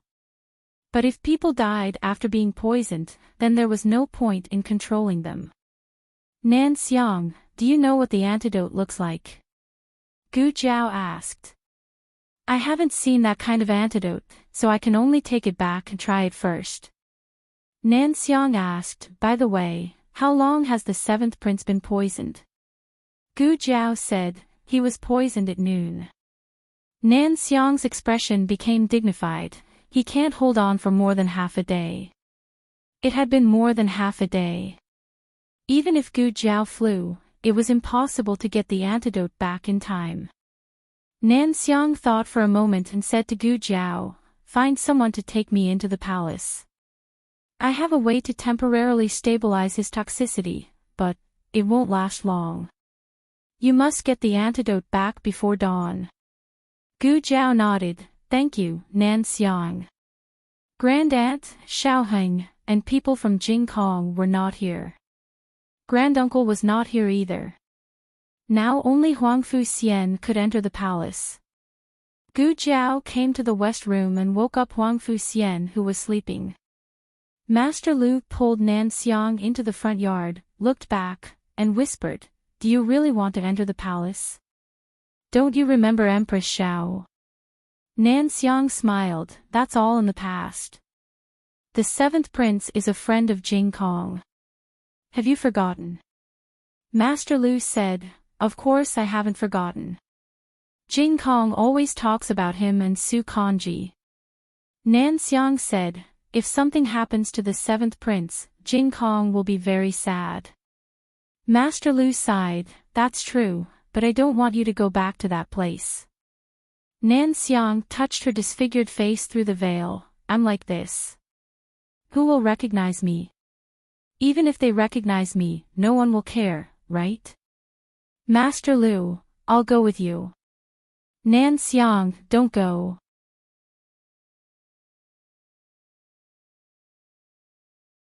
Wait for me here. Master Lu, but, Nan Xiang, be good. Master Lu had no choice but to surrender. Gu Jiao pushed Huang Fu Xian out. Jiao Jiao.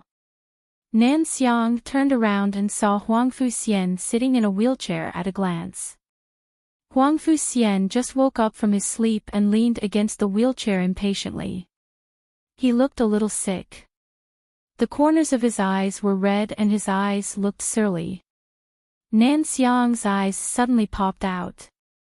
Good, good, good, beautiful child. She wanted to kidnap him to be Xiaoshuan's younger brother. Master Lu opened his mouth, I think I'd better follow you. Nan Xiang pushed him away with her arm, go away. Master Lu, who was suddenly despised, Huang Fu Xian took Nan Xiang into the palace. Gu Jiao got on the horse, took Xiaojiu, and went out of the city to the nest of the Yan people. Xiaojiu's way of conveying information was like this, follow them first. If it lost them, it would cover its head with a pair of wings when it got home, looking very dejected. If it didn't lose them, it would come back with a dead branch near its destination and valiantly show off in front of everyone. It showed off several times that day.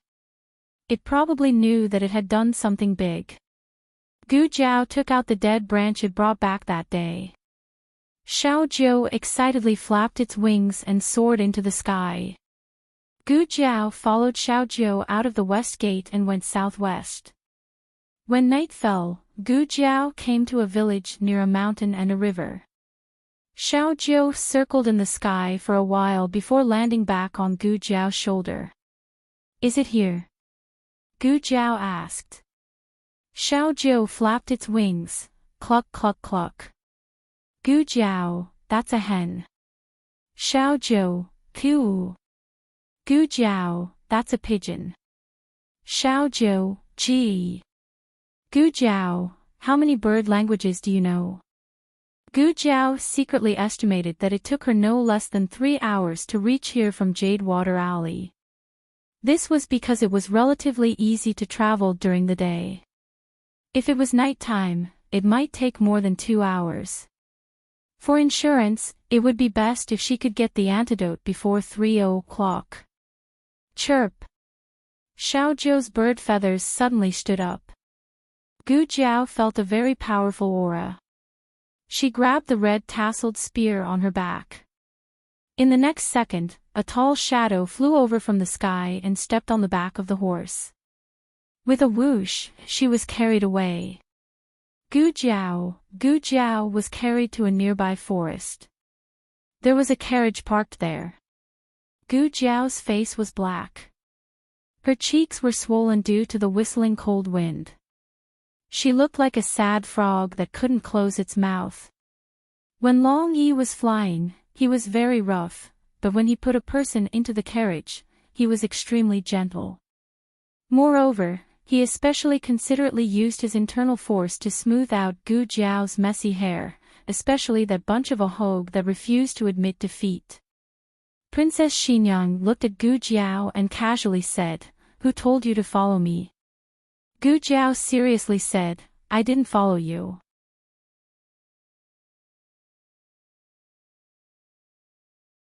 Princess Xinyang coldly snorted, still stubborn. Gu Jiao. Fine, I followed you. Princess Xinyang drank a mouthful of tea. Oh, how could you follow me? Gu Jiao, Princess Xinyang poured a cup of tea for Gu Jiao. You also came to kill. Don't waste your time, you can't kill me. What's wrong?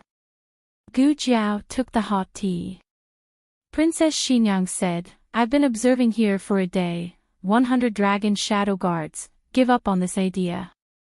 Even if Long Yi was powerful, he could still fight them individually. This was already comparable to a small army, so taking turns to fight them would exhaust their physical strength. Gu Jiao said, so many dragon shadow guards. Princess Xinyang said, Dragon shadow guards is the name of Zhao country, they are called death soldiers, but their strength is the same. Princess Xinyang brought people here today to deal with the forces of Yan country, so as to prevent them from having ideas about Shaoheng. Who would have thought that they would have so many people? Princess Xinyang said, don't act blindly without thinking, I will go back and have people come here to suppress them. Taking turns to fight them was always a good strategy.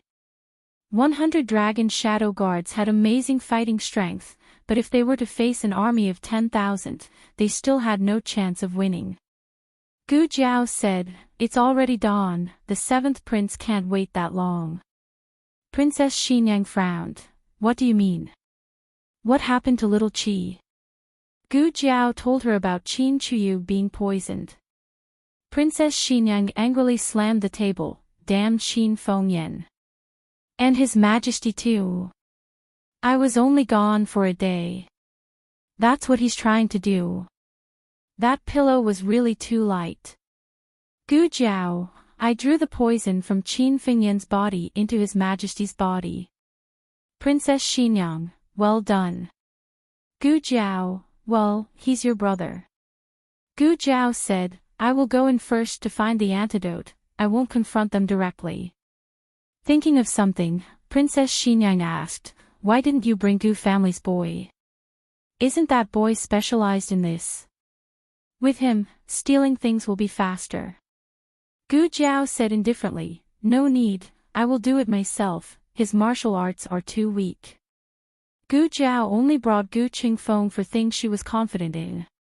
If it was too dangerous, she would only do it herself. You. How could Princess Xinyang not understand?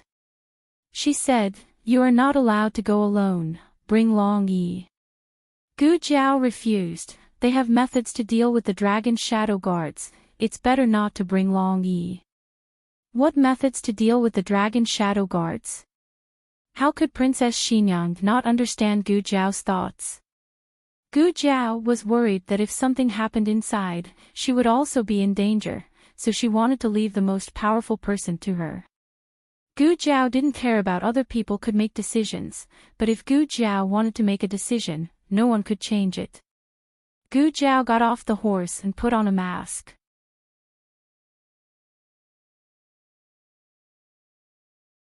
She ordered a secret guard from the princess's residence to quietly approach the manor.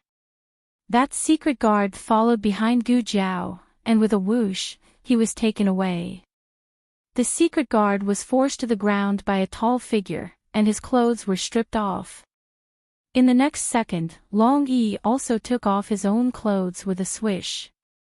Then, the secret guard looked at Long Yi in horror, and hugged his chest with both hands. I would rather die. Long Yi knocked him out with a punch, and changed into his clothes. With a satisfied face, he pulled up his pants and swaggered out.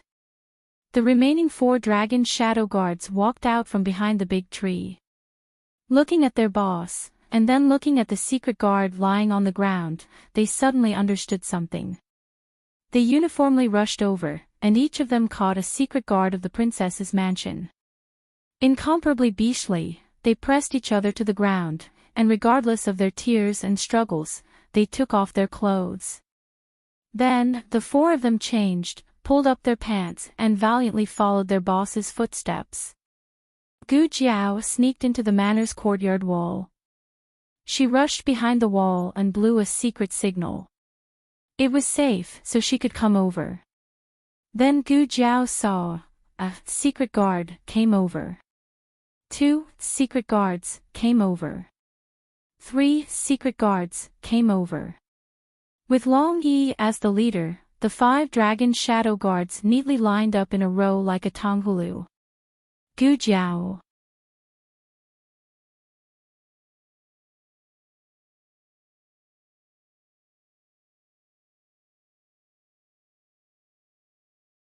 Chapter 583.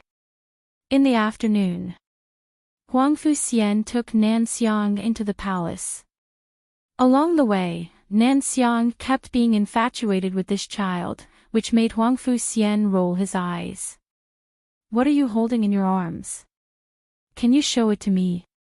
After getting out of the carriage, Nan Xiang pushed Huang Fuxian's wheelchair while looking at the small package in Huang Fuxian's arms. Huang Fuxian was holding it when he came out of the room. She didn't know what was inside, but he didn't let it go on the way. "I won't show it to you," Huang Fuxian said proudly.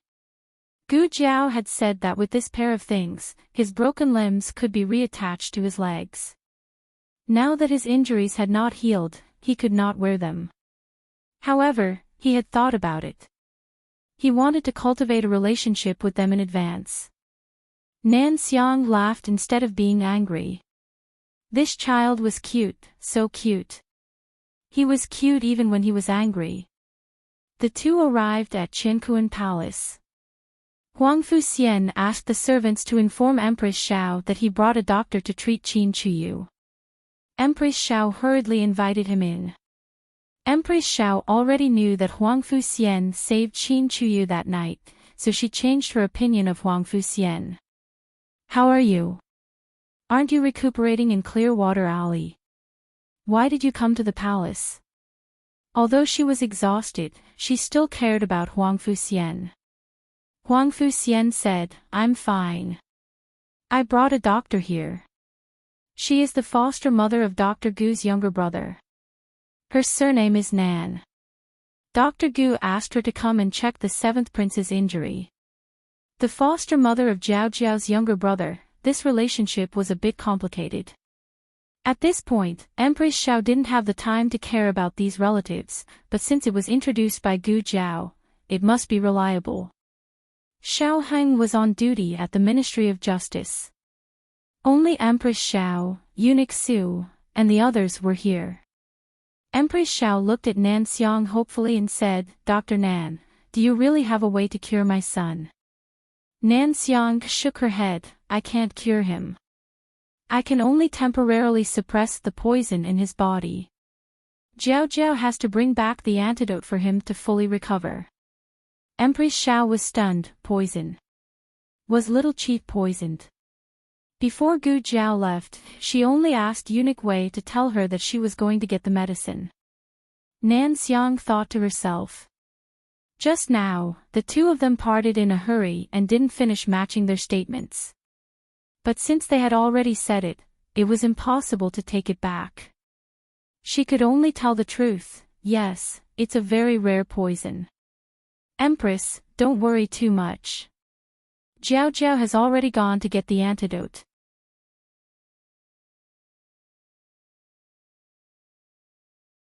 Empress Xiao nervously asked, "Then, if we can't get it back?"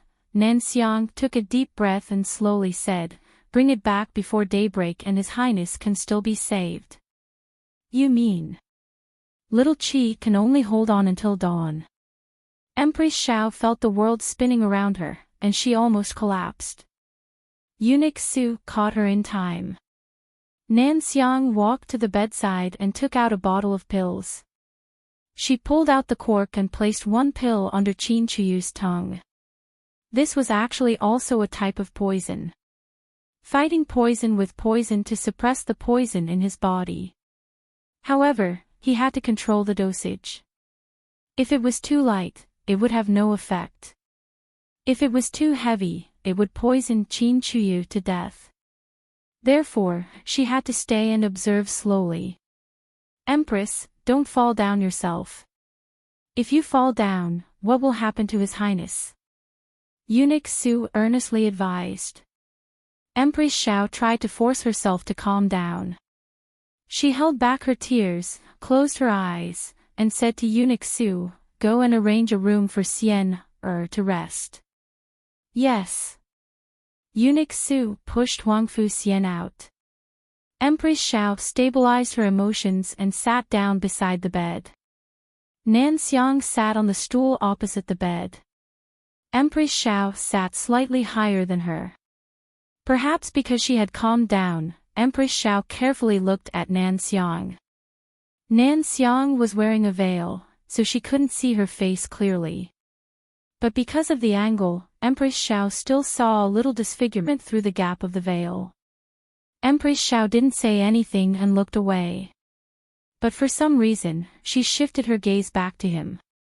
This time, she looked at Nan Xiang's eyes. She felt that these eyes were familiar, as if she had seen them somewhere before. On the bed, Qin Chuyu groaned in pain, which interrupted Empress Xiao's thoughts. Empress Xiao hurried to see how her son was doing. Nan Xiang stood up, stepped forward, and hugged Qin Chuyu, making him sit up and lie down. In the next second, Qin Chuyu spat out a mouthful of black blood. Empress Xiao's beautiful face turned pale. "Little Qi." Nan Xiang patted Qin Chuyu's breath and slowly put him back. Then, she put another black pill under his tongue. Empress Xiao said worriedly, "Dr. Nan, what's wrong with little Qi? The poison in his highness' body is acting up." Nan Xiang looked at the night sky outside the window. "I hope Jiao Jiao can find the antidote as soon as possible." Under the wall, Gu Jiao looked at the line of dragon shadow guards Tonghulu and was speechless for a moment. She didn't know how they followed her here. Was it too late to send them back now? Forget it, she needed to find the antidote quickly. Gu Jiao didn't think this manor was very big when she observed it from a distance. But after she came in, she found that there was another world inside. No wonder a small army of dragon shadow guards could live here. It was reasonable to say that such a big manor with so many people living here shouldn't be hidden so well.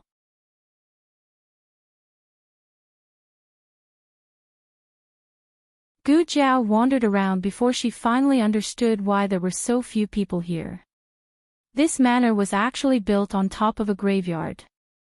Behind the manor was a large graveyard, but it looked like it had been abandoned for a long time. No one came to pay their respects, and the grass on the graveyard was 2 meters tall. The people of Yan Kingdom were very vigilant. Even if they lived in such a poor place, they were still ready to fight.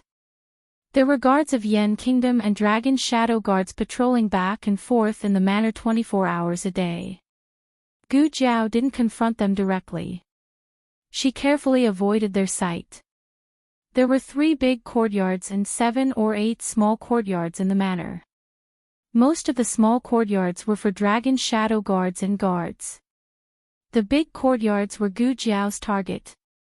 Gu Jiao, Long Yi, and others entered the east courtyard first. Gu Jiao was responsible for searching, and Long Yi and others were responsible for covering. It had to be said that they were able to freely shuttle back and forth among such a large number of dragon shadow guards of Yan Kingdom, thanks to Long Yi and others. They used their aura to perfectly conceal Gu Jiao's aura. And the reason why they weren't noticed was mostly because they and dragon shadow guards of Yan Kingdom were death warriors. Their aura was very similar. The patrolling people walked over and thought that the people inside the house were their own people. So naturally, they didn't go in to check. There was nothing in the east courtyard. Gu Jiao shook her head towards Long Yi, then walked towards the west courtyard. There were several Yan kingdoms, strategists living in this courtyard.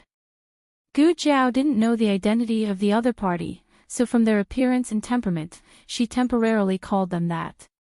Strange, so many people came here. There were literati and martial artists, just to deal with the son of a female slave. This time, we were careless. The voice of a man full of vigor inadvertently came from the study. He was speaking the language of Zhao country, but his accent was not right. This was a person from Yan Kingdom. Along with the gradual recovery of her strength, Gu Jiao's 5 senses also improved a lot. She was separated by a whole room, but even in a state of concentration, she could still hear the voice from that side. Gu Jiao held her breath with rapt attention. She heard that man continue to speak, but also blamed Qin Fengyan for being too impatient. If she was willing to listen to our orders, she wouldn't have exposed herself so early. After that, another person in the room said something. But unfortunately, his voice was too low, so Gu Jiao really didn't hear it clearly. But Gu Jiao guessed that the other party was saying something like, "You overestimated her," because that person from Yan Kingdom replied, "Didn't we also want to surpass our master?"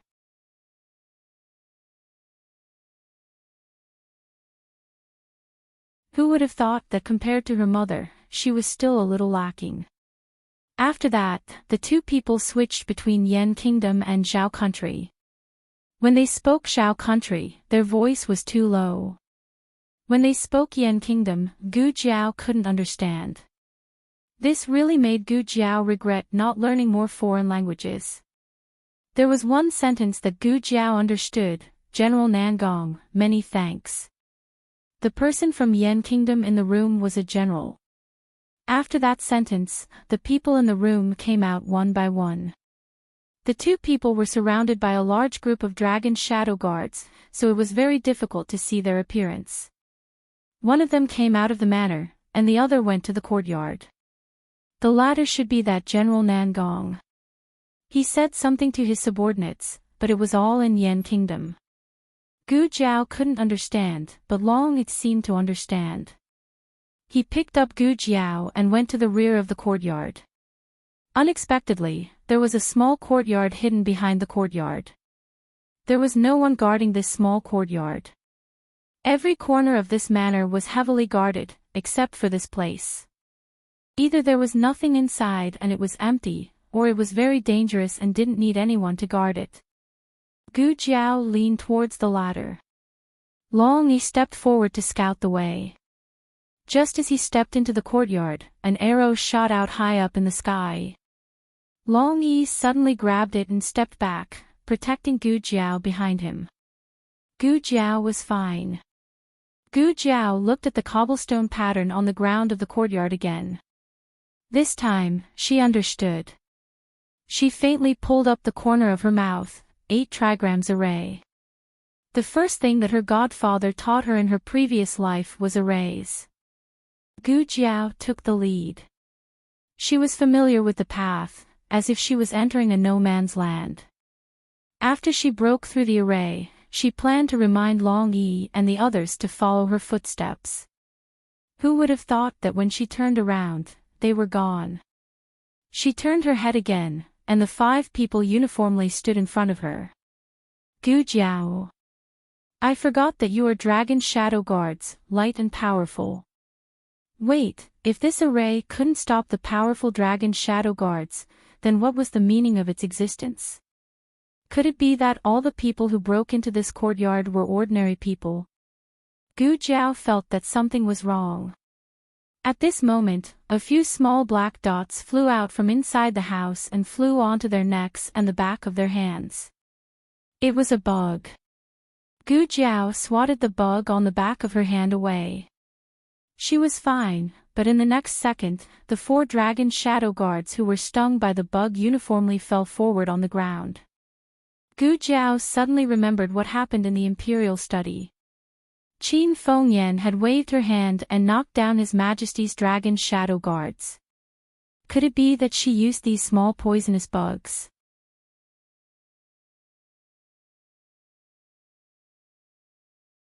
They were the nemesis of the dragon shadow guards. Gu Jiao looked at Long Yi. Long Yi had the most small poisonous bugs. Long Yi looked at Gu Jiao and then looked at his brothers who had fallen on the ground. He was stunned for 3 seconds. Then, he fell face down in the same position. Gu Jiao face-bombed. Long Yi, you're fine.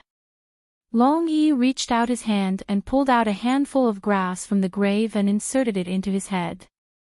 It seemed to be saying, Since he was already dead, I should burn some paper money for him. Gu Jiao.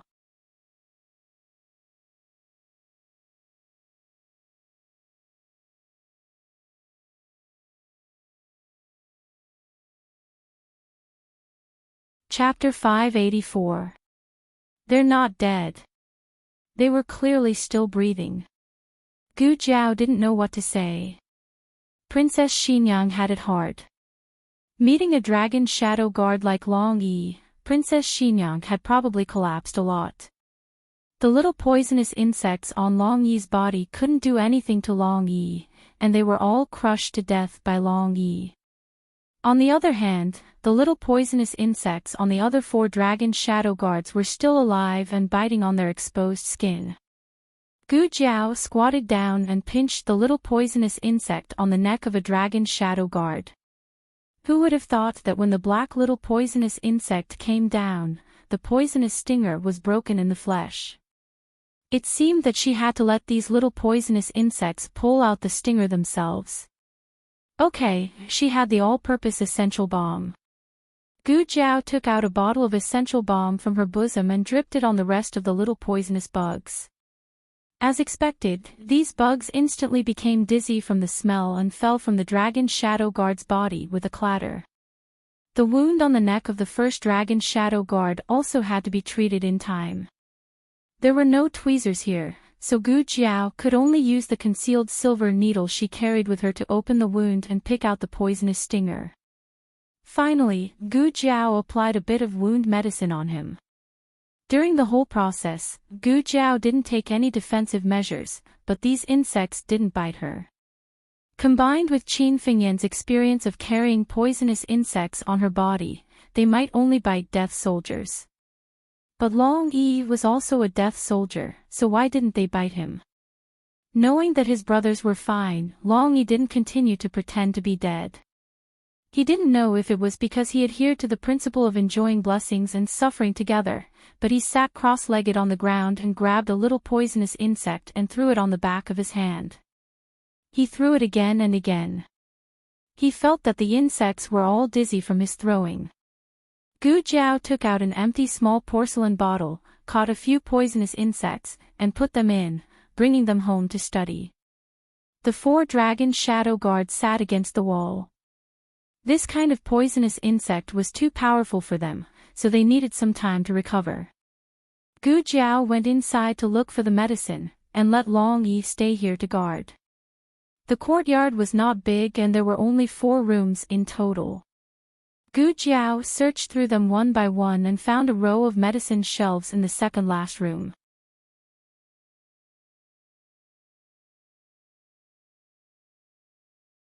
There were a lot of medicinal materials for external injuries on the shelf, such as Jinchuang ointment, hemostasis pills, and meridian deblocking pills. However, these were not the medicines that Gu Jiao was looking for.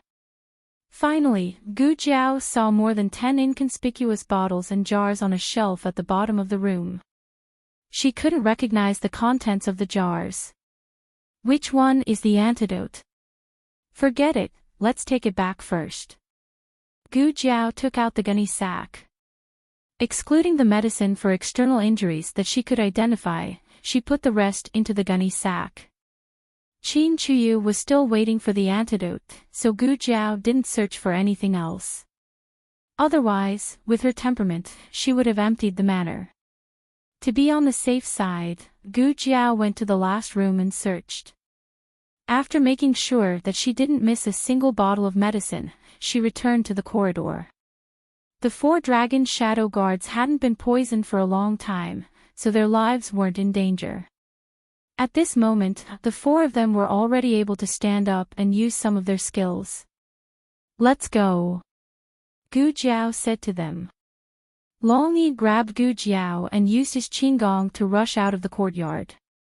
The other 4 people were still poisoned and could only use 30 to 40% of their qinggong, but it was enough for them to get out of this small courtyard.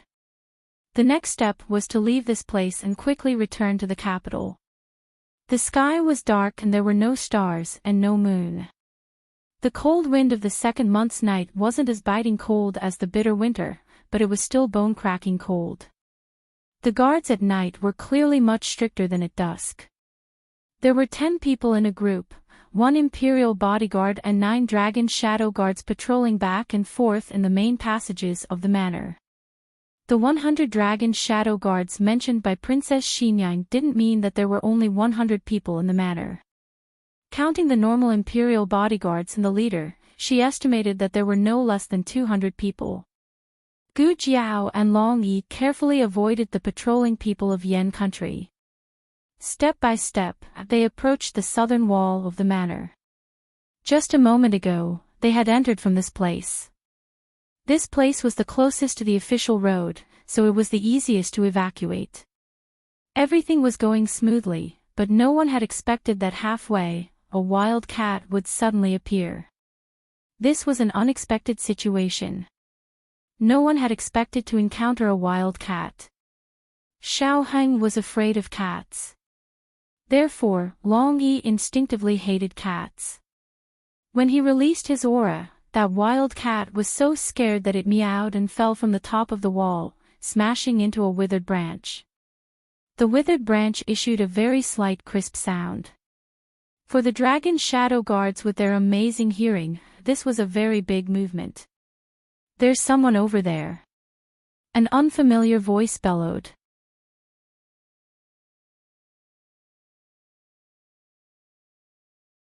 Immediately afterwards, a whole row of ice-cold arrows mixed with hidden weapons covered the sky and covered the earth.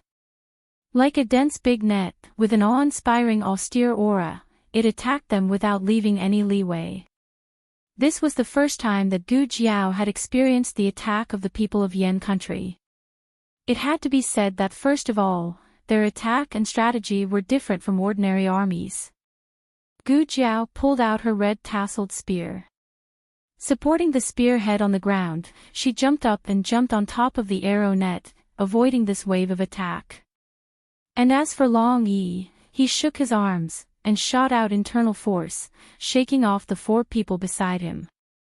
After that, he also jumped high up in the sky, and stepping on the arrows flying in the air, he directly flew towards that wave of archery patrol. With a caw sound, he twisted the neck of the leading Imperial bodyguard. Gu Jiao understood and said to the 4 Dragon Shadow Guards who were still poisoned, "Let's go." The 4 of them were unwilling to leave their boss behind. Gu Jiao threw them one by one. Because the 4 of them were poisoned, their condition was not good, so they really threw them to Gu Jiao. Gu Jiao, the feeling of throwing the Dragon Shadow Guards is too good. The movement here alarmed the Imperial bodyguards in the manor, and more Dragon Shadow Guards rushed over. After Gu Jiao threw the last Dragon Shadow Guard of Princess Xinyang over, she quickly jumped up the wall. But the moment she jumped down, a thin rope suddenly stretched out behind her and wrapped around her waist. With it so, she was pulled back to the manor and fell heavily on the ground.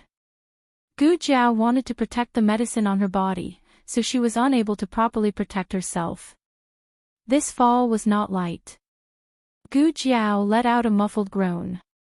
The owner of the rope still did not let go. He suddenly increased his strength and pulled Gu Jiao back. Gu Jiao picked up the red tasseled spear on the ground.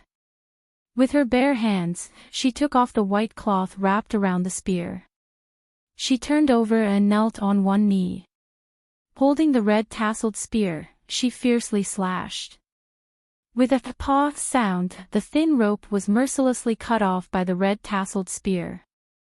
The Imperial bodyguard who was holding the rope suddenly lost his grip and fell back to the ground. The youth knelt on one knee, wearing a coquettish peacock mask.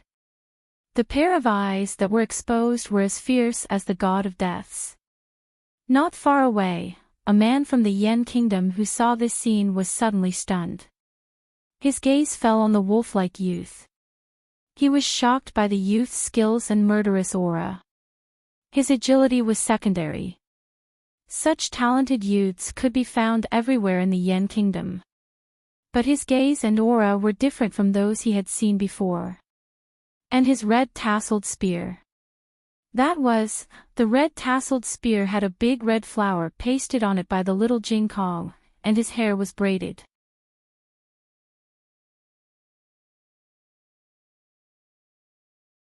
To be honest, one could not tell anything from a glance.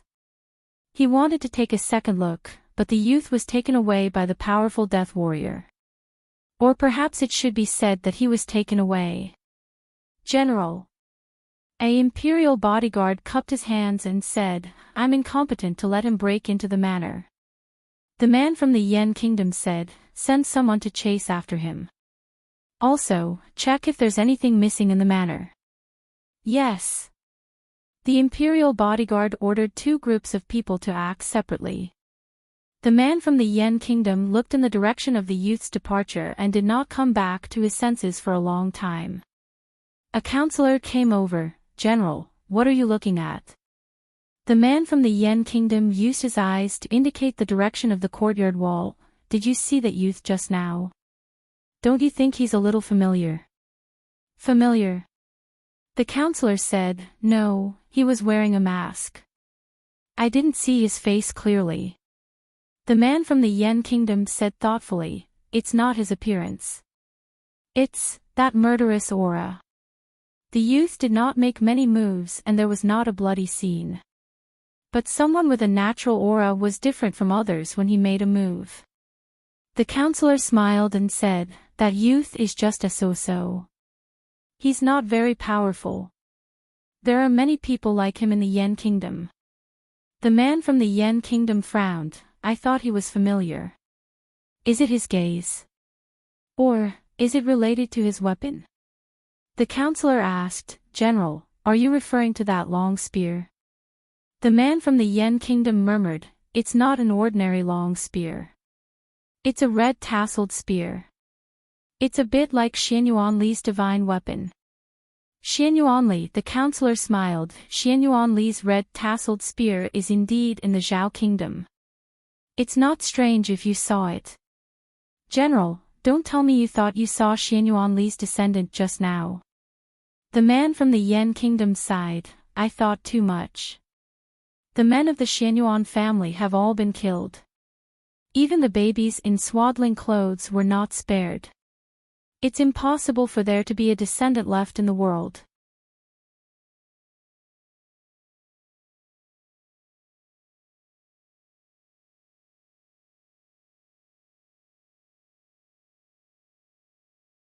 Chapter 585. Novels with connotations that you can't find online are all available here. Gu Jiao and Long Yi returned to the forest. Princess Xinyang's carriage and her subordinates were still there. Princess Xinyang had already noticed that Long Yi and the others were missing, so she wasn't surprised to see them return with Gu Jiao. "Why did you take so long?" Princess Xinyang asked. Long Yi put Gu Jiao into the carriage. Gu Jiao's cheeks were once again numbed by the cold wind. It took her a long time to regain her senses. Gu Jiao didn't answer Princess Xinyang's question, but said in a muffled voice, "Can you tell Long Yi not to pinch me?" Long Yi's speed was too fast. Being pinched really felt like there was a big blower blowing wind in front of him. Princess Xinyang curled her lips. He only listened half a sentence. "I told him not to pinch you in the future, but I guarantee that he only heard pinch you." Gu Jiao, one day, she would definitely pinch Long Yi and stroll around everywhere. Gu Jiao continued, "Something happened and we alerted the enemy." "Are you injured?" Princess Xinyang asked. Gu Jiao said, "Long Yi and I are fine. The others were bitten by poisonous insects. They weren't ordinary poisonous insects, they were specially used to deal with dragon shadow guards. That day in the Imperial study, Qin Fengyan should have used these poisonous insects." Princess Xinyang opened the curtain and looked at the 4 dragon shadow guards riding on horses. They were wearing masks, so she couldn't see whether their faces were pale or not. "Is it very serious?" she asked. Gu Jiao said, "They cleaned up the poisonous insects in time, but there is still a bit of poison left in their bodies." Princess Xinyang frowned. They weren't even afraid of poisonous snakes, but they were actually afraid of poisonous insects. Gu Jiao thought for a moment and said, everything has its vanquisher. Sometimes, the more powerful the existence, the more inconspicuous its natural enemy is. That's true. Princess Xinyang put down the curtain. You and Long Yi weren't bitten. Gu Jiao shook her head. Those bugs won't bite us. Princess Xinyang could understand why it didn't bite Gu Jiao. If it was specifically to deal with the dragon shadow guard, then Gu Jiao wasn't within the scope of the poisonous bug's preference. But Long Yi. Princess Xinyang looked at Long Yi, who was obediently sitting on the outer seat of the carriage, and muttered, sure enough, he came in randomly. She pressed her forehead and asked, did you get the antidote? Gu Jiao untied the bundle from her body. All the medicine that I could find is here. I just don't know which bottle is the antidote. I have to take it back and let Madame Nan take a look.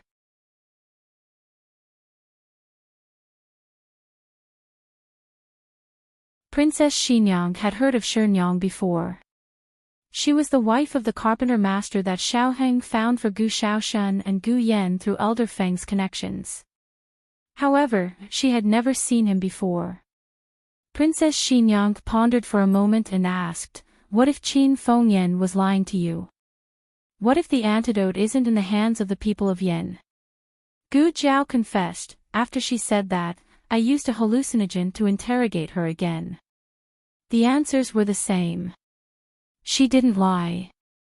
Princess Xinyang asked doubtfully, what is a hallucinogen? Gu Jiao explained, it's a kind of knockout drug used to interrogate people.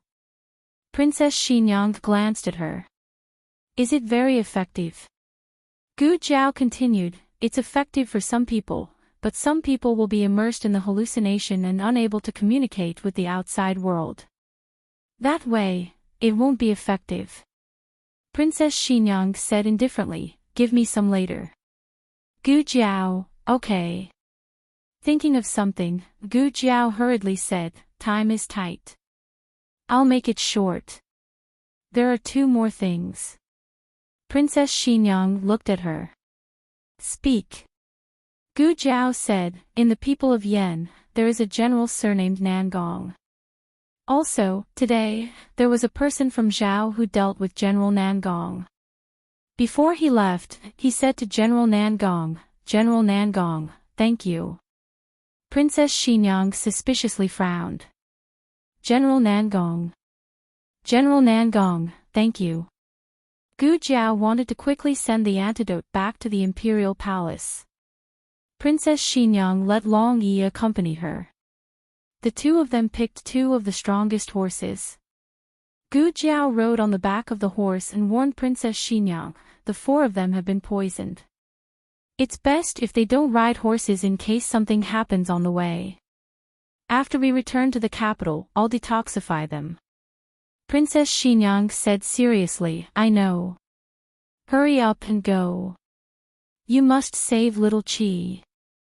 Gu Jiao pulled the reins tightly and turned the horse around. Looking back at the carriage, she said, also, the people of Yen might chase after us. Be careful. Princess Xinyang said, don't worry about that. Let's go quickly. Gu Jiao and Long Yi quickly urged their horses and rushed into the night. It was just past midnight. It was reasonable to say that there was plenty of time. Unfortunately, the dragon shadow guards of Yen country caught up.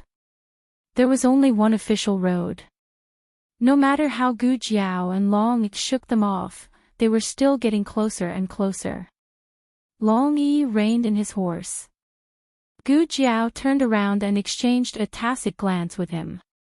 Gu Jiao continued to urge the horse forward. Long Yi turned around and blocked the path of that group of people with his own strength. Gu Jiao raised the horse's speed to the limit. This was the official road that Qin Fengyan had escaped from. 10 li ahead, they would reach the Phoenix Pavilion. After passing the Phoenix Pavilion, they would reach the Phoenix Pavilion.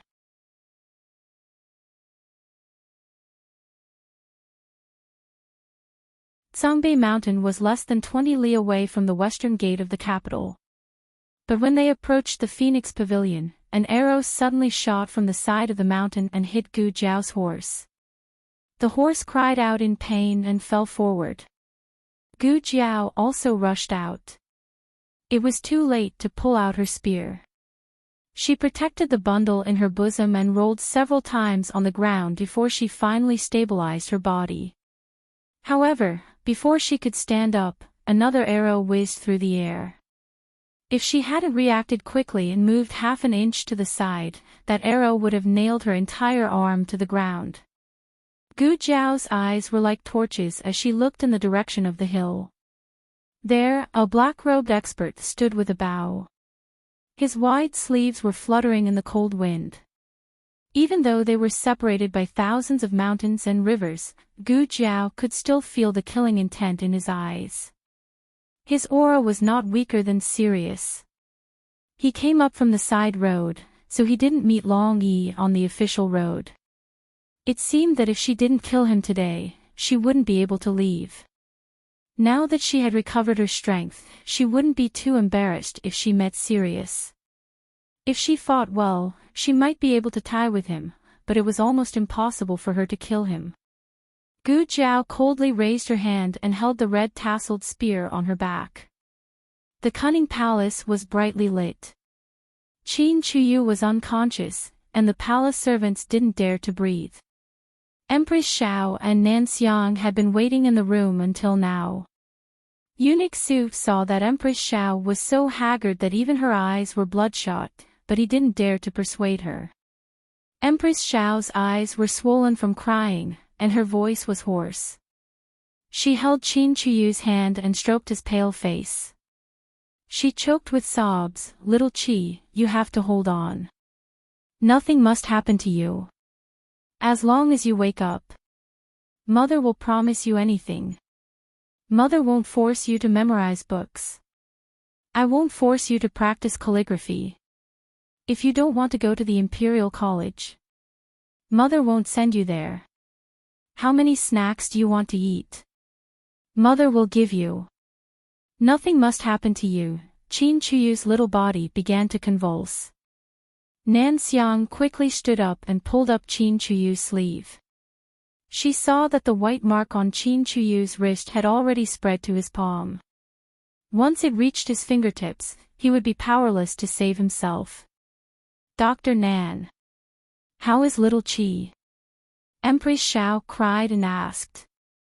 Nan Xiang said, "His condition is worse than I expected. I can't suppress the poison anymore.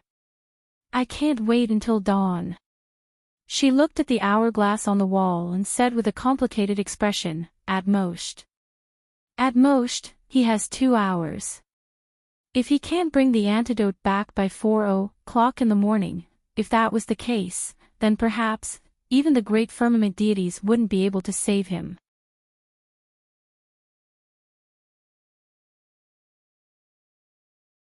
Empress Xiao threw herself onto Qin Chuyu's body and cried, "Xiaoqi. Little Qi."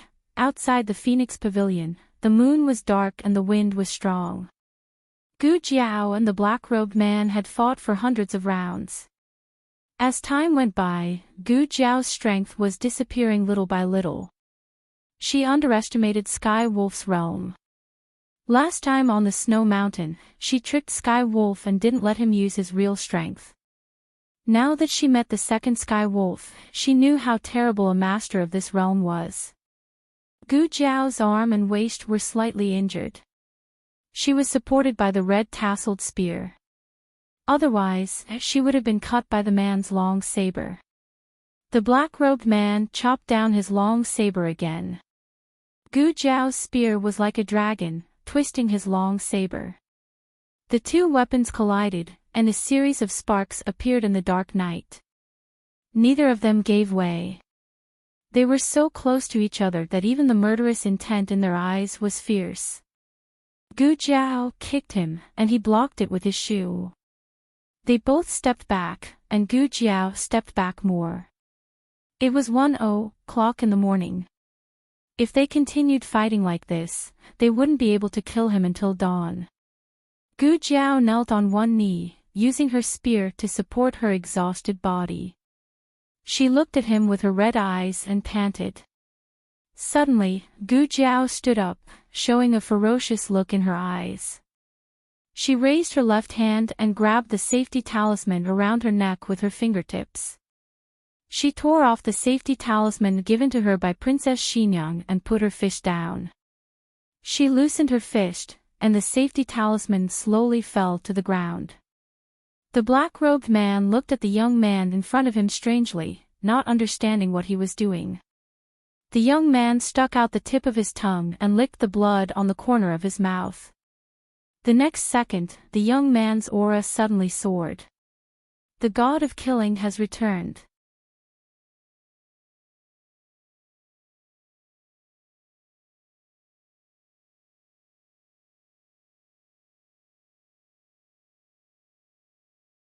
Chapter 586. Novels that can't be found online will be available here. The black-robed man almost instinctively felt a threat. It was reasonable to say that the youth's strength was far below his, so he shouldn't have this kind of feeling. The youth attacked him, and his moves weren't any different from before. He didn't know who taught this youth's spear skills, but they were abnormally simple. There were only a few moves, but each move was a killing move. The youth held the red tasseled spear with both hands, and the spearhead fiercely chopped down at him. He waved his saber to block. What surprised him was that the youth was clearly using the same moves as before, but the power seemed to have increased several times. His hand and arm both went numb. The youth didn't give him any time to recover, and the second spear was already stabbing at him. This time, he still chose to use his saber to defend. The heavy red tasseled spear pressed down on the long saber he raised high. The youth's strength was so great that his entire body sank several inches into the ground. What was this youth doing just now? How did his strength increase so much? When the youth's third spear came, he finally didn't choose to defend, and attacked. Who would have thought that the youth's red tasseled spear would push him back more than 10 steps? The youth didn't retreat at all. The black-robed man's eyes flashed with a trace of extreme shock. It was true that he hadn't used all of his strength when fighting with the youth because he couldn't use that much. It was like a Fergana horse that could run up to 400 li a day, but if it really ran that far, it would die.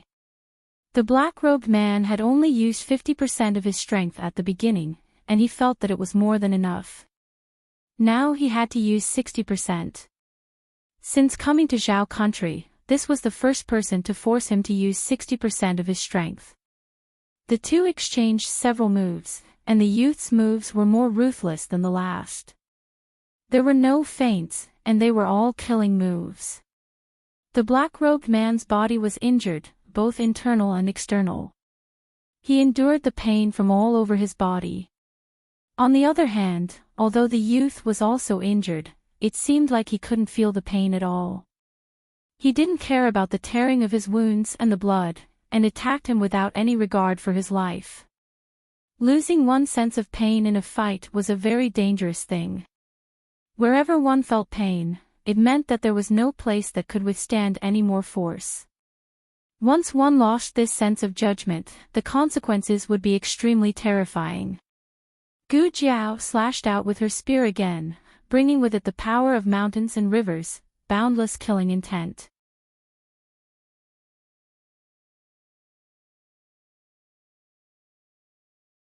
The black-robed expert saw that the situation was not good.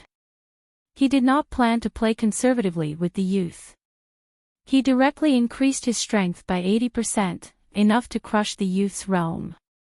Of course, this was also the limit of what he could do in a safe battle.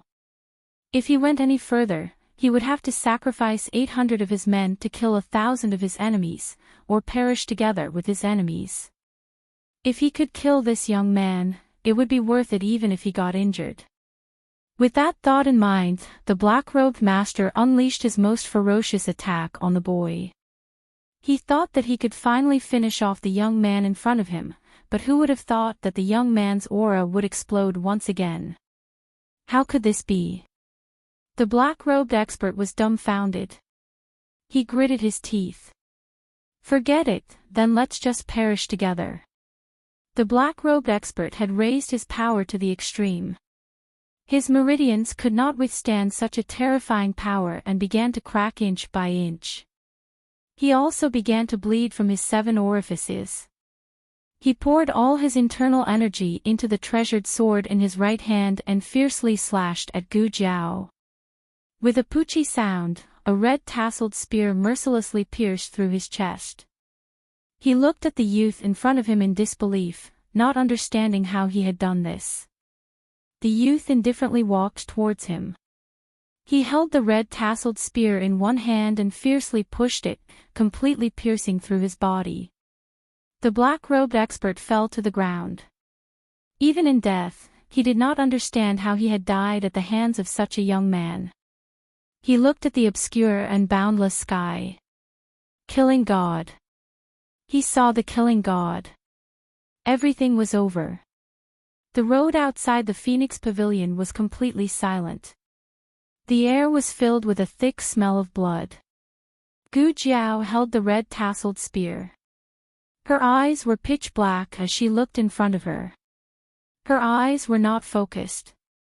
Her killing intent did not decrease because the black-robed expert had fallen. She still wanted to kill. If she couldn't kill others, then she would kill herself. Chio! Little Nine flapped his wings and flew around Gu Jiao, circling above Gu Jiao's head. Chio! Chio! Little Nine shouted at Gu Jiao. Gu! Ji! Gejita! Gu Jiao pointed the red tasseled spear at Little Nine. Little Nine flapped his wings and his feathers exploded. Chio! Little Nine was very afraid, but he did not run away. He bravely flew above Gu Jiao's head and used his beak to peck at Gu Jiao's hair. Chio! Chio! Chio! There was a trace of struggle in Gu Jiao's eyes. She threw the red tasseled spear to the ground and then she took out a string from her waist, tightly tying her hands together. She flipped onto the horse and used her will to suppress the large killing intent in her body. Little Nine flew behind the horse and used his beak to peck at the horse's butt. The horse was in pain and quickly galloped.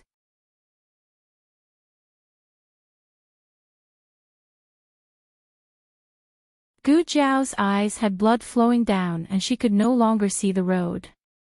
Little Nine led the way in front and held on to the horse's reins. One person, one eagle and one horse, madly galloped in the night. Little Nine, go faster, I can't control it anymore. Little Nine seemed to have felt Gu Jiao's killing intent. He chirped and quickly led the horse to the city gate. The city had already received orders and was waiting for her to bring back the antidote.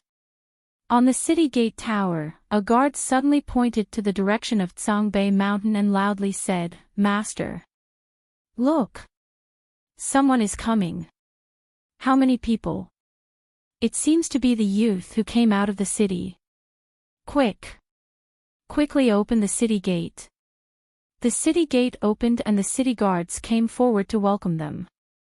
Gu Jiao's mask had already drooped down at some point. Her entire body was covered in blood, and her face was also covered in blood. Her hands were still tied. If they had not seen her leave the city before, no one would have dared to recognize her. What was worse was that everyone could feel the murderous intent in her eyes. She wanted to kill. Retreat! The guard captain shouted. Everyone pulled out their swords and retreated. Gu Jiao untied the bundle on her back and threw it to the guard captain with her tied hands. Antidote! She looked at the guard captain with her blood-red eyes and said with the last trace of reason, "Close the city gate. Don't open it." The guard captain's heart thumped. "Master!" The subordinate beside him looked at him in a daze. The guard captain looked at the murderous Gu Jiao and raised his hand with a complicated expression, everyone entered the city and closed the gate. Master! Do as I say. Everyone gritted their teeth and entered the city. They pulled the winch and heavily closed the gate. Little Nine flapped his wings and shouted at Gu Jiao, "Chirp! Chirp! Chirp!" Gu Jiao grabbed him and threw him in through the gap in the city gate. Master! Just as the city gate was about to close, a tall and thin white figure rushed out from the gap in the gate. Everyone wanted to grab him, but before they could, they heard a rumbling sound. The city gate that needed 20 people to open at the same time was tightly closed. A roar came from the city tower, "Are you crazy? Why aren't you stopping him? That is Master Xiao of the Hanlin Academy." The rope on Gu Jiao's wrist was specially made for her to deal with any sudden situations where she lost control. There were small needles on the rope. If she struggled until the needles broke, the neurotoxin inside would enter her body.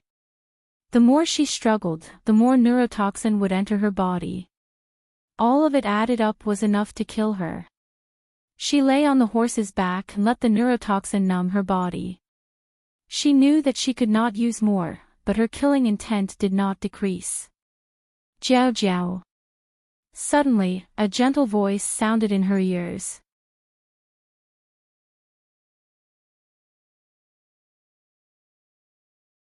A pair of strong arms reached over and carried her down from the horse without any hesitation. The rope on her hand was untied. She was pulled into a strong and warm embrace. Surnamed Gu. What kind of monster is your daughter? Hurry up and take her away. Mother. Mother, I'll be good. Don't send me away. I cannot eat, I will not pee my pants, I will not cry. I don't care if you cry or not. Go away. I don't want you anymore. Mother. Go away. Mother, mother, mother. 3-year-old Gu Jiao's hands were covered in blood as she hugged the headless doll. She stood barefooted in the dark corridor, facing the biting cold wind. She knocked on the cold, tightly shut door. Mummy, Mummy, I'm not a monster. Gu Jiao said in a muddled state. Xiaoheng sat on the ground, tightly hugging her blood-stained body. His neck had been bitten by her, and blood had dyed his clothes red. His cold face was pressed against her burning forehead, and he said with heartache, Jiao Jiao, of course you're not. Jiao Jiao is the best Jiao Jiao in the world. You're Aheng's wife. Aheng is not afraid of Jiao Jiao. Gu Jiao, who was in a daze, used 2 slender fingers to pinch a bit of his sleeve. She said in a daze, I'm just that good.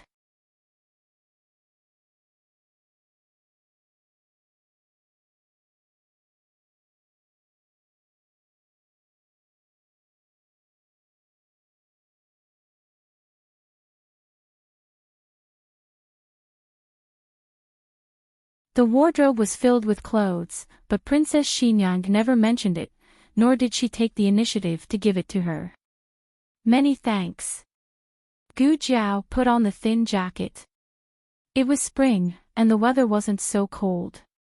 However, in order to help Gu Jiao recover, the room was still lit with smokeless silver charcoal. With a thin jacket on, Gu Jiao felt warm enough. She subconsciously touched her neck and found a protective talisman strung with a red string. She made a sound of surprise. Xiaoheng looked at the protective talisman around her neck and said, It's not the original one. That one can't be found. My mother had someone make a new one. It was too chaotic at the time, and the protective talisman had long been mixed with the blood and mud. It was dark, and Gu Jiao had lost her mind, so there was no way to find it. Xiaoheng sent people to look for it, but the scene was too damaged, and the protective talisman had long been broken into pieces.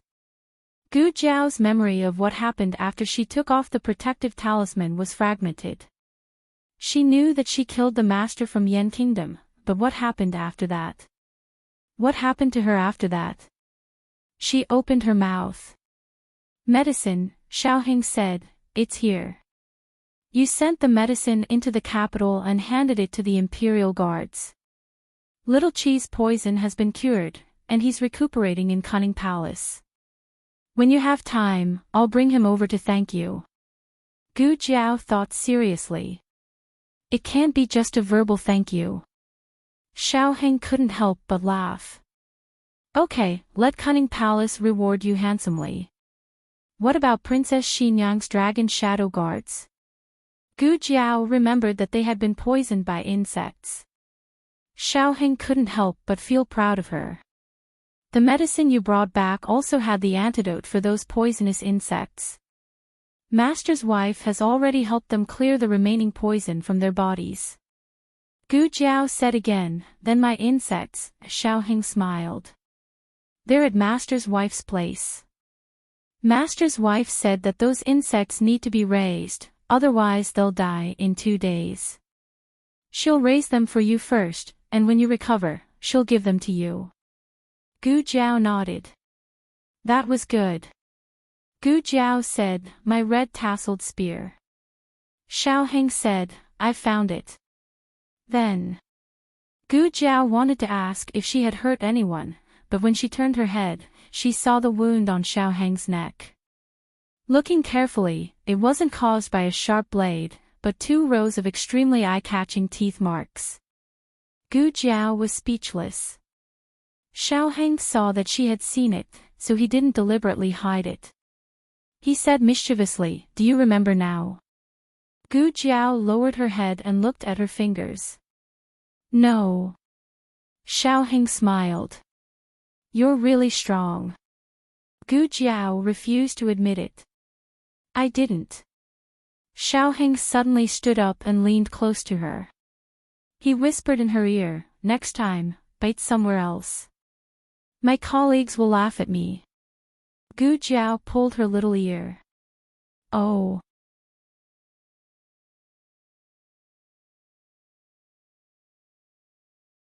Xiaoheng had teased her enough, so he stopped. After all, his cultivation wasn't high. If he continued teasing her, who knew who would be the one blushing? There's millet porridge in the kitchen.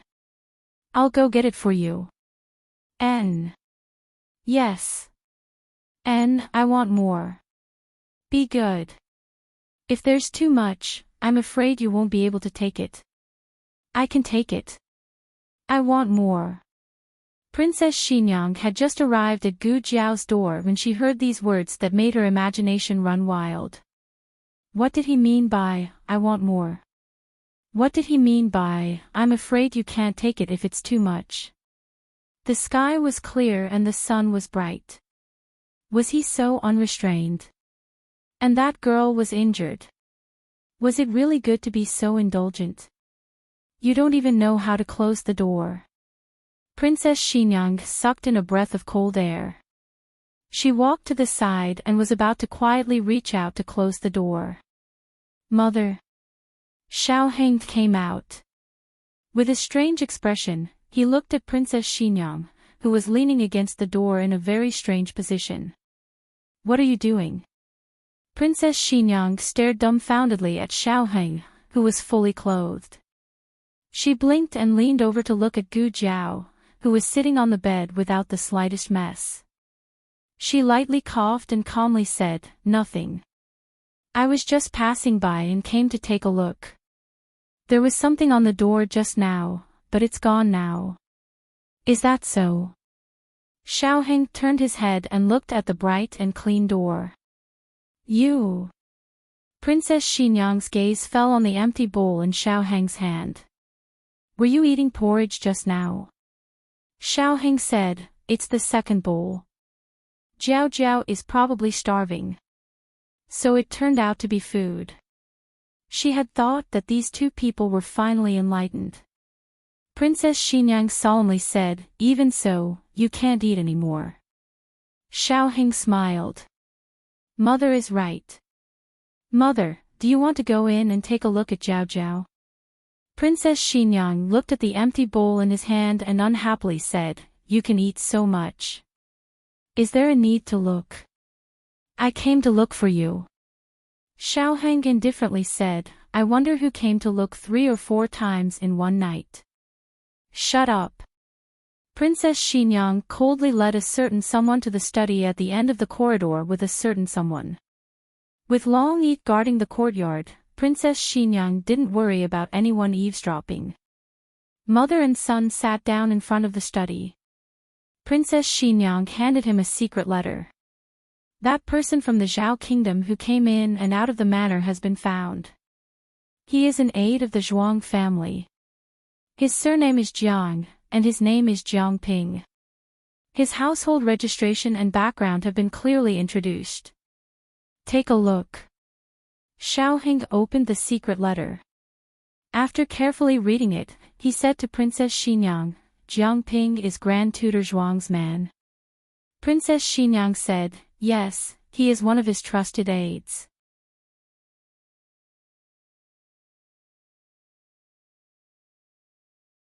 It is said that many of the methods used to deal with Marquis Xuanping's mansion were suggested by this trusted aide.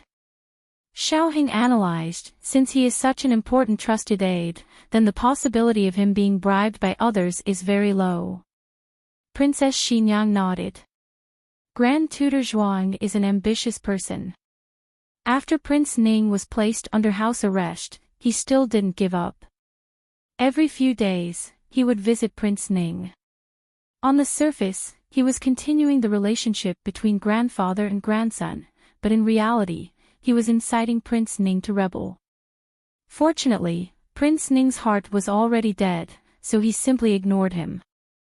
Xiaoheng said indifferently, Prince Ning ignored him, and the Empress Dowager no longer protected him, but he still didn't give up. Princess Xinyang snorted coldly. After sitting in the clouds for so long, one doesn't want to fall. Grand Tutor Zhuang's ambition is too great. Unfortunately, the Zhuang family, which is riddled with holes, can no longer support his ambition. Xiaoheng thought of something and asked, what is the identity of that General Nangong? Princess Xinyang said, among the 16 great families of the Yan kingdom, the Nangong family is ranked 11th. I don't know if this general is from the Nangong family.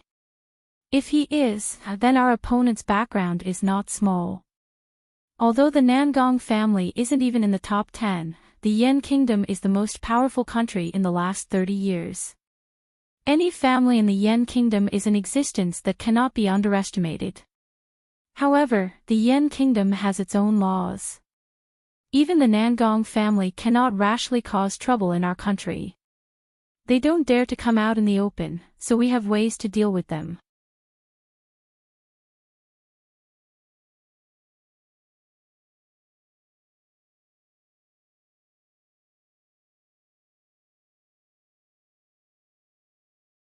Chapter 588.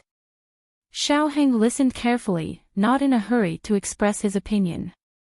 Princess Xinyang was teaching him how to settle down in the 6 kingdoms, like an experienced gerfalcon patiently teaching its young eagle. He would learn and accept with humility. Princess Xinyang said calmly, I originally planned to lead the army to suppress them, but after thinking about it, the price would be too high. The life of any soldier is precious. Xiaoheng said, you changed your mind after seeing Zhao Zhao, didn't you? Princess Xinyang looked at him with a dark expression.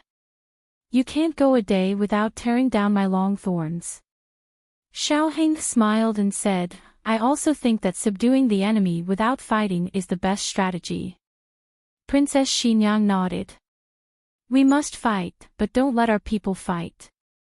After all, those dragon shadow guards are not to be trifled with. Against 100 of them, at least 1,000 of us will die. This kind of price was magnified to the extreme after seeing Gu Jiao return bathed in blood. Not everyone was born with the responsibility of the world's people. She was a princess, but her awareness was not that high. It was indeed Gu Jiao who changed her mind. Gu Jiao also desperately defended the city on the frontier, didn't she? She was like this, and so were the soldiers of the Zhao kingdom. They couldn't afford to lose any more people. Leave the Yan kingdom to me. As for Grand Tutor Zhuang, Princess Xinyang paused and looked at him with a faint smile. Leave him to you. Xiao Heng smiled gently. Okay. Princess Xinyang paused and said, right, let me remind you of something. The Yan Kingdom should have reached some kind of agreement with Grand Tutor Zhuang. Before Jiang Ping left, he said to General Nangong, General Nangong, thank you. In fact, Princess Xinyang knew far more than this, but she didn't tell Xiao Heng. She hoped that Xiao Heng could figure it out himself. She could not protect him forever. One day, he would have to soar alone and fly to a wider sky. She hoped that he would have enough ability to deal with everything. After Xiao Heng came out of the study, Eugene walked in. She had been guarding the door just now and had heard everything that she should have heard. She worriedly said, Princess, Grand Tutor Zhuang is a sly old fox. Wouldn't it be too dangerous for the young duke to deal with him? Princess Xinyang said earnestly, the Nangong family, Eugene, the person who wanted his life came from the Nangong family. Do you understand how powerful the Nangong family is? The Nangong aristocratic family had over 1,000 people and 200,000 soldiers.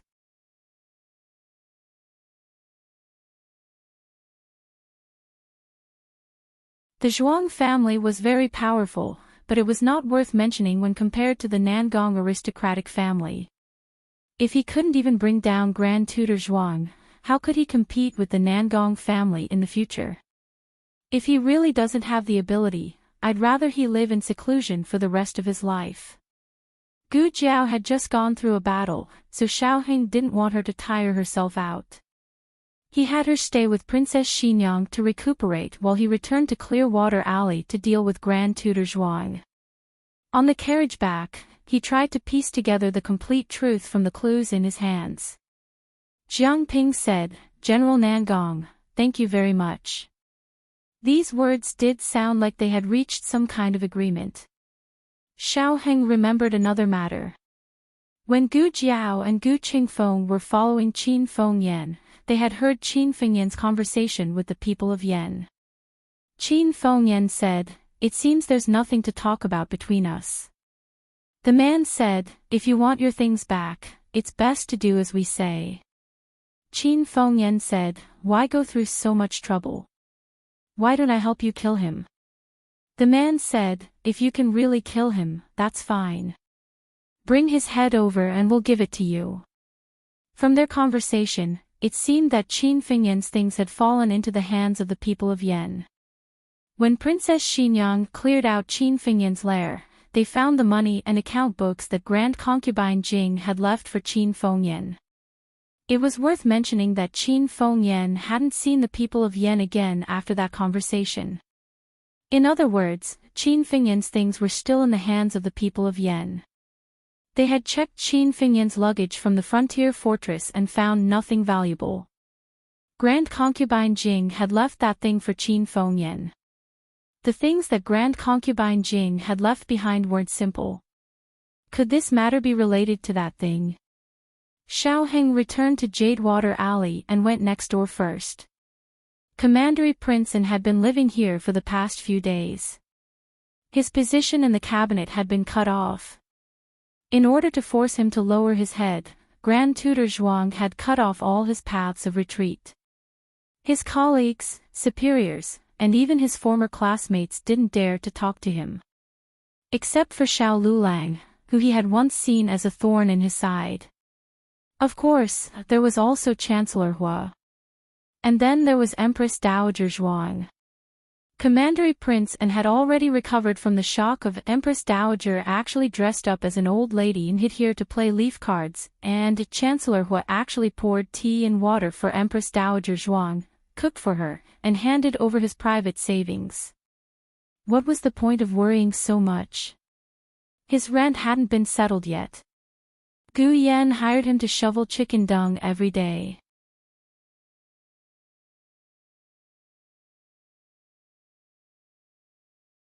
2 copper coins for each time he shoveled, 2 copper coins for each time he fed the chickens, 2 copper coins for each time he walked the chickens, and 4 copper coins for each time he praised Gu Yen.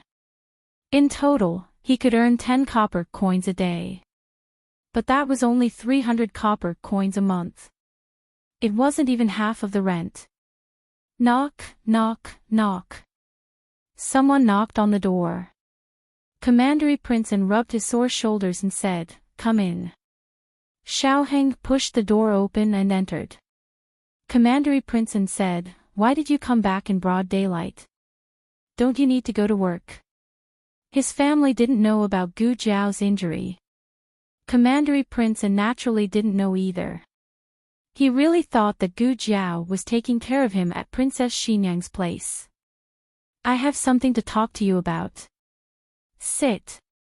Xiaoheng sat down across from Commandery Prince, and Commandery Princeton saw that his expression wasn't right and couldn't help but ask, "What's the matter? Why do you look so serious? Don't tell me you want to raise the rent." Xiaoheng said, "Do I look like someone who wants to raise your rent? I'll raise it next month." Commandery Princeton, "I shouldn't have said that." Xiaoheng said seriously, "I have something important to talk to you about. You can choose not to answer." Commandery Prince An's expression changed. "Is it something to do with my grandfather?" He wasn't stupid. Since they were talking about it, Xiaoheng said bluntly, "Yes, I recently found out that your grandfather is colluding with the people of Yen." People of Yen? How is that possible? It wasn't that Commandery Prince An was belittling himself, but the Yen was a superior country. They didn't even have the chance to get in touch with the people of Yen. What collusion? Commandery Princeton said, "I know you don't like my grandfather, but you can't slander him." Xiaoheng said, "A group of people from Yen sneaked into Zhao. I can't tell you their purpose for now." "Does your grandfather have an aide called Jiangping?" Commandery Princeton frowned. "How do you know?" Xiaoheng said honestly, "He was the one who talked to the people of Yen that day." "Jiangping can't be loyal to anyone other than your grandfather, right?" Disappointment flashed through Commandery Prince An's eyes. "Jiangping is not only my grandfather's aide, but also my grandfather's adopted son. The only person who can order him around is my grandfather." Xiaoheng looked at him and said, "I'm not here to convince you of this matter. According to the situation I have now, the people of Yen should have given your grandfather something very important. It's very likely that it's the trump card that old concubine Jing left for Qin Fengyan. Unfortunately, it fell into the hands of the people of Yen. You should know that old concubine Jing is a remnant of the previous dynasty.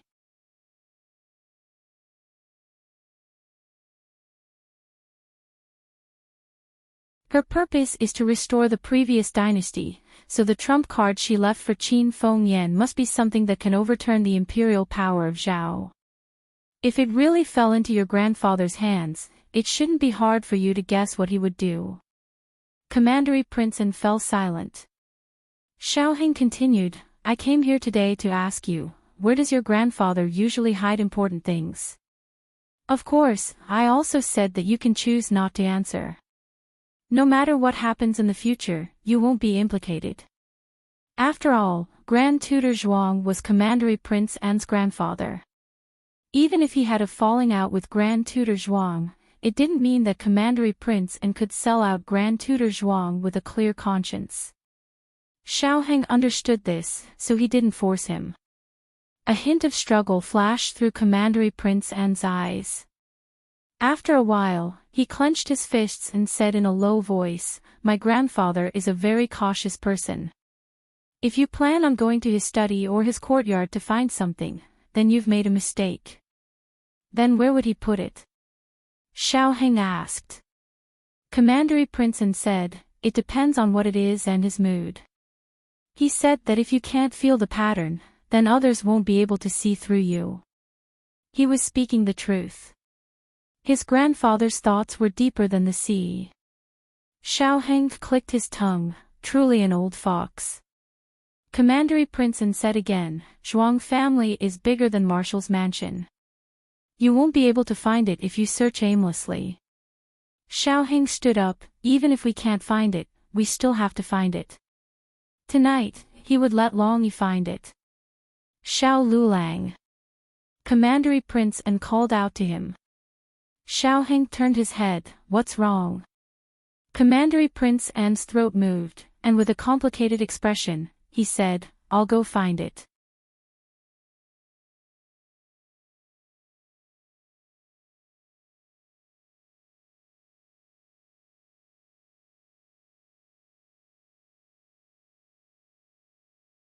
Chapter 589.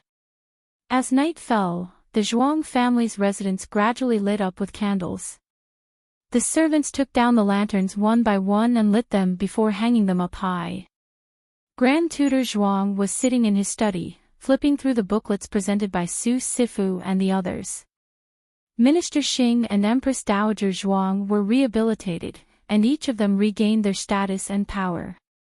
However, Grand Tutor Zhuang didn't do anything when Empress Dowager Zhuang was framed. Some ministers thought that he was ungrateful and didn't care about the sibling relationship.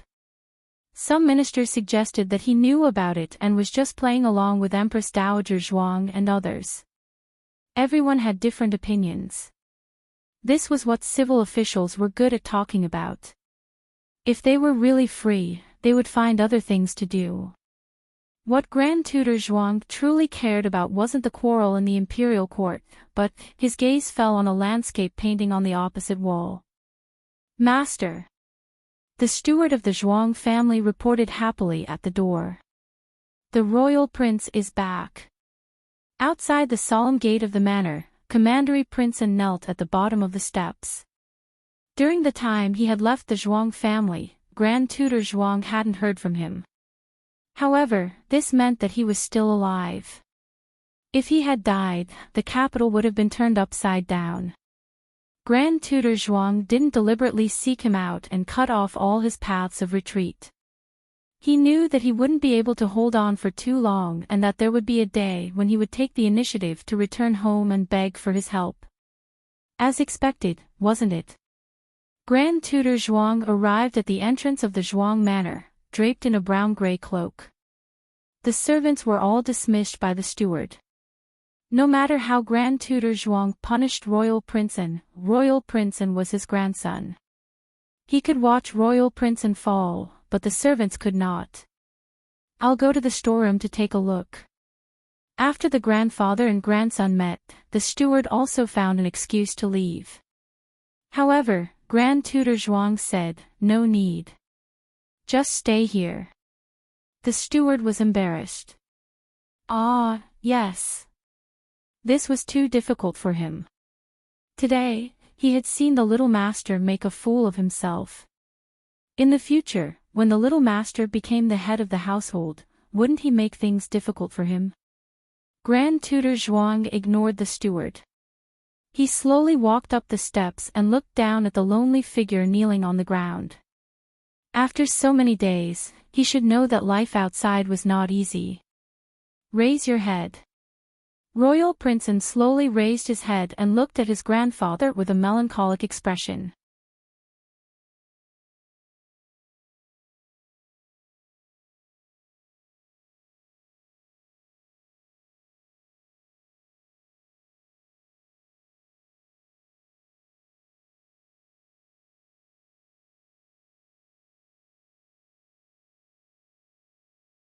I left my jade pendant inside, he said to the manservant guarding the courtyard. Royal Princeton was a very special existence in the Zhuang family. He could freely enter and leave Grand Tutor Zhuang's courtyard. In addition, he was personally brought back by Grand Tutor Zhuang. This meant that the conflict between grandfather and grandson had been resolved. The manservant didn't dare to stop him and let him in. Royal Princeton hurried to Grand Tutor Zhuang's study. He didn't look anywhere and went straight to the landscape painting hanging on the wall opposite the desk. He noticed that his grandfather looked at this painting a total of 3 times when he was reviewing the memorials. He looked at it once when he went out to talk to the steward and looked at it again when he returned to the courtyard. Based on his understanding of his grandfather, there must be a mystery behind this painting. He took down the painting, but to his disappointment, there was only a normal wall behind the painting. There were no hidden compartments or cracks. Royal Prince didn't understand. What's going on? Am I thinking too much? Does grandfather simply like this painting? Is this painting priceless? It did seem to be an antique painting. It was quite valuable. Royal Prince frowned. No, there must be a problem. Grandfather has such high standards. Why would he be so nervous about an antique painting? Thawed. Royal Prince Anne's hand slipped and the painting fell to the ground. The top of the painting was actually loose. He quickly squatted down and picked up the painting. Then, he pulled out the top of the painting that seemed to be whole but was actually pieced together. The painting was hollow. There was something inside. Royal Prince tilted the scroll down, and a rolled-up yellow imperial edict fell out. Royal Prince opened it and found that it was a blank imperial edict from the late emperor. It was stamped with the imperial jade seal and the late emperor's seal. If something was written on it, it would become the late emperor's will. It wouldn't be difficult to remove the emperor's throne and appoint King Ning or any of the princes or princes. Was this what Jiang Ping brought back from the people of Yen? Was this the trump card that Grand Concubine Jing left for Qin Fengyan? If Grand Concubine Jing had such a powerful thing, why didn't she take it out earlier to save her life? There was no time to deal with these doubts. Royal Prince only knew that such a terrifying thing couldn't fall into his grandfather's hands. He put away the imperial edict and hung the painting back in perfect condition. He came to the door. After some thought, he gritted his teeth and went back. It was a dark and windy night. Royal Prince held the imperial edict in his arms and walked out in a hurry. Royal Prince. Along the way, many servants and maids greeted him. He ignored all of them and walked straight to the Zhuang family's door. Royal Prince, it's so late.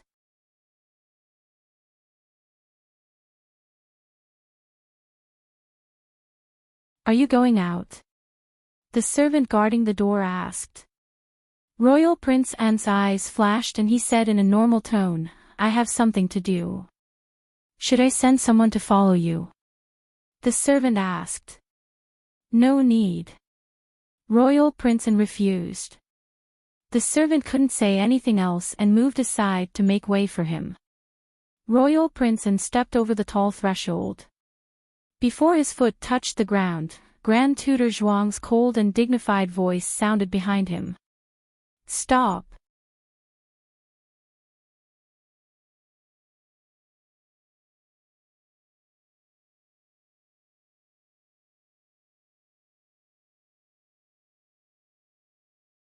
Chapter 590. The unexpected voice made Royal Prince Anne's heart skip a beat. His body unconsciously trembled. This reaction naturally didn't escape Grand Tutor Zhuang's eyes. Grand Tutor Zhuang looked at his back coldly. It's so late. Where do you want to go? Royal Prince forced himself to calm down.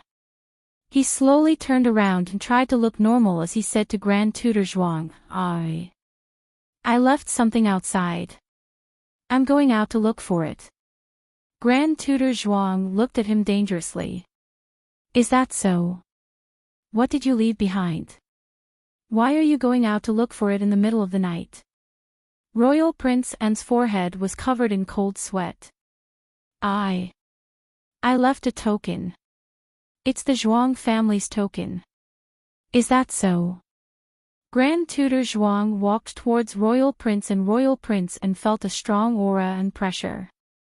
More sweat appeared on his forehead and his throat moved in fear. Grand Tutor Zhuang stopped in front of him and pulled his waist. Then tell me, what is this?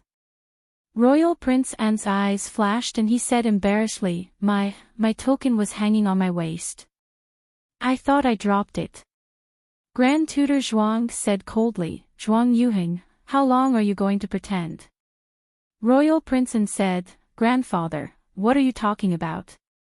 I don't understand. Grand Tutor Zhuang gritted his teeth. You don't understand. Fine, then let me ask you. What were you doing in my study just now? Royal Prince's chest heaved up and down. He couldn't hide the guilt in his eyes.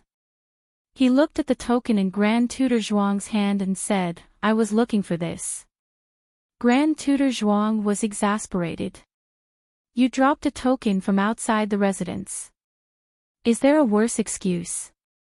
Zhuang Yuheng, you're my grandson. Can't you even lie?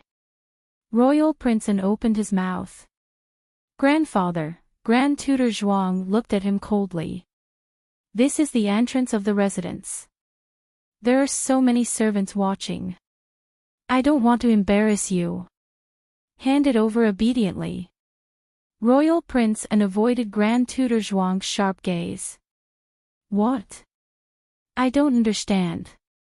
Grand Tutor Zhuang sternly said, now you're calling me your grandson. Zhuang Yuheng, you are still too inexperienced to play tricks in front of this old man. Are you going to hand it over yourself, or do you want this old man to search your body for it? This is your last chance. Don't think that I can't bear to touch you just because you're my grandson. If you dare to disobey me again, I'll treat it as if I don't have a grandson like you. Empress Dowager. Prince shouted behind Grand Tutor Zhuang. Grand Tutor Zhuang subconsciously looked back. Royal Prince broke into a run. Grand Tutor Zhuang was truly infuriated.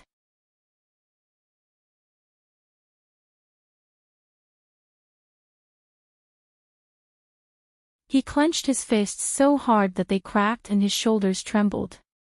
Bring him back here. 2 guards rushed out of the door and Royal Prince was caught by them before he could run a few steps. The 2 of them carried Royal Prince back to the gate. Close the door. Grand Tutor Zhuang didn't want anyone passing by to look. The servant shuddered as he closed the door. Just now, he had almost let the Royal Prince go. He didn't know if the old master would be angry. Naturally, Grand Tutor Zhuang didn't have the time to punish these servants. He dismissed them and only left 2 of his trusted guards behind. He looked at Royal Prince who was detained in front of him and said, Do you think you can successfully leave with the things? Do you think you'll have escaped by the time I find out? Zhuang Yuheng, who gave you the confidence? Royal Prince didn't answer him. Instead, he asked, Grandfather, why did you collude with the people of Yen? Grand Tutor Zhuang narrowed his eyes. Who told you? Royal Prince said, Grandfather, you don't need to know who told me. You only need to answer me yes or no. Grand Tutor Zhuang naturally wouldn't be led by the nose by him. So you came to steal the imperial edict? I don't care what rumors you heard outside. You better shut your mouth. Royal Prince An's eyes flashed with a strong sense of disappointment. So grandfather really colluded with the people of Yen. Grandfather, what do you want to do? Rebel. Grand Tutor Zhuang shouted angrily, kneel down. Royal Prince didn't kneel. The guard kicked his knee and forced him to kneel on the ground. Grand Tutor Zhuang said, search his body. Royal Prince said coldly, how dare you? I'm a royal prince personally conferred by His Majesty. Don't you want your heads anymore? The guard hesitated. Grand Tutor Zhuang said sternly, search him. The guard continued to search Royal Prince An's body. No matter how hard he struggled, it was useless. However, because the imperial edict wasn't a hard object, they couldn't touch it at all. Grand Tutor Zhuang paused. Take off his clothes and tear them apart. Royal Prince resisted with all his might. He was pressed to the ground by the 2 guards. His elbows and knees were bleeding. The 2 guards tore his clothes apart. In the end, they wished they could only leave a pair of pants. Master, I didn't. Royal Princeton curled up his body and shivered on the cold ground. Grand Tutor Zhuang was so angry that he kicked him. Where did you hide the imperial edict? Master. Master, it's not good. There's a fire in the study. Grand Tutor Zhuang's eyes narrowed. He looked at Royal Princeton, who was shivering on the ground. Royal Prince Anne's lips curled up into a smile. He said weakly, "This. Did grandfather expect this?" When Grand Tutor Zhuang rushed to the study, the fire in the study was already out of control. The steward said anxiously, "I don't know how the fire started."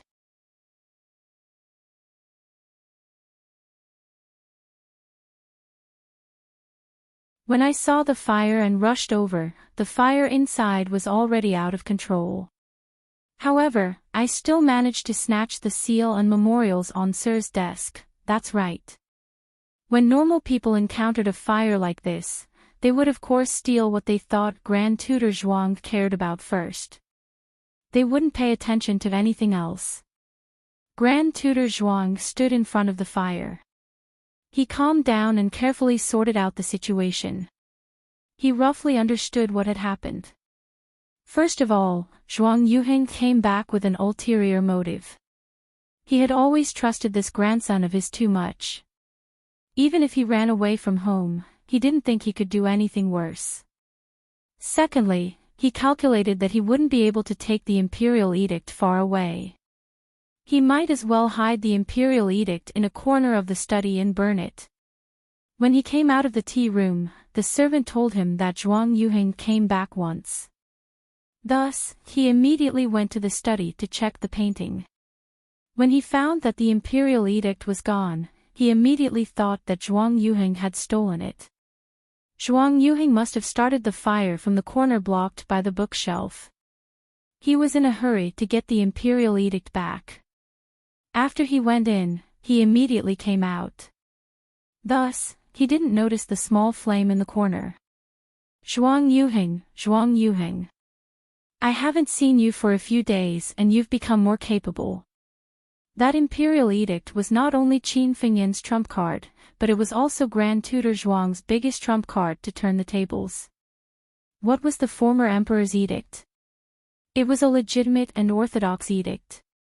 Its prestige was above that of the current emperor. As long as he took out the posthumous edict to appoint the other princes and princes as emperors, there would definitely be ministers who would follow him loyally. At that time, with his many years of power and the help of the Yan Kingdom's Nangong family, there would be nothing to worry about. But now, this posthumous edict was destroyed by his most valued grandson. The anger in Grand Tutor Zhuang's heart was enough to burn Royal Prince An 100 times. He angrily came to the entrance of the residence. Royal Prince An's clothes were already torn. Now, he was covered by a guard's outer robe. Grand Tutor Zhuang was not a person who would easily take action. However, he couldn't hold it in anymore. Zhuang Yuheng, you are very good. Very good. You don't want to live anymore. Good. I will fulfill your wish. Guards. Drag him away. Flog him to death. He didn't want this traitorous grandson. Grandfather. Zhuang Yueshi suddenly rushed over and pounced on Royal Princeton. She turned to look at her grandfather. Grandfather, don't hit brother. Grand Tutor Zhuang was furious. Even you want to go against me? Zhuang Yueshi kneeled in front of him and hugged his leg. Grandfather. Don't be angry with brother. I didn't do it on purpose. Please forgive brother.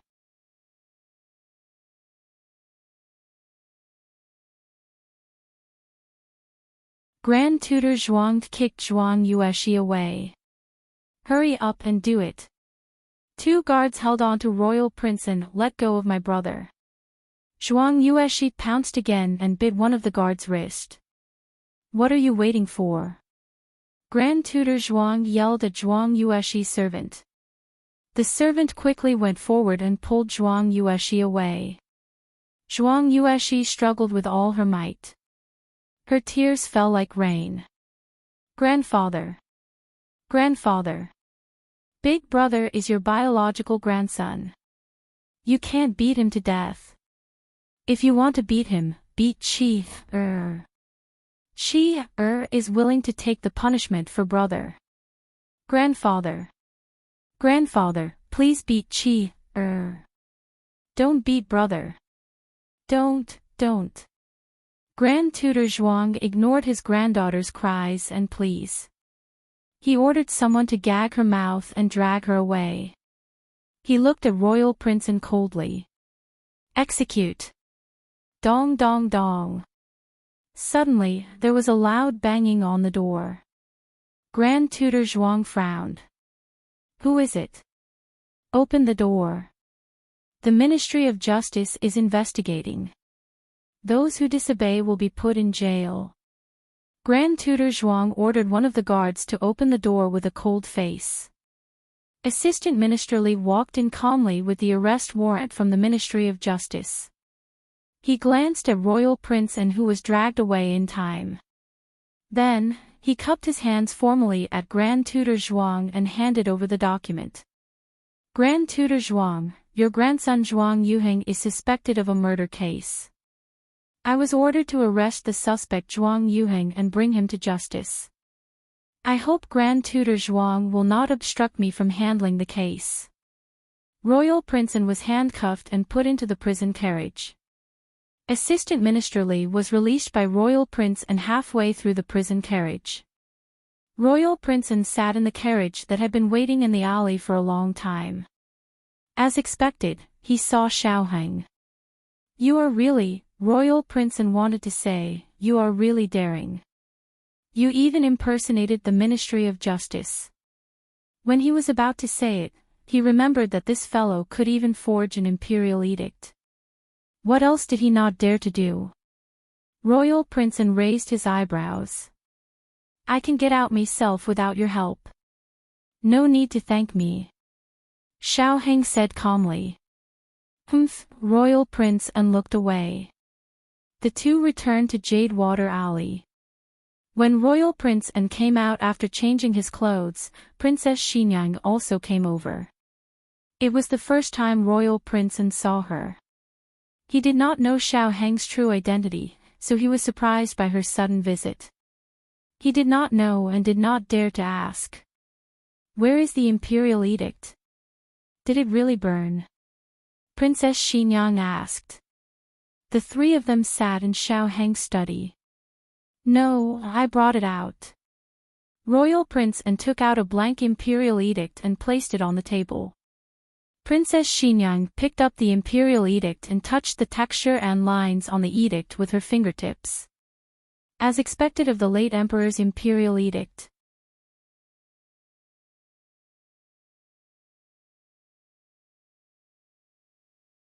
The paper is different from today's. It is so smooth. It is said that it was made with a special kind of silk and bamboo. It has a faint bamboo fragrance. How did you bring it out? Weren't you searched? Royal Princeton scratched his head. I was searched, but they did not expect me to sew the imperial edict there. Princess Xinyang put the imperial edict to her nose and sniffed it. She closed her eyes to feel its scent. Where is it? Royal Princeton, in my pants. Thud. The imperial edict in Princess Xinyang's hand fell.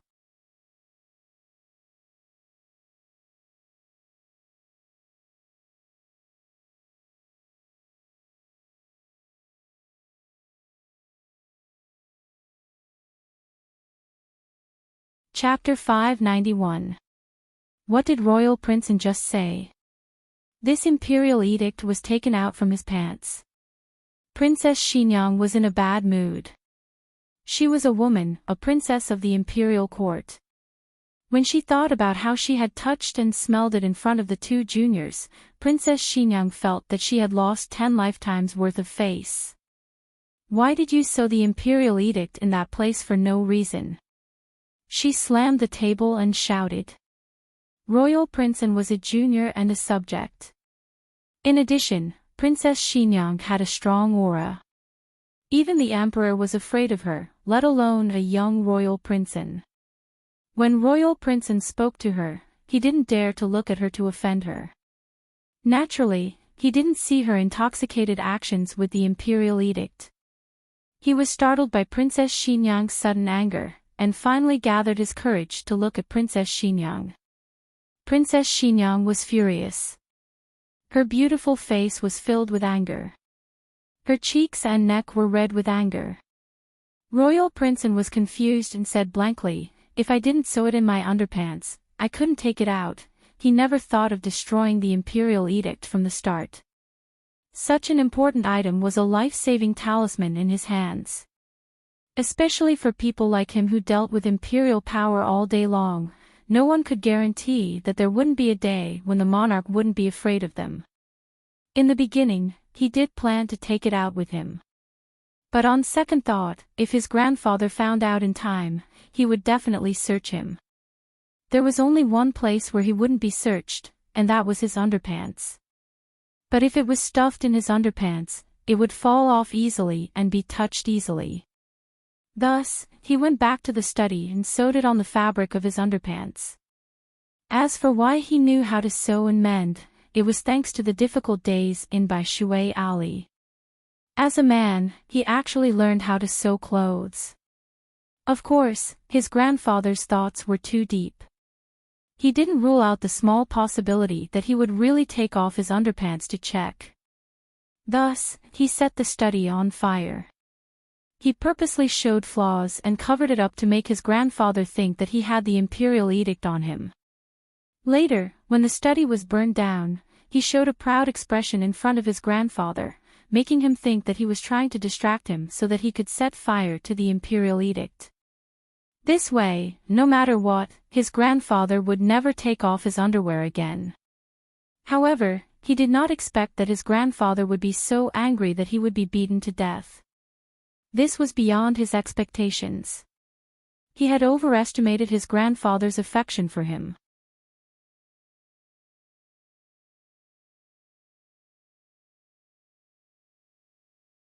If it weren't for Xiao Heng secretly keeping an eye on him and promptly sending assistant Minister Li to take him away, he probably would have gone to see the previous emperor with the imperial edict in his pants. However, he would not thank Xiao Lulang. Princess Xinyang was so angry that she almost died. She ferociously glared at Jun Wang. She was truly unable to control herself. Long Yi. Castrate him. Long Yi entered in a flash and grabbed Dukan. Then, he threw him into the salt jar in the backyard. Princess Xinyang, I asked you to castrate people, not pickle vegetables. Princess Xinyang left with an ashen face. Dukan curled up at the mouth of the salt jar with a dumbfounded expression. He looked at Xiao Heng who was walking towards him. What did I say wrong? Why was Princess Xinyang angry? Could it be that she felt that I blasphemed the imperial edict? In all honesty, I really had no other choice at that time. Xiao Heng had witnessed the entire process. He held back his laughter and pulled Dukan up from the salt jar. No, you were able to bring the imperial edict out. You made a great contribution. Then why is she still angry? Dukan muttered and patted the salt off his body. He thought of something and said in a low voice, it seems that the rumor is true. What rumor? Xiao Heng asked. Royal Princeton looked around and confirmed that Princess Axayan Yang wouldn't return. He then said to Xiao Heng in a small voice, Princess Axayan Yang is temperamental. She always abuses Marquis Xianping. Marquis Xianping turned against her husband because he couldn't stand her violence. The corner of Xiao Heng's mouth twitched. She can't beat Marquis Xianping, right? Dukan said, she is a princess. Marquis Xianping does not dare to fight back. Xiao Heng. As they spoke, the two returned to the study. Do you want to take a look at the imperial edict? Dukan picked up the imperial edict on the table and handed it to Xiaoheng. No need. Xiaoheng said. He calmly took out a brocade box and opened it, saying to Dukan, "Here, put it inside." Oh. Dukan put the imperial edict into the brocade box. You don't even want to take a look? Aren't you afraid that it's fake? Xiaoheng said meaningfully, "No, Princess Xinyang already tested it. Didn't she say that the silk paper is different and is especially smooth?" Dukan nodded in realization, "I think so." Xiaoheng could not take it anymore. If he held it in any longer, he would suffer internal injuries. He closed the box and said to Dukan sternly, "Then, I will leave first." Xiao Lulang. Dukan looked at him fixedly. "I used my life to exchange for this imperial edict. Can you spare my grandfather's life because I gave it to you?" Xiaoheng paused and looked at him seriously. "Aren't you afraid that he will suffer a fate worse than death? After all, for an ambitious person, losing everything was the greatest torture."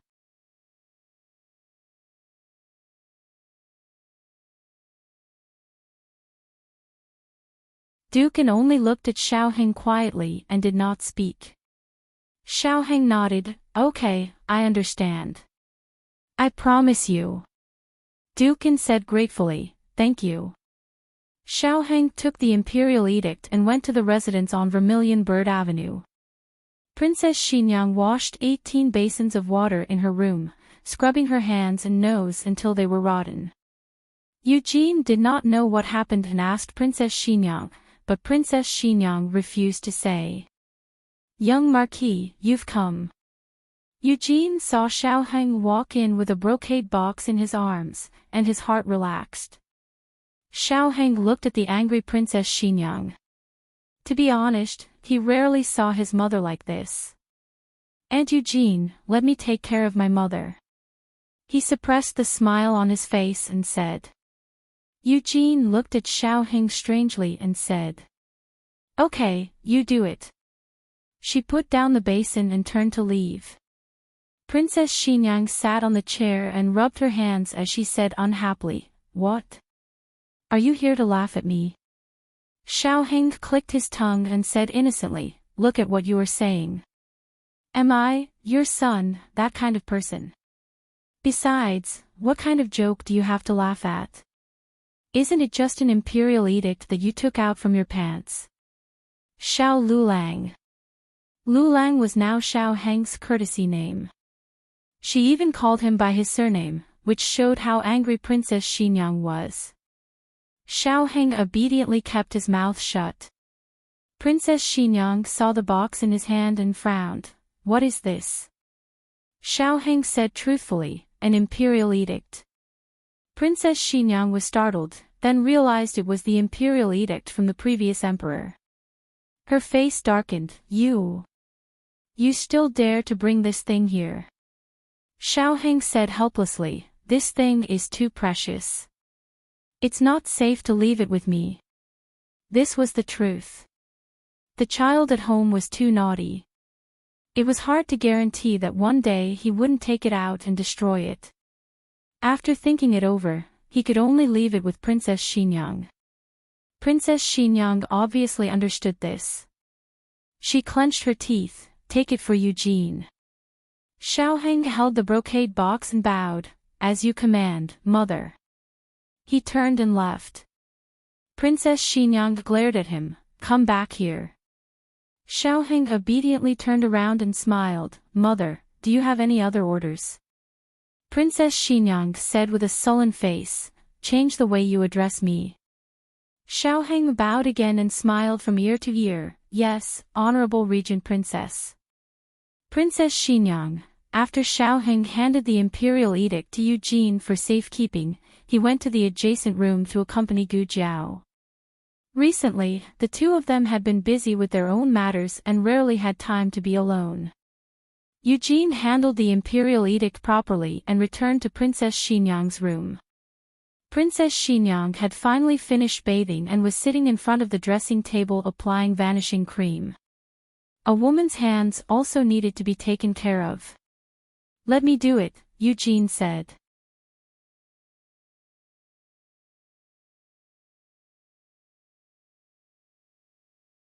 Princess Xinyang handed her the vanishing cream. Eugene used her fingertips to scrape a bit, then lifted Princess Xinyang's left hand and gently smeared it on the back of her hand. Princess, I just heard from the young duke that the previous emperor left behind a blank imperial edict. Without that imperial edict, I'm afraid that Grand Tutor Zhuang won't be able to cause any more waves. Princess Xinyang pursed her lips. Humph, Eugene smiled gently. The young duke is really capable.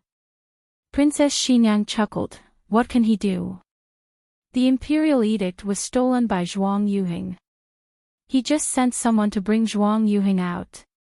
After applying the vanishing cream, Eugene gently massaged Princess Xinyang's hand. Why would Zhuang Yuheng be willing to steal the imperial edict for the young duke? Has the princess never thought of this question? Zhuang Yuheng and Grand Tutor Zhuang had a falling out and no one in the capital dared to take him in. Only our young duke was bold enough. Princess Xinyang pursed her lips. Eugene continued, to do what ordinary people can't, to think what ordinary people can't, this is the young duke's talent. The young duke is a good child with foresight, strategy, courage, and breadth of mind. How could Princess Xinyang not know? She just wanted to hear others praise her son. Eugene smiled and placed her tender left hand on her thigh. Then she picked up her right hand and began to gently apply the vanishing cream. Grand Tutor Zhuang first lost the protection of Empress Dowager Zhuang, then he lost Prince Ning as a bargaining chip. Now he doesn't even have a chance to turn the tables. I reckon that the Zhuang family's luck has run out and there's nothing to fear. But the people of Yen are a bit of a headache. What does the princess plan to do? Princess Xinyang said thoughtfully, I want to kill someone with a borrowed knife. Eugene was slightly startled. Whose knife does the princess want to borrow? Princess Xinyang looked coldly at the setting sun outside the window. The people of Yen.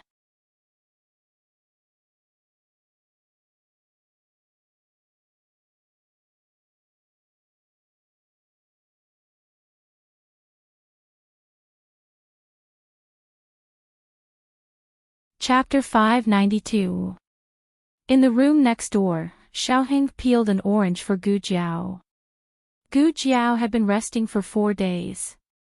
The wounds on her arms and waist were healing well, and the wounds on her wrists were also recovering well. In another 2 or 3 days, the bandages would be completely removed. Gu Jiao had never rested for so long. She was about to grow mold in the room. She seemed to understand Mo Qinchua's frustration a little.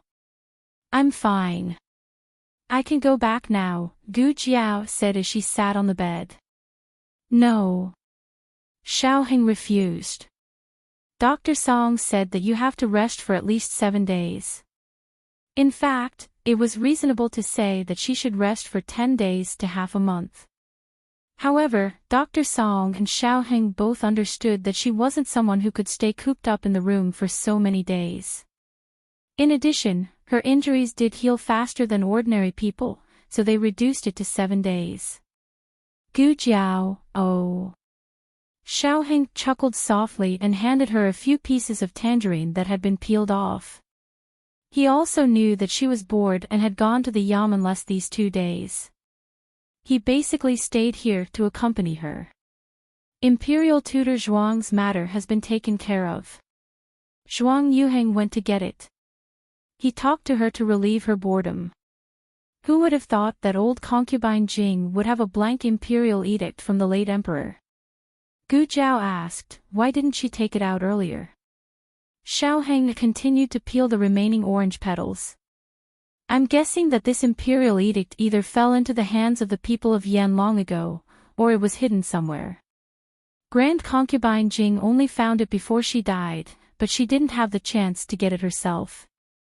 So she left a letter for Qin Fengyan to get it.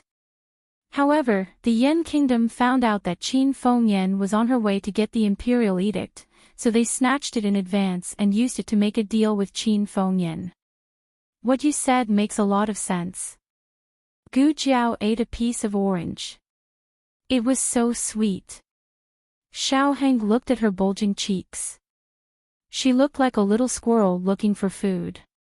He couldn't help but laugh. I'm just guessing, but that's not important. Eat slowly. Yes. Although he said so, his hands grabbed a few more pieces and stuffed them into his mouth. Why do you like eating oranges so much? Xiao Heng didn't know whether to laugh or cry. He handed her the other half of the tangerine. She took it and pointed at the oranges on the plate. His meaning was clear. He wanted more. Xiao Heng raised his eyebrows and said, "You're getting better at ordering your husband around, Gu Jiao nodded and admitted generously. Xiao Heng smiled and peeled another orange for her.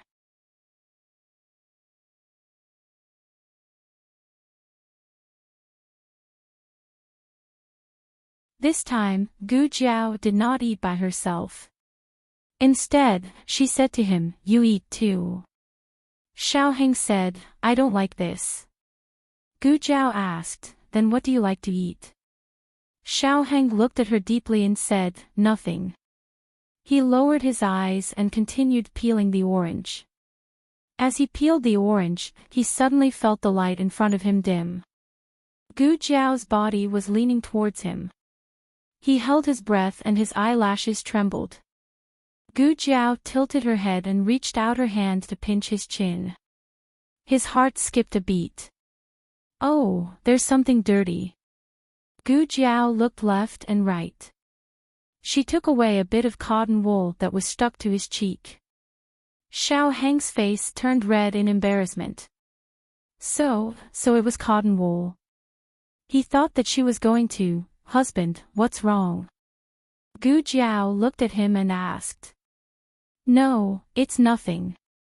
Xiao Heng lowered his eyes in disappointment. He placed the peeled orange on the table and began to peel the tangerine for her. Gu Jiao's lips curved. She looked at that handsome and resentful face. She leaned forward and gently kissed the corner of his lips. Xiao Heng was stunned. He stared at her, dumbfounded. Gu Jiao did not pull back. She just stared at him so close. Gu Jiao blinked. Xiao Heng's heart was filled with heat. He was already at an age where he was full of vigor. How could he resist her teasing? Xiao Heng's throat moved. He looked at her with desire. A righteous villain in his heart was shouting no, no, no. Then, another evil villain slapped the righteous villain to death. Xiao Heng reached out, grabbed the back of her head, and leaned forward. Just as he was about to kiss her, there was a sudden cough at the door. Cough, cough. It was Princess Xinyang's voice. Xiao Heng stumbled and bumped into the bedpost next to Gu Jiao.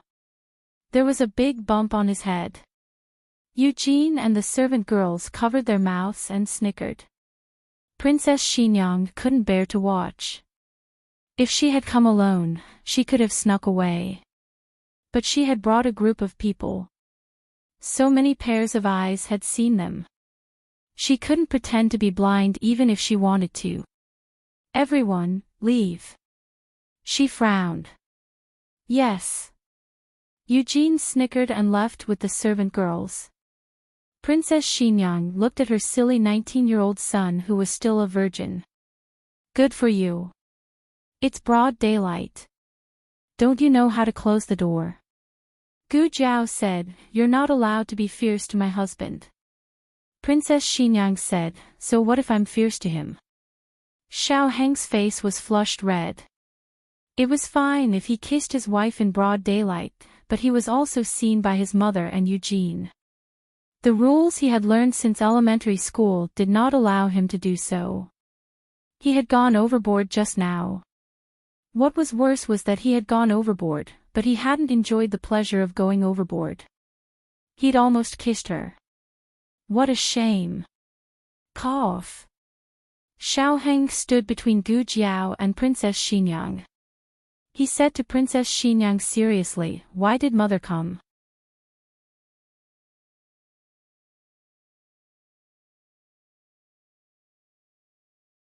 Princess Xinyang chuckled. "I can't come, right? Did I disturb your good time?" "Xiaoheng, don't you know there's something called a door in this world? You can do whatever you want if you close the door." Gu Jiao poked her head out from behind Xiaoheng. "That's not exciting." "Xiaoheng. Wife, don't say any more." Xiaoheng broke out in a cold sweat and hurriedly supported Princess Xinyang's arm. He said embarrassedly, "Jiao Jiao needs to recuperate. I'll help you out for a walk." "Humph." Princess Xinyang flicked her sleeves and turned around. Gu Jiao turned her face and snorted. "Humph." Princess Xinyang's eyes widened as she turned around. "Hey! This girl is still." Xiaoheng blocked her with his body and helped her out. The flowers in the courtyard are blooming. They're blooming really well. As expected of my mother's flowers. Even the palace gardeners can't grow them as well as you." Princess Xinyang was pushed out of the room by her son. Xiaoheng supported her with one hand and closed Gu Jiao's door with the other. Princess Xinyang glared at him unhappily. "You've forgotten about your mother when you have a wife." Xiaoheng said with a wronged expression, "Look at what you're saying. Am I that kind of person?" Princess Xinyang raised her eyebrows. "Then let me ask you," Xiaoheng sighed and interrupted her. "You and Jiao Jiao fell into the water at the same time. Who should I save first, right?" "I must save you. Jiao Jiao and I will save you together. Jiao Jiao knows how to swim." Princess Xinyang didn't really come to pick a quarrel. She snorted a few times and talked about the proper business. She was going out and would return in a few days. She had already warned the Crown Prince about the matters of the imperial court, so there wouldn't be too big of an accident. "Don't leave the capital if you have nothing to do. Wait for me to return." "Okay." After warning her son, Princess Xinyang took Yujin and Long Yi and sat in the carriage. Yujin asked, "Princess, where are we going?" Princess Xinyang said, "We're going to find another force of Yan Empire." She had always suspected that the group of people who assassinated Xiaoheng didn't dare to make a move in the capital because there was another force of Yan Empire in the capital. This force might not necessarily be there to protect Xiaoheng. It was very likely that they were the spies of Yan Empire in other countries. They didn't interfere with the affairs of other countries. They only monitored the intelligence of other countries. Nangong family should be acting without authorization. They couldn't be discovered by Yan Empire, otherwise the consequences would be very serious. Princess Xinyang opened a corner of the curtain and said to Yujin, "Look at the people on the street. Each and every one of them is dressed like ordinary people. But maybe one of them is a spy from another country."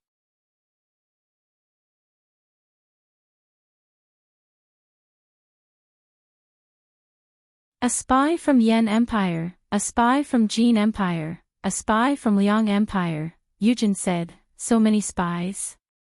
Princess Xinyang said, "We also have spies in other countries." Yujin was slightly surprised. Shang Empire also has spies. Princess Xinyang said indifferently, "Liang Empire, Yan Empire and Jin Empire still don't have spies." Yujin doubtfully said, "Then how do we know which one is a spy from Yan Empire?" "Guess." Princess Xinyang said. The carriage stopped outside a beautiful cloth store. The coachman got off and negotiated with the owner of the cloth store. Not long after, the owner personally got on the carriage and reported, replying to Princess, that pharmacist from Yan Empire wants to go out of the city to pick herbs today. I have already sent people to spread the news that there are herbs he wants in Songbei Mountain. Behind the cloth store was the underground martial arts field. No one knew that this inconspicuous cloth store was actually a spy set up by Princess Xinyang many years ago. Yujin frowned and said, Princess, are you suspecting that the pharmacist from Yan Empire is a spy from Zhao Empire? Isn't this too blatant? Isn't he hiding his identity from Yan Empire? Princess Xinyang said coldly, sometimes, the more open you are, the less people suspect you. Besides, Zhao Empire is just a lower country. Yan Empire doesn't need to be too careful. Whether he is the one I am looking for, we will know after following him.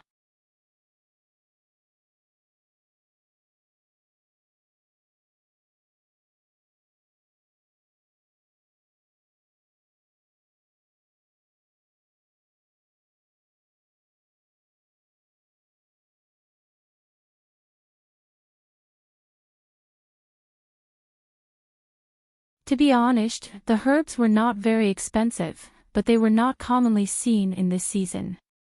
She also spent a lot of effort to buy them from others. Long Yi. Princess Xinyang gestured. Long Yi flashed away. Princess Xinyang was not sure if the imperial advisor of the Yan Kingdom was from the Yan Kingdom, so she needed to test him. The first step was to lead him to the Nangong family. The herb was planted on the hillside, and the Yan Kingdom's pharmacist soon found it. He was overjoyed. This kind of herb had to be dug out along with its roots, otherwise it would lose its medicinal efficacy. He took out a shovel, then squatting down, he dug out the medicinal herbs. And just when he was about to carefully put the medicinal herbs into a box and put it into the medicine basket, Long Yi suddenly came over. Long Yi snatched his box and ran away without hesitation. Medicine Master. Are you all right? A guard hurried over. Long Yi's action was too fierce, and the Yan Kingdom's pharmacist fell on his butt. He stood up with the help of the guard, patted his trousers and said, I'm fine.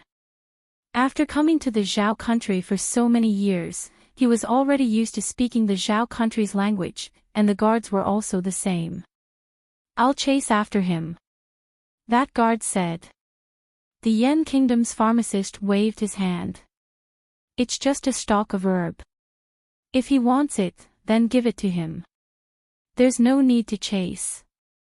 Princess Xinyang waited in the carriage for a long time, and as a result, she saw the Yan Kingdom's pharmacist continue to bury his head in picking herbs. Princess Xinyang, in any case, he's a pharmacist from the Yan Kingdom.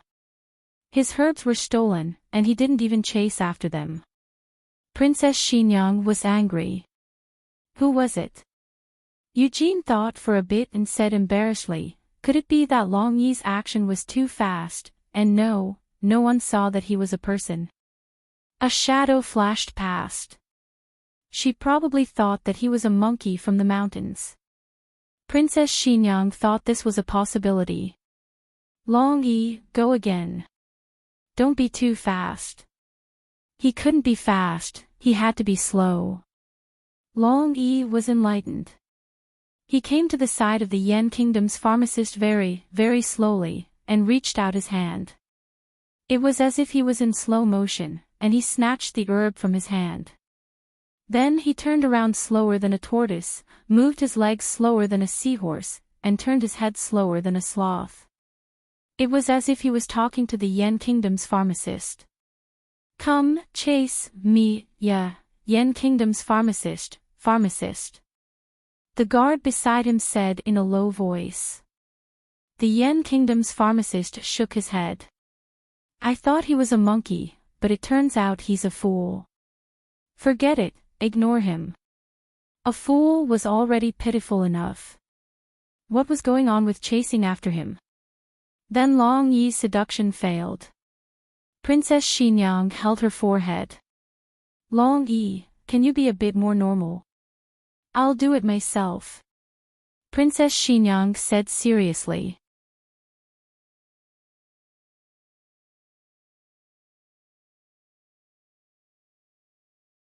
Eugene looked at her worriedly. Princess, how will you do it? Honey trap. Princess Xinyang said coldly. I'll go find him and say I'm lost. I'll have him give me a ride and send me to the relay station. Eugene looked up and down at Princess Xinyang. You don't look like someone who can get lost. Princess Xinyang glanced at her and said, I was robbed by a fool. Can't I? Eugene laughed hollowly. Okay. You're the princess. You have the final say. You're not allowed to follow me, she ordered Long Yi. Princess Xinyang elegantly got off the carriage. As a princess of a country, even in the depths of a mountainous area, she was calm. Princess Xinyang raised her chin and lifted her skirt. Like a proud peacock, she walked towards the mountainous area. The mountain road was rugged, and after walking a few steps, she stepped on her own skirt. With a cry, she rolled down the slope and fell flat on her face with her mouth full of mud. Eugene sucked in a mouthful of cold air. Long Yi covered his eyes. But because of this fall, the Yen Kingdom's pharmacist heard her scream. The Yen Kingdom's pharmacist sent his subordinates to check what was going on. A guard found the dazed Princess Xinyang in a ravine. At this moment, her jewelry had been sent flying, and her hair was messed up. Her hair was a mess, and her body was covered in mud. She really did look like a madam who had fallen on hard times. Someone fell down at the foot of the mountain. The bodyguard reported. Let's go take a look. The Yen Kingdom's pharmacist said. The Yen Kingdom's pharmacist went to the foot of the mountain and let the bodyguard pull the person out of the gully.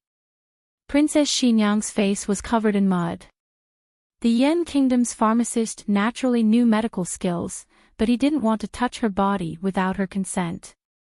He simply checked her pulse through her sleeve. The pulse doesn't look like a big problem. I don't know if there are any other internal injuries. Saying this, he looked all around. Eugene and Long Yi hurriedly hid in the carriage. Their carriage was hidden behind a row of big trees. If they didn't walk over, they wouldn't find it. The Yen Kingdom's pharmacist helplessly said, Go get a stretcher. First, carry her into the carriage. Yes. 2 bodyguards went to the carriage and took a stretcher. They carried Princess Xinyang in. The Yen Kingdom's pharmacist had almost finished gathering the herbs. He also sat in the carriage. The bodyguard asked, Pharmacist, where are we going? The Yen Kingdom's pharmacist replied, There's a relay station in front. Let's go there. Princess Xinyang had never expected that her beauty scheme would fail. In the end, it became a scheme of injuring herself to gain sympathy. But it wasn't bad. It was fine as long as she could fool him. When the carriage arrived at the relay station, Princess Xinyang pretended to be in a daze and opened her eyes.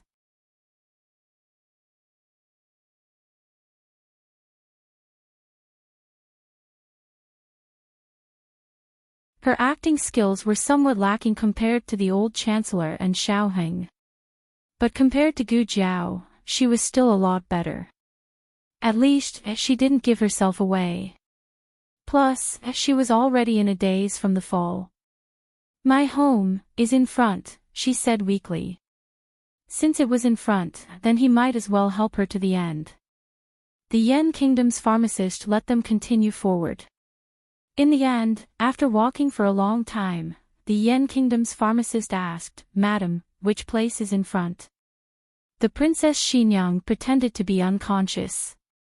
It's in front. After walking for another long time, the Yen Kingdom's pharmacist asked, Are you sure you didn't remember the wrong way? The Princess Xinyang continued weakly, No, my home is really in front. It's a villa. Did you pass by it? No. The Yen Kingdom's pharmacist looked out the window. At this moment, a guard on horseback suddenly pointed ahead and said, Pharmacist. There's a villa over there. Is that your home? The Yen Kingdom's pharmacist looked at the Princess Xinyang. The Princess Xinyang closed her eyes and fainted on the spot. The Yen Kingdom's pharmacist sighed. Forget it, let's go and ask first. The coachman drove the carriage over. As they got closer, the coachman muttered, "Whose villa? Why is it built near a cemetery?" The carriage stopped.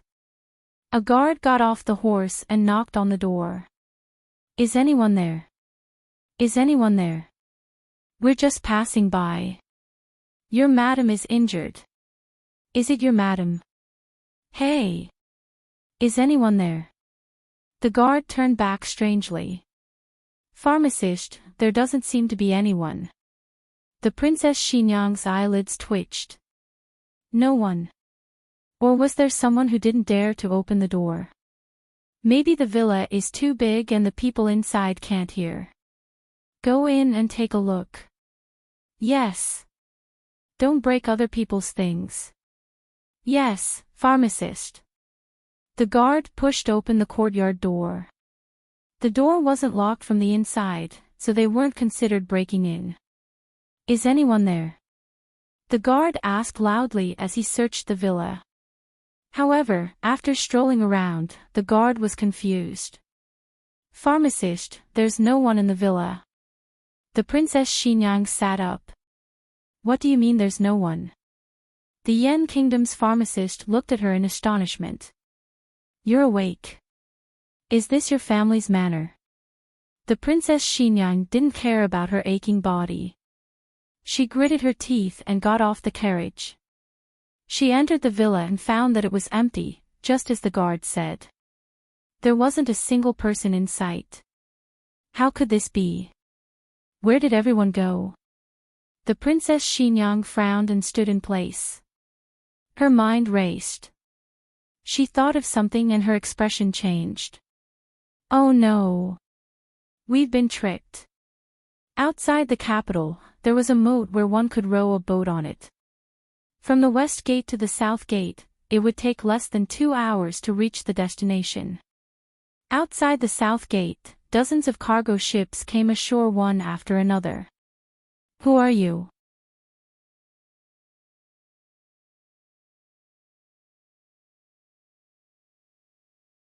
The city's guards stopped the caravan. The leading merchant smiled, took out his travel permit and a heavy bag of gold, and handed it to him. This humble one is in the business of a cloth store. These are all silks that this humble one brought from the south. The guard took the gold and wandered around the long caravan for a while. He took out 2 of the boxes and checked them. They were indeed silk. All this silk is yours. Yes, it's all mine. Every car needs to be inspected. It's my duty, my duty. Go ahead and check. Every time a carriage passed, the guard would pick a box to check. Sometimes it was the top box, sometimes it was the bottom box. No matter how he checked, it was silk. All right, let's all pass. The guard said. Yes. The leader of the merchants smiled and led his caravan into the city. In a tea house near the city gate, an old man and a middle-aged man in a black robe sat facing each other in a room on the 2nd floor. The 2 of them looked at the caravan through the window. The leader of the merchants nodded to the old man without batting an eyelid. The old man smiled and took a sip of tea. Princess Xinyang didn't expect that we would play an empty fort strategy for her, right? The man in the black robe said with satisfaction, Grand Tutor Zhuang is wise and resourceful. Admirable. The old man, Grand Tutor Zhuang, waved his hand and smiled. General Nangong is exaggerating. If General Nangong didn't trust me and told me that Xiao Lulang was Xiao Heng, how could I have thought of keeping an eye on Princess Xinyang? General Nangong said, this Princess Xinyang is very powerful. She actually guessed why we couldn't make a move in the capital and let our Yen Kingdom's Chong Fengshi out. If we hadn't left early, we would have been discovered by Chong Fengshi. Chong Fengshi served the Yen Kingdom's royal family. Although the Nangong family was strong, they didn't dare to steal the royal family's edge. Grand Tutor Zhuang said without restraint, now that she has led Chong Fengshi out, you can make a move in the capital. General Nangong said meaningfully, I didn't even tell Qin Fengyan about Xiao Liulang's identity, but I told Grand Tutor. It turns out that I made the right bet. Grand Tutor is indeed a more suitable ally than Qin Fengyan. Grand Tutor Zhuang smiled. I've eaten more salt than they have rice. General Nangong won't be disappointed if you cooperate with me. They thought that I would obediently surrender without an imperial edict. If they make my life difficult, then no one will have a good life. I'd like to see what the Empress Dowager will do after Xiaoheng falls into my hands. Between the Emperor and Xiaoheng, she'll only protect one. I'd like to see who she'll protect. If she protects the Emperor, she'll betray herself, offend the Gu family, and also offend Princess Xinyang and Marquis Xianping.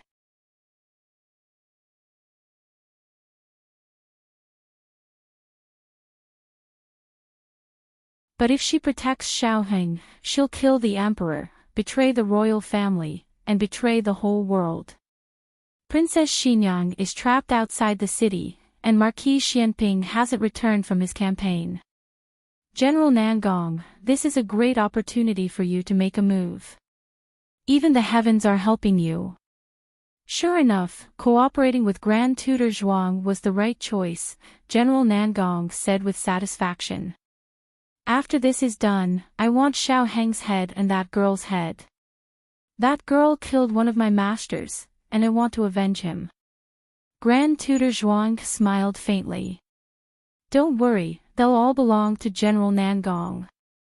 You're tuning into the LoveLore Library YouTube channel. We're so grateful for your support, and don't forget to subscribe to join us on this incredible journey through captivating stories. Your generosity through donations truly makes a world of difference, as it's the primary source of revenue that allows me to expand and enhance this channel for you. Thank you from the bottom of my heart for being a part of this adventure.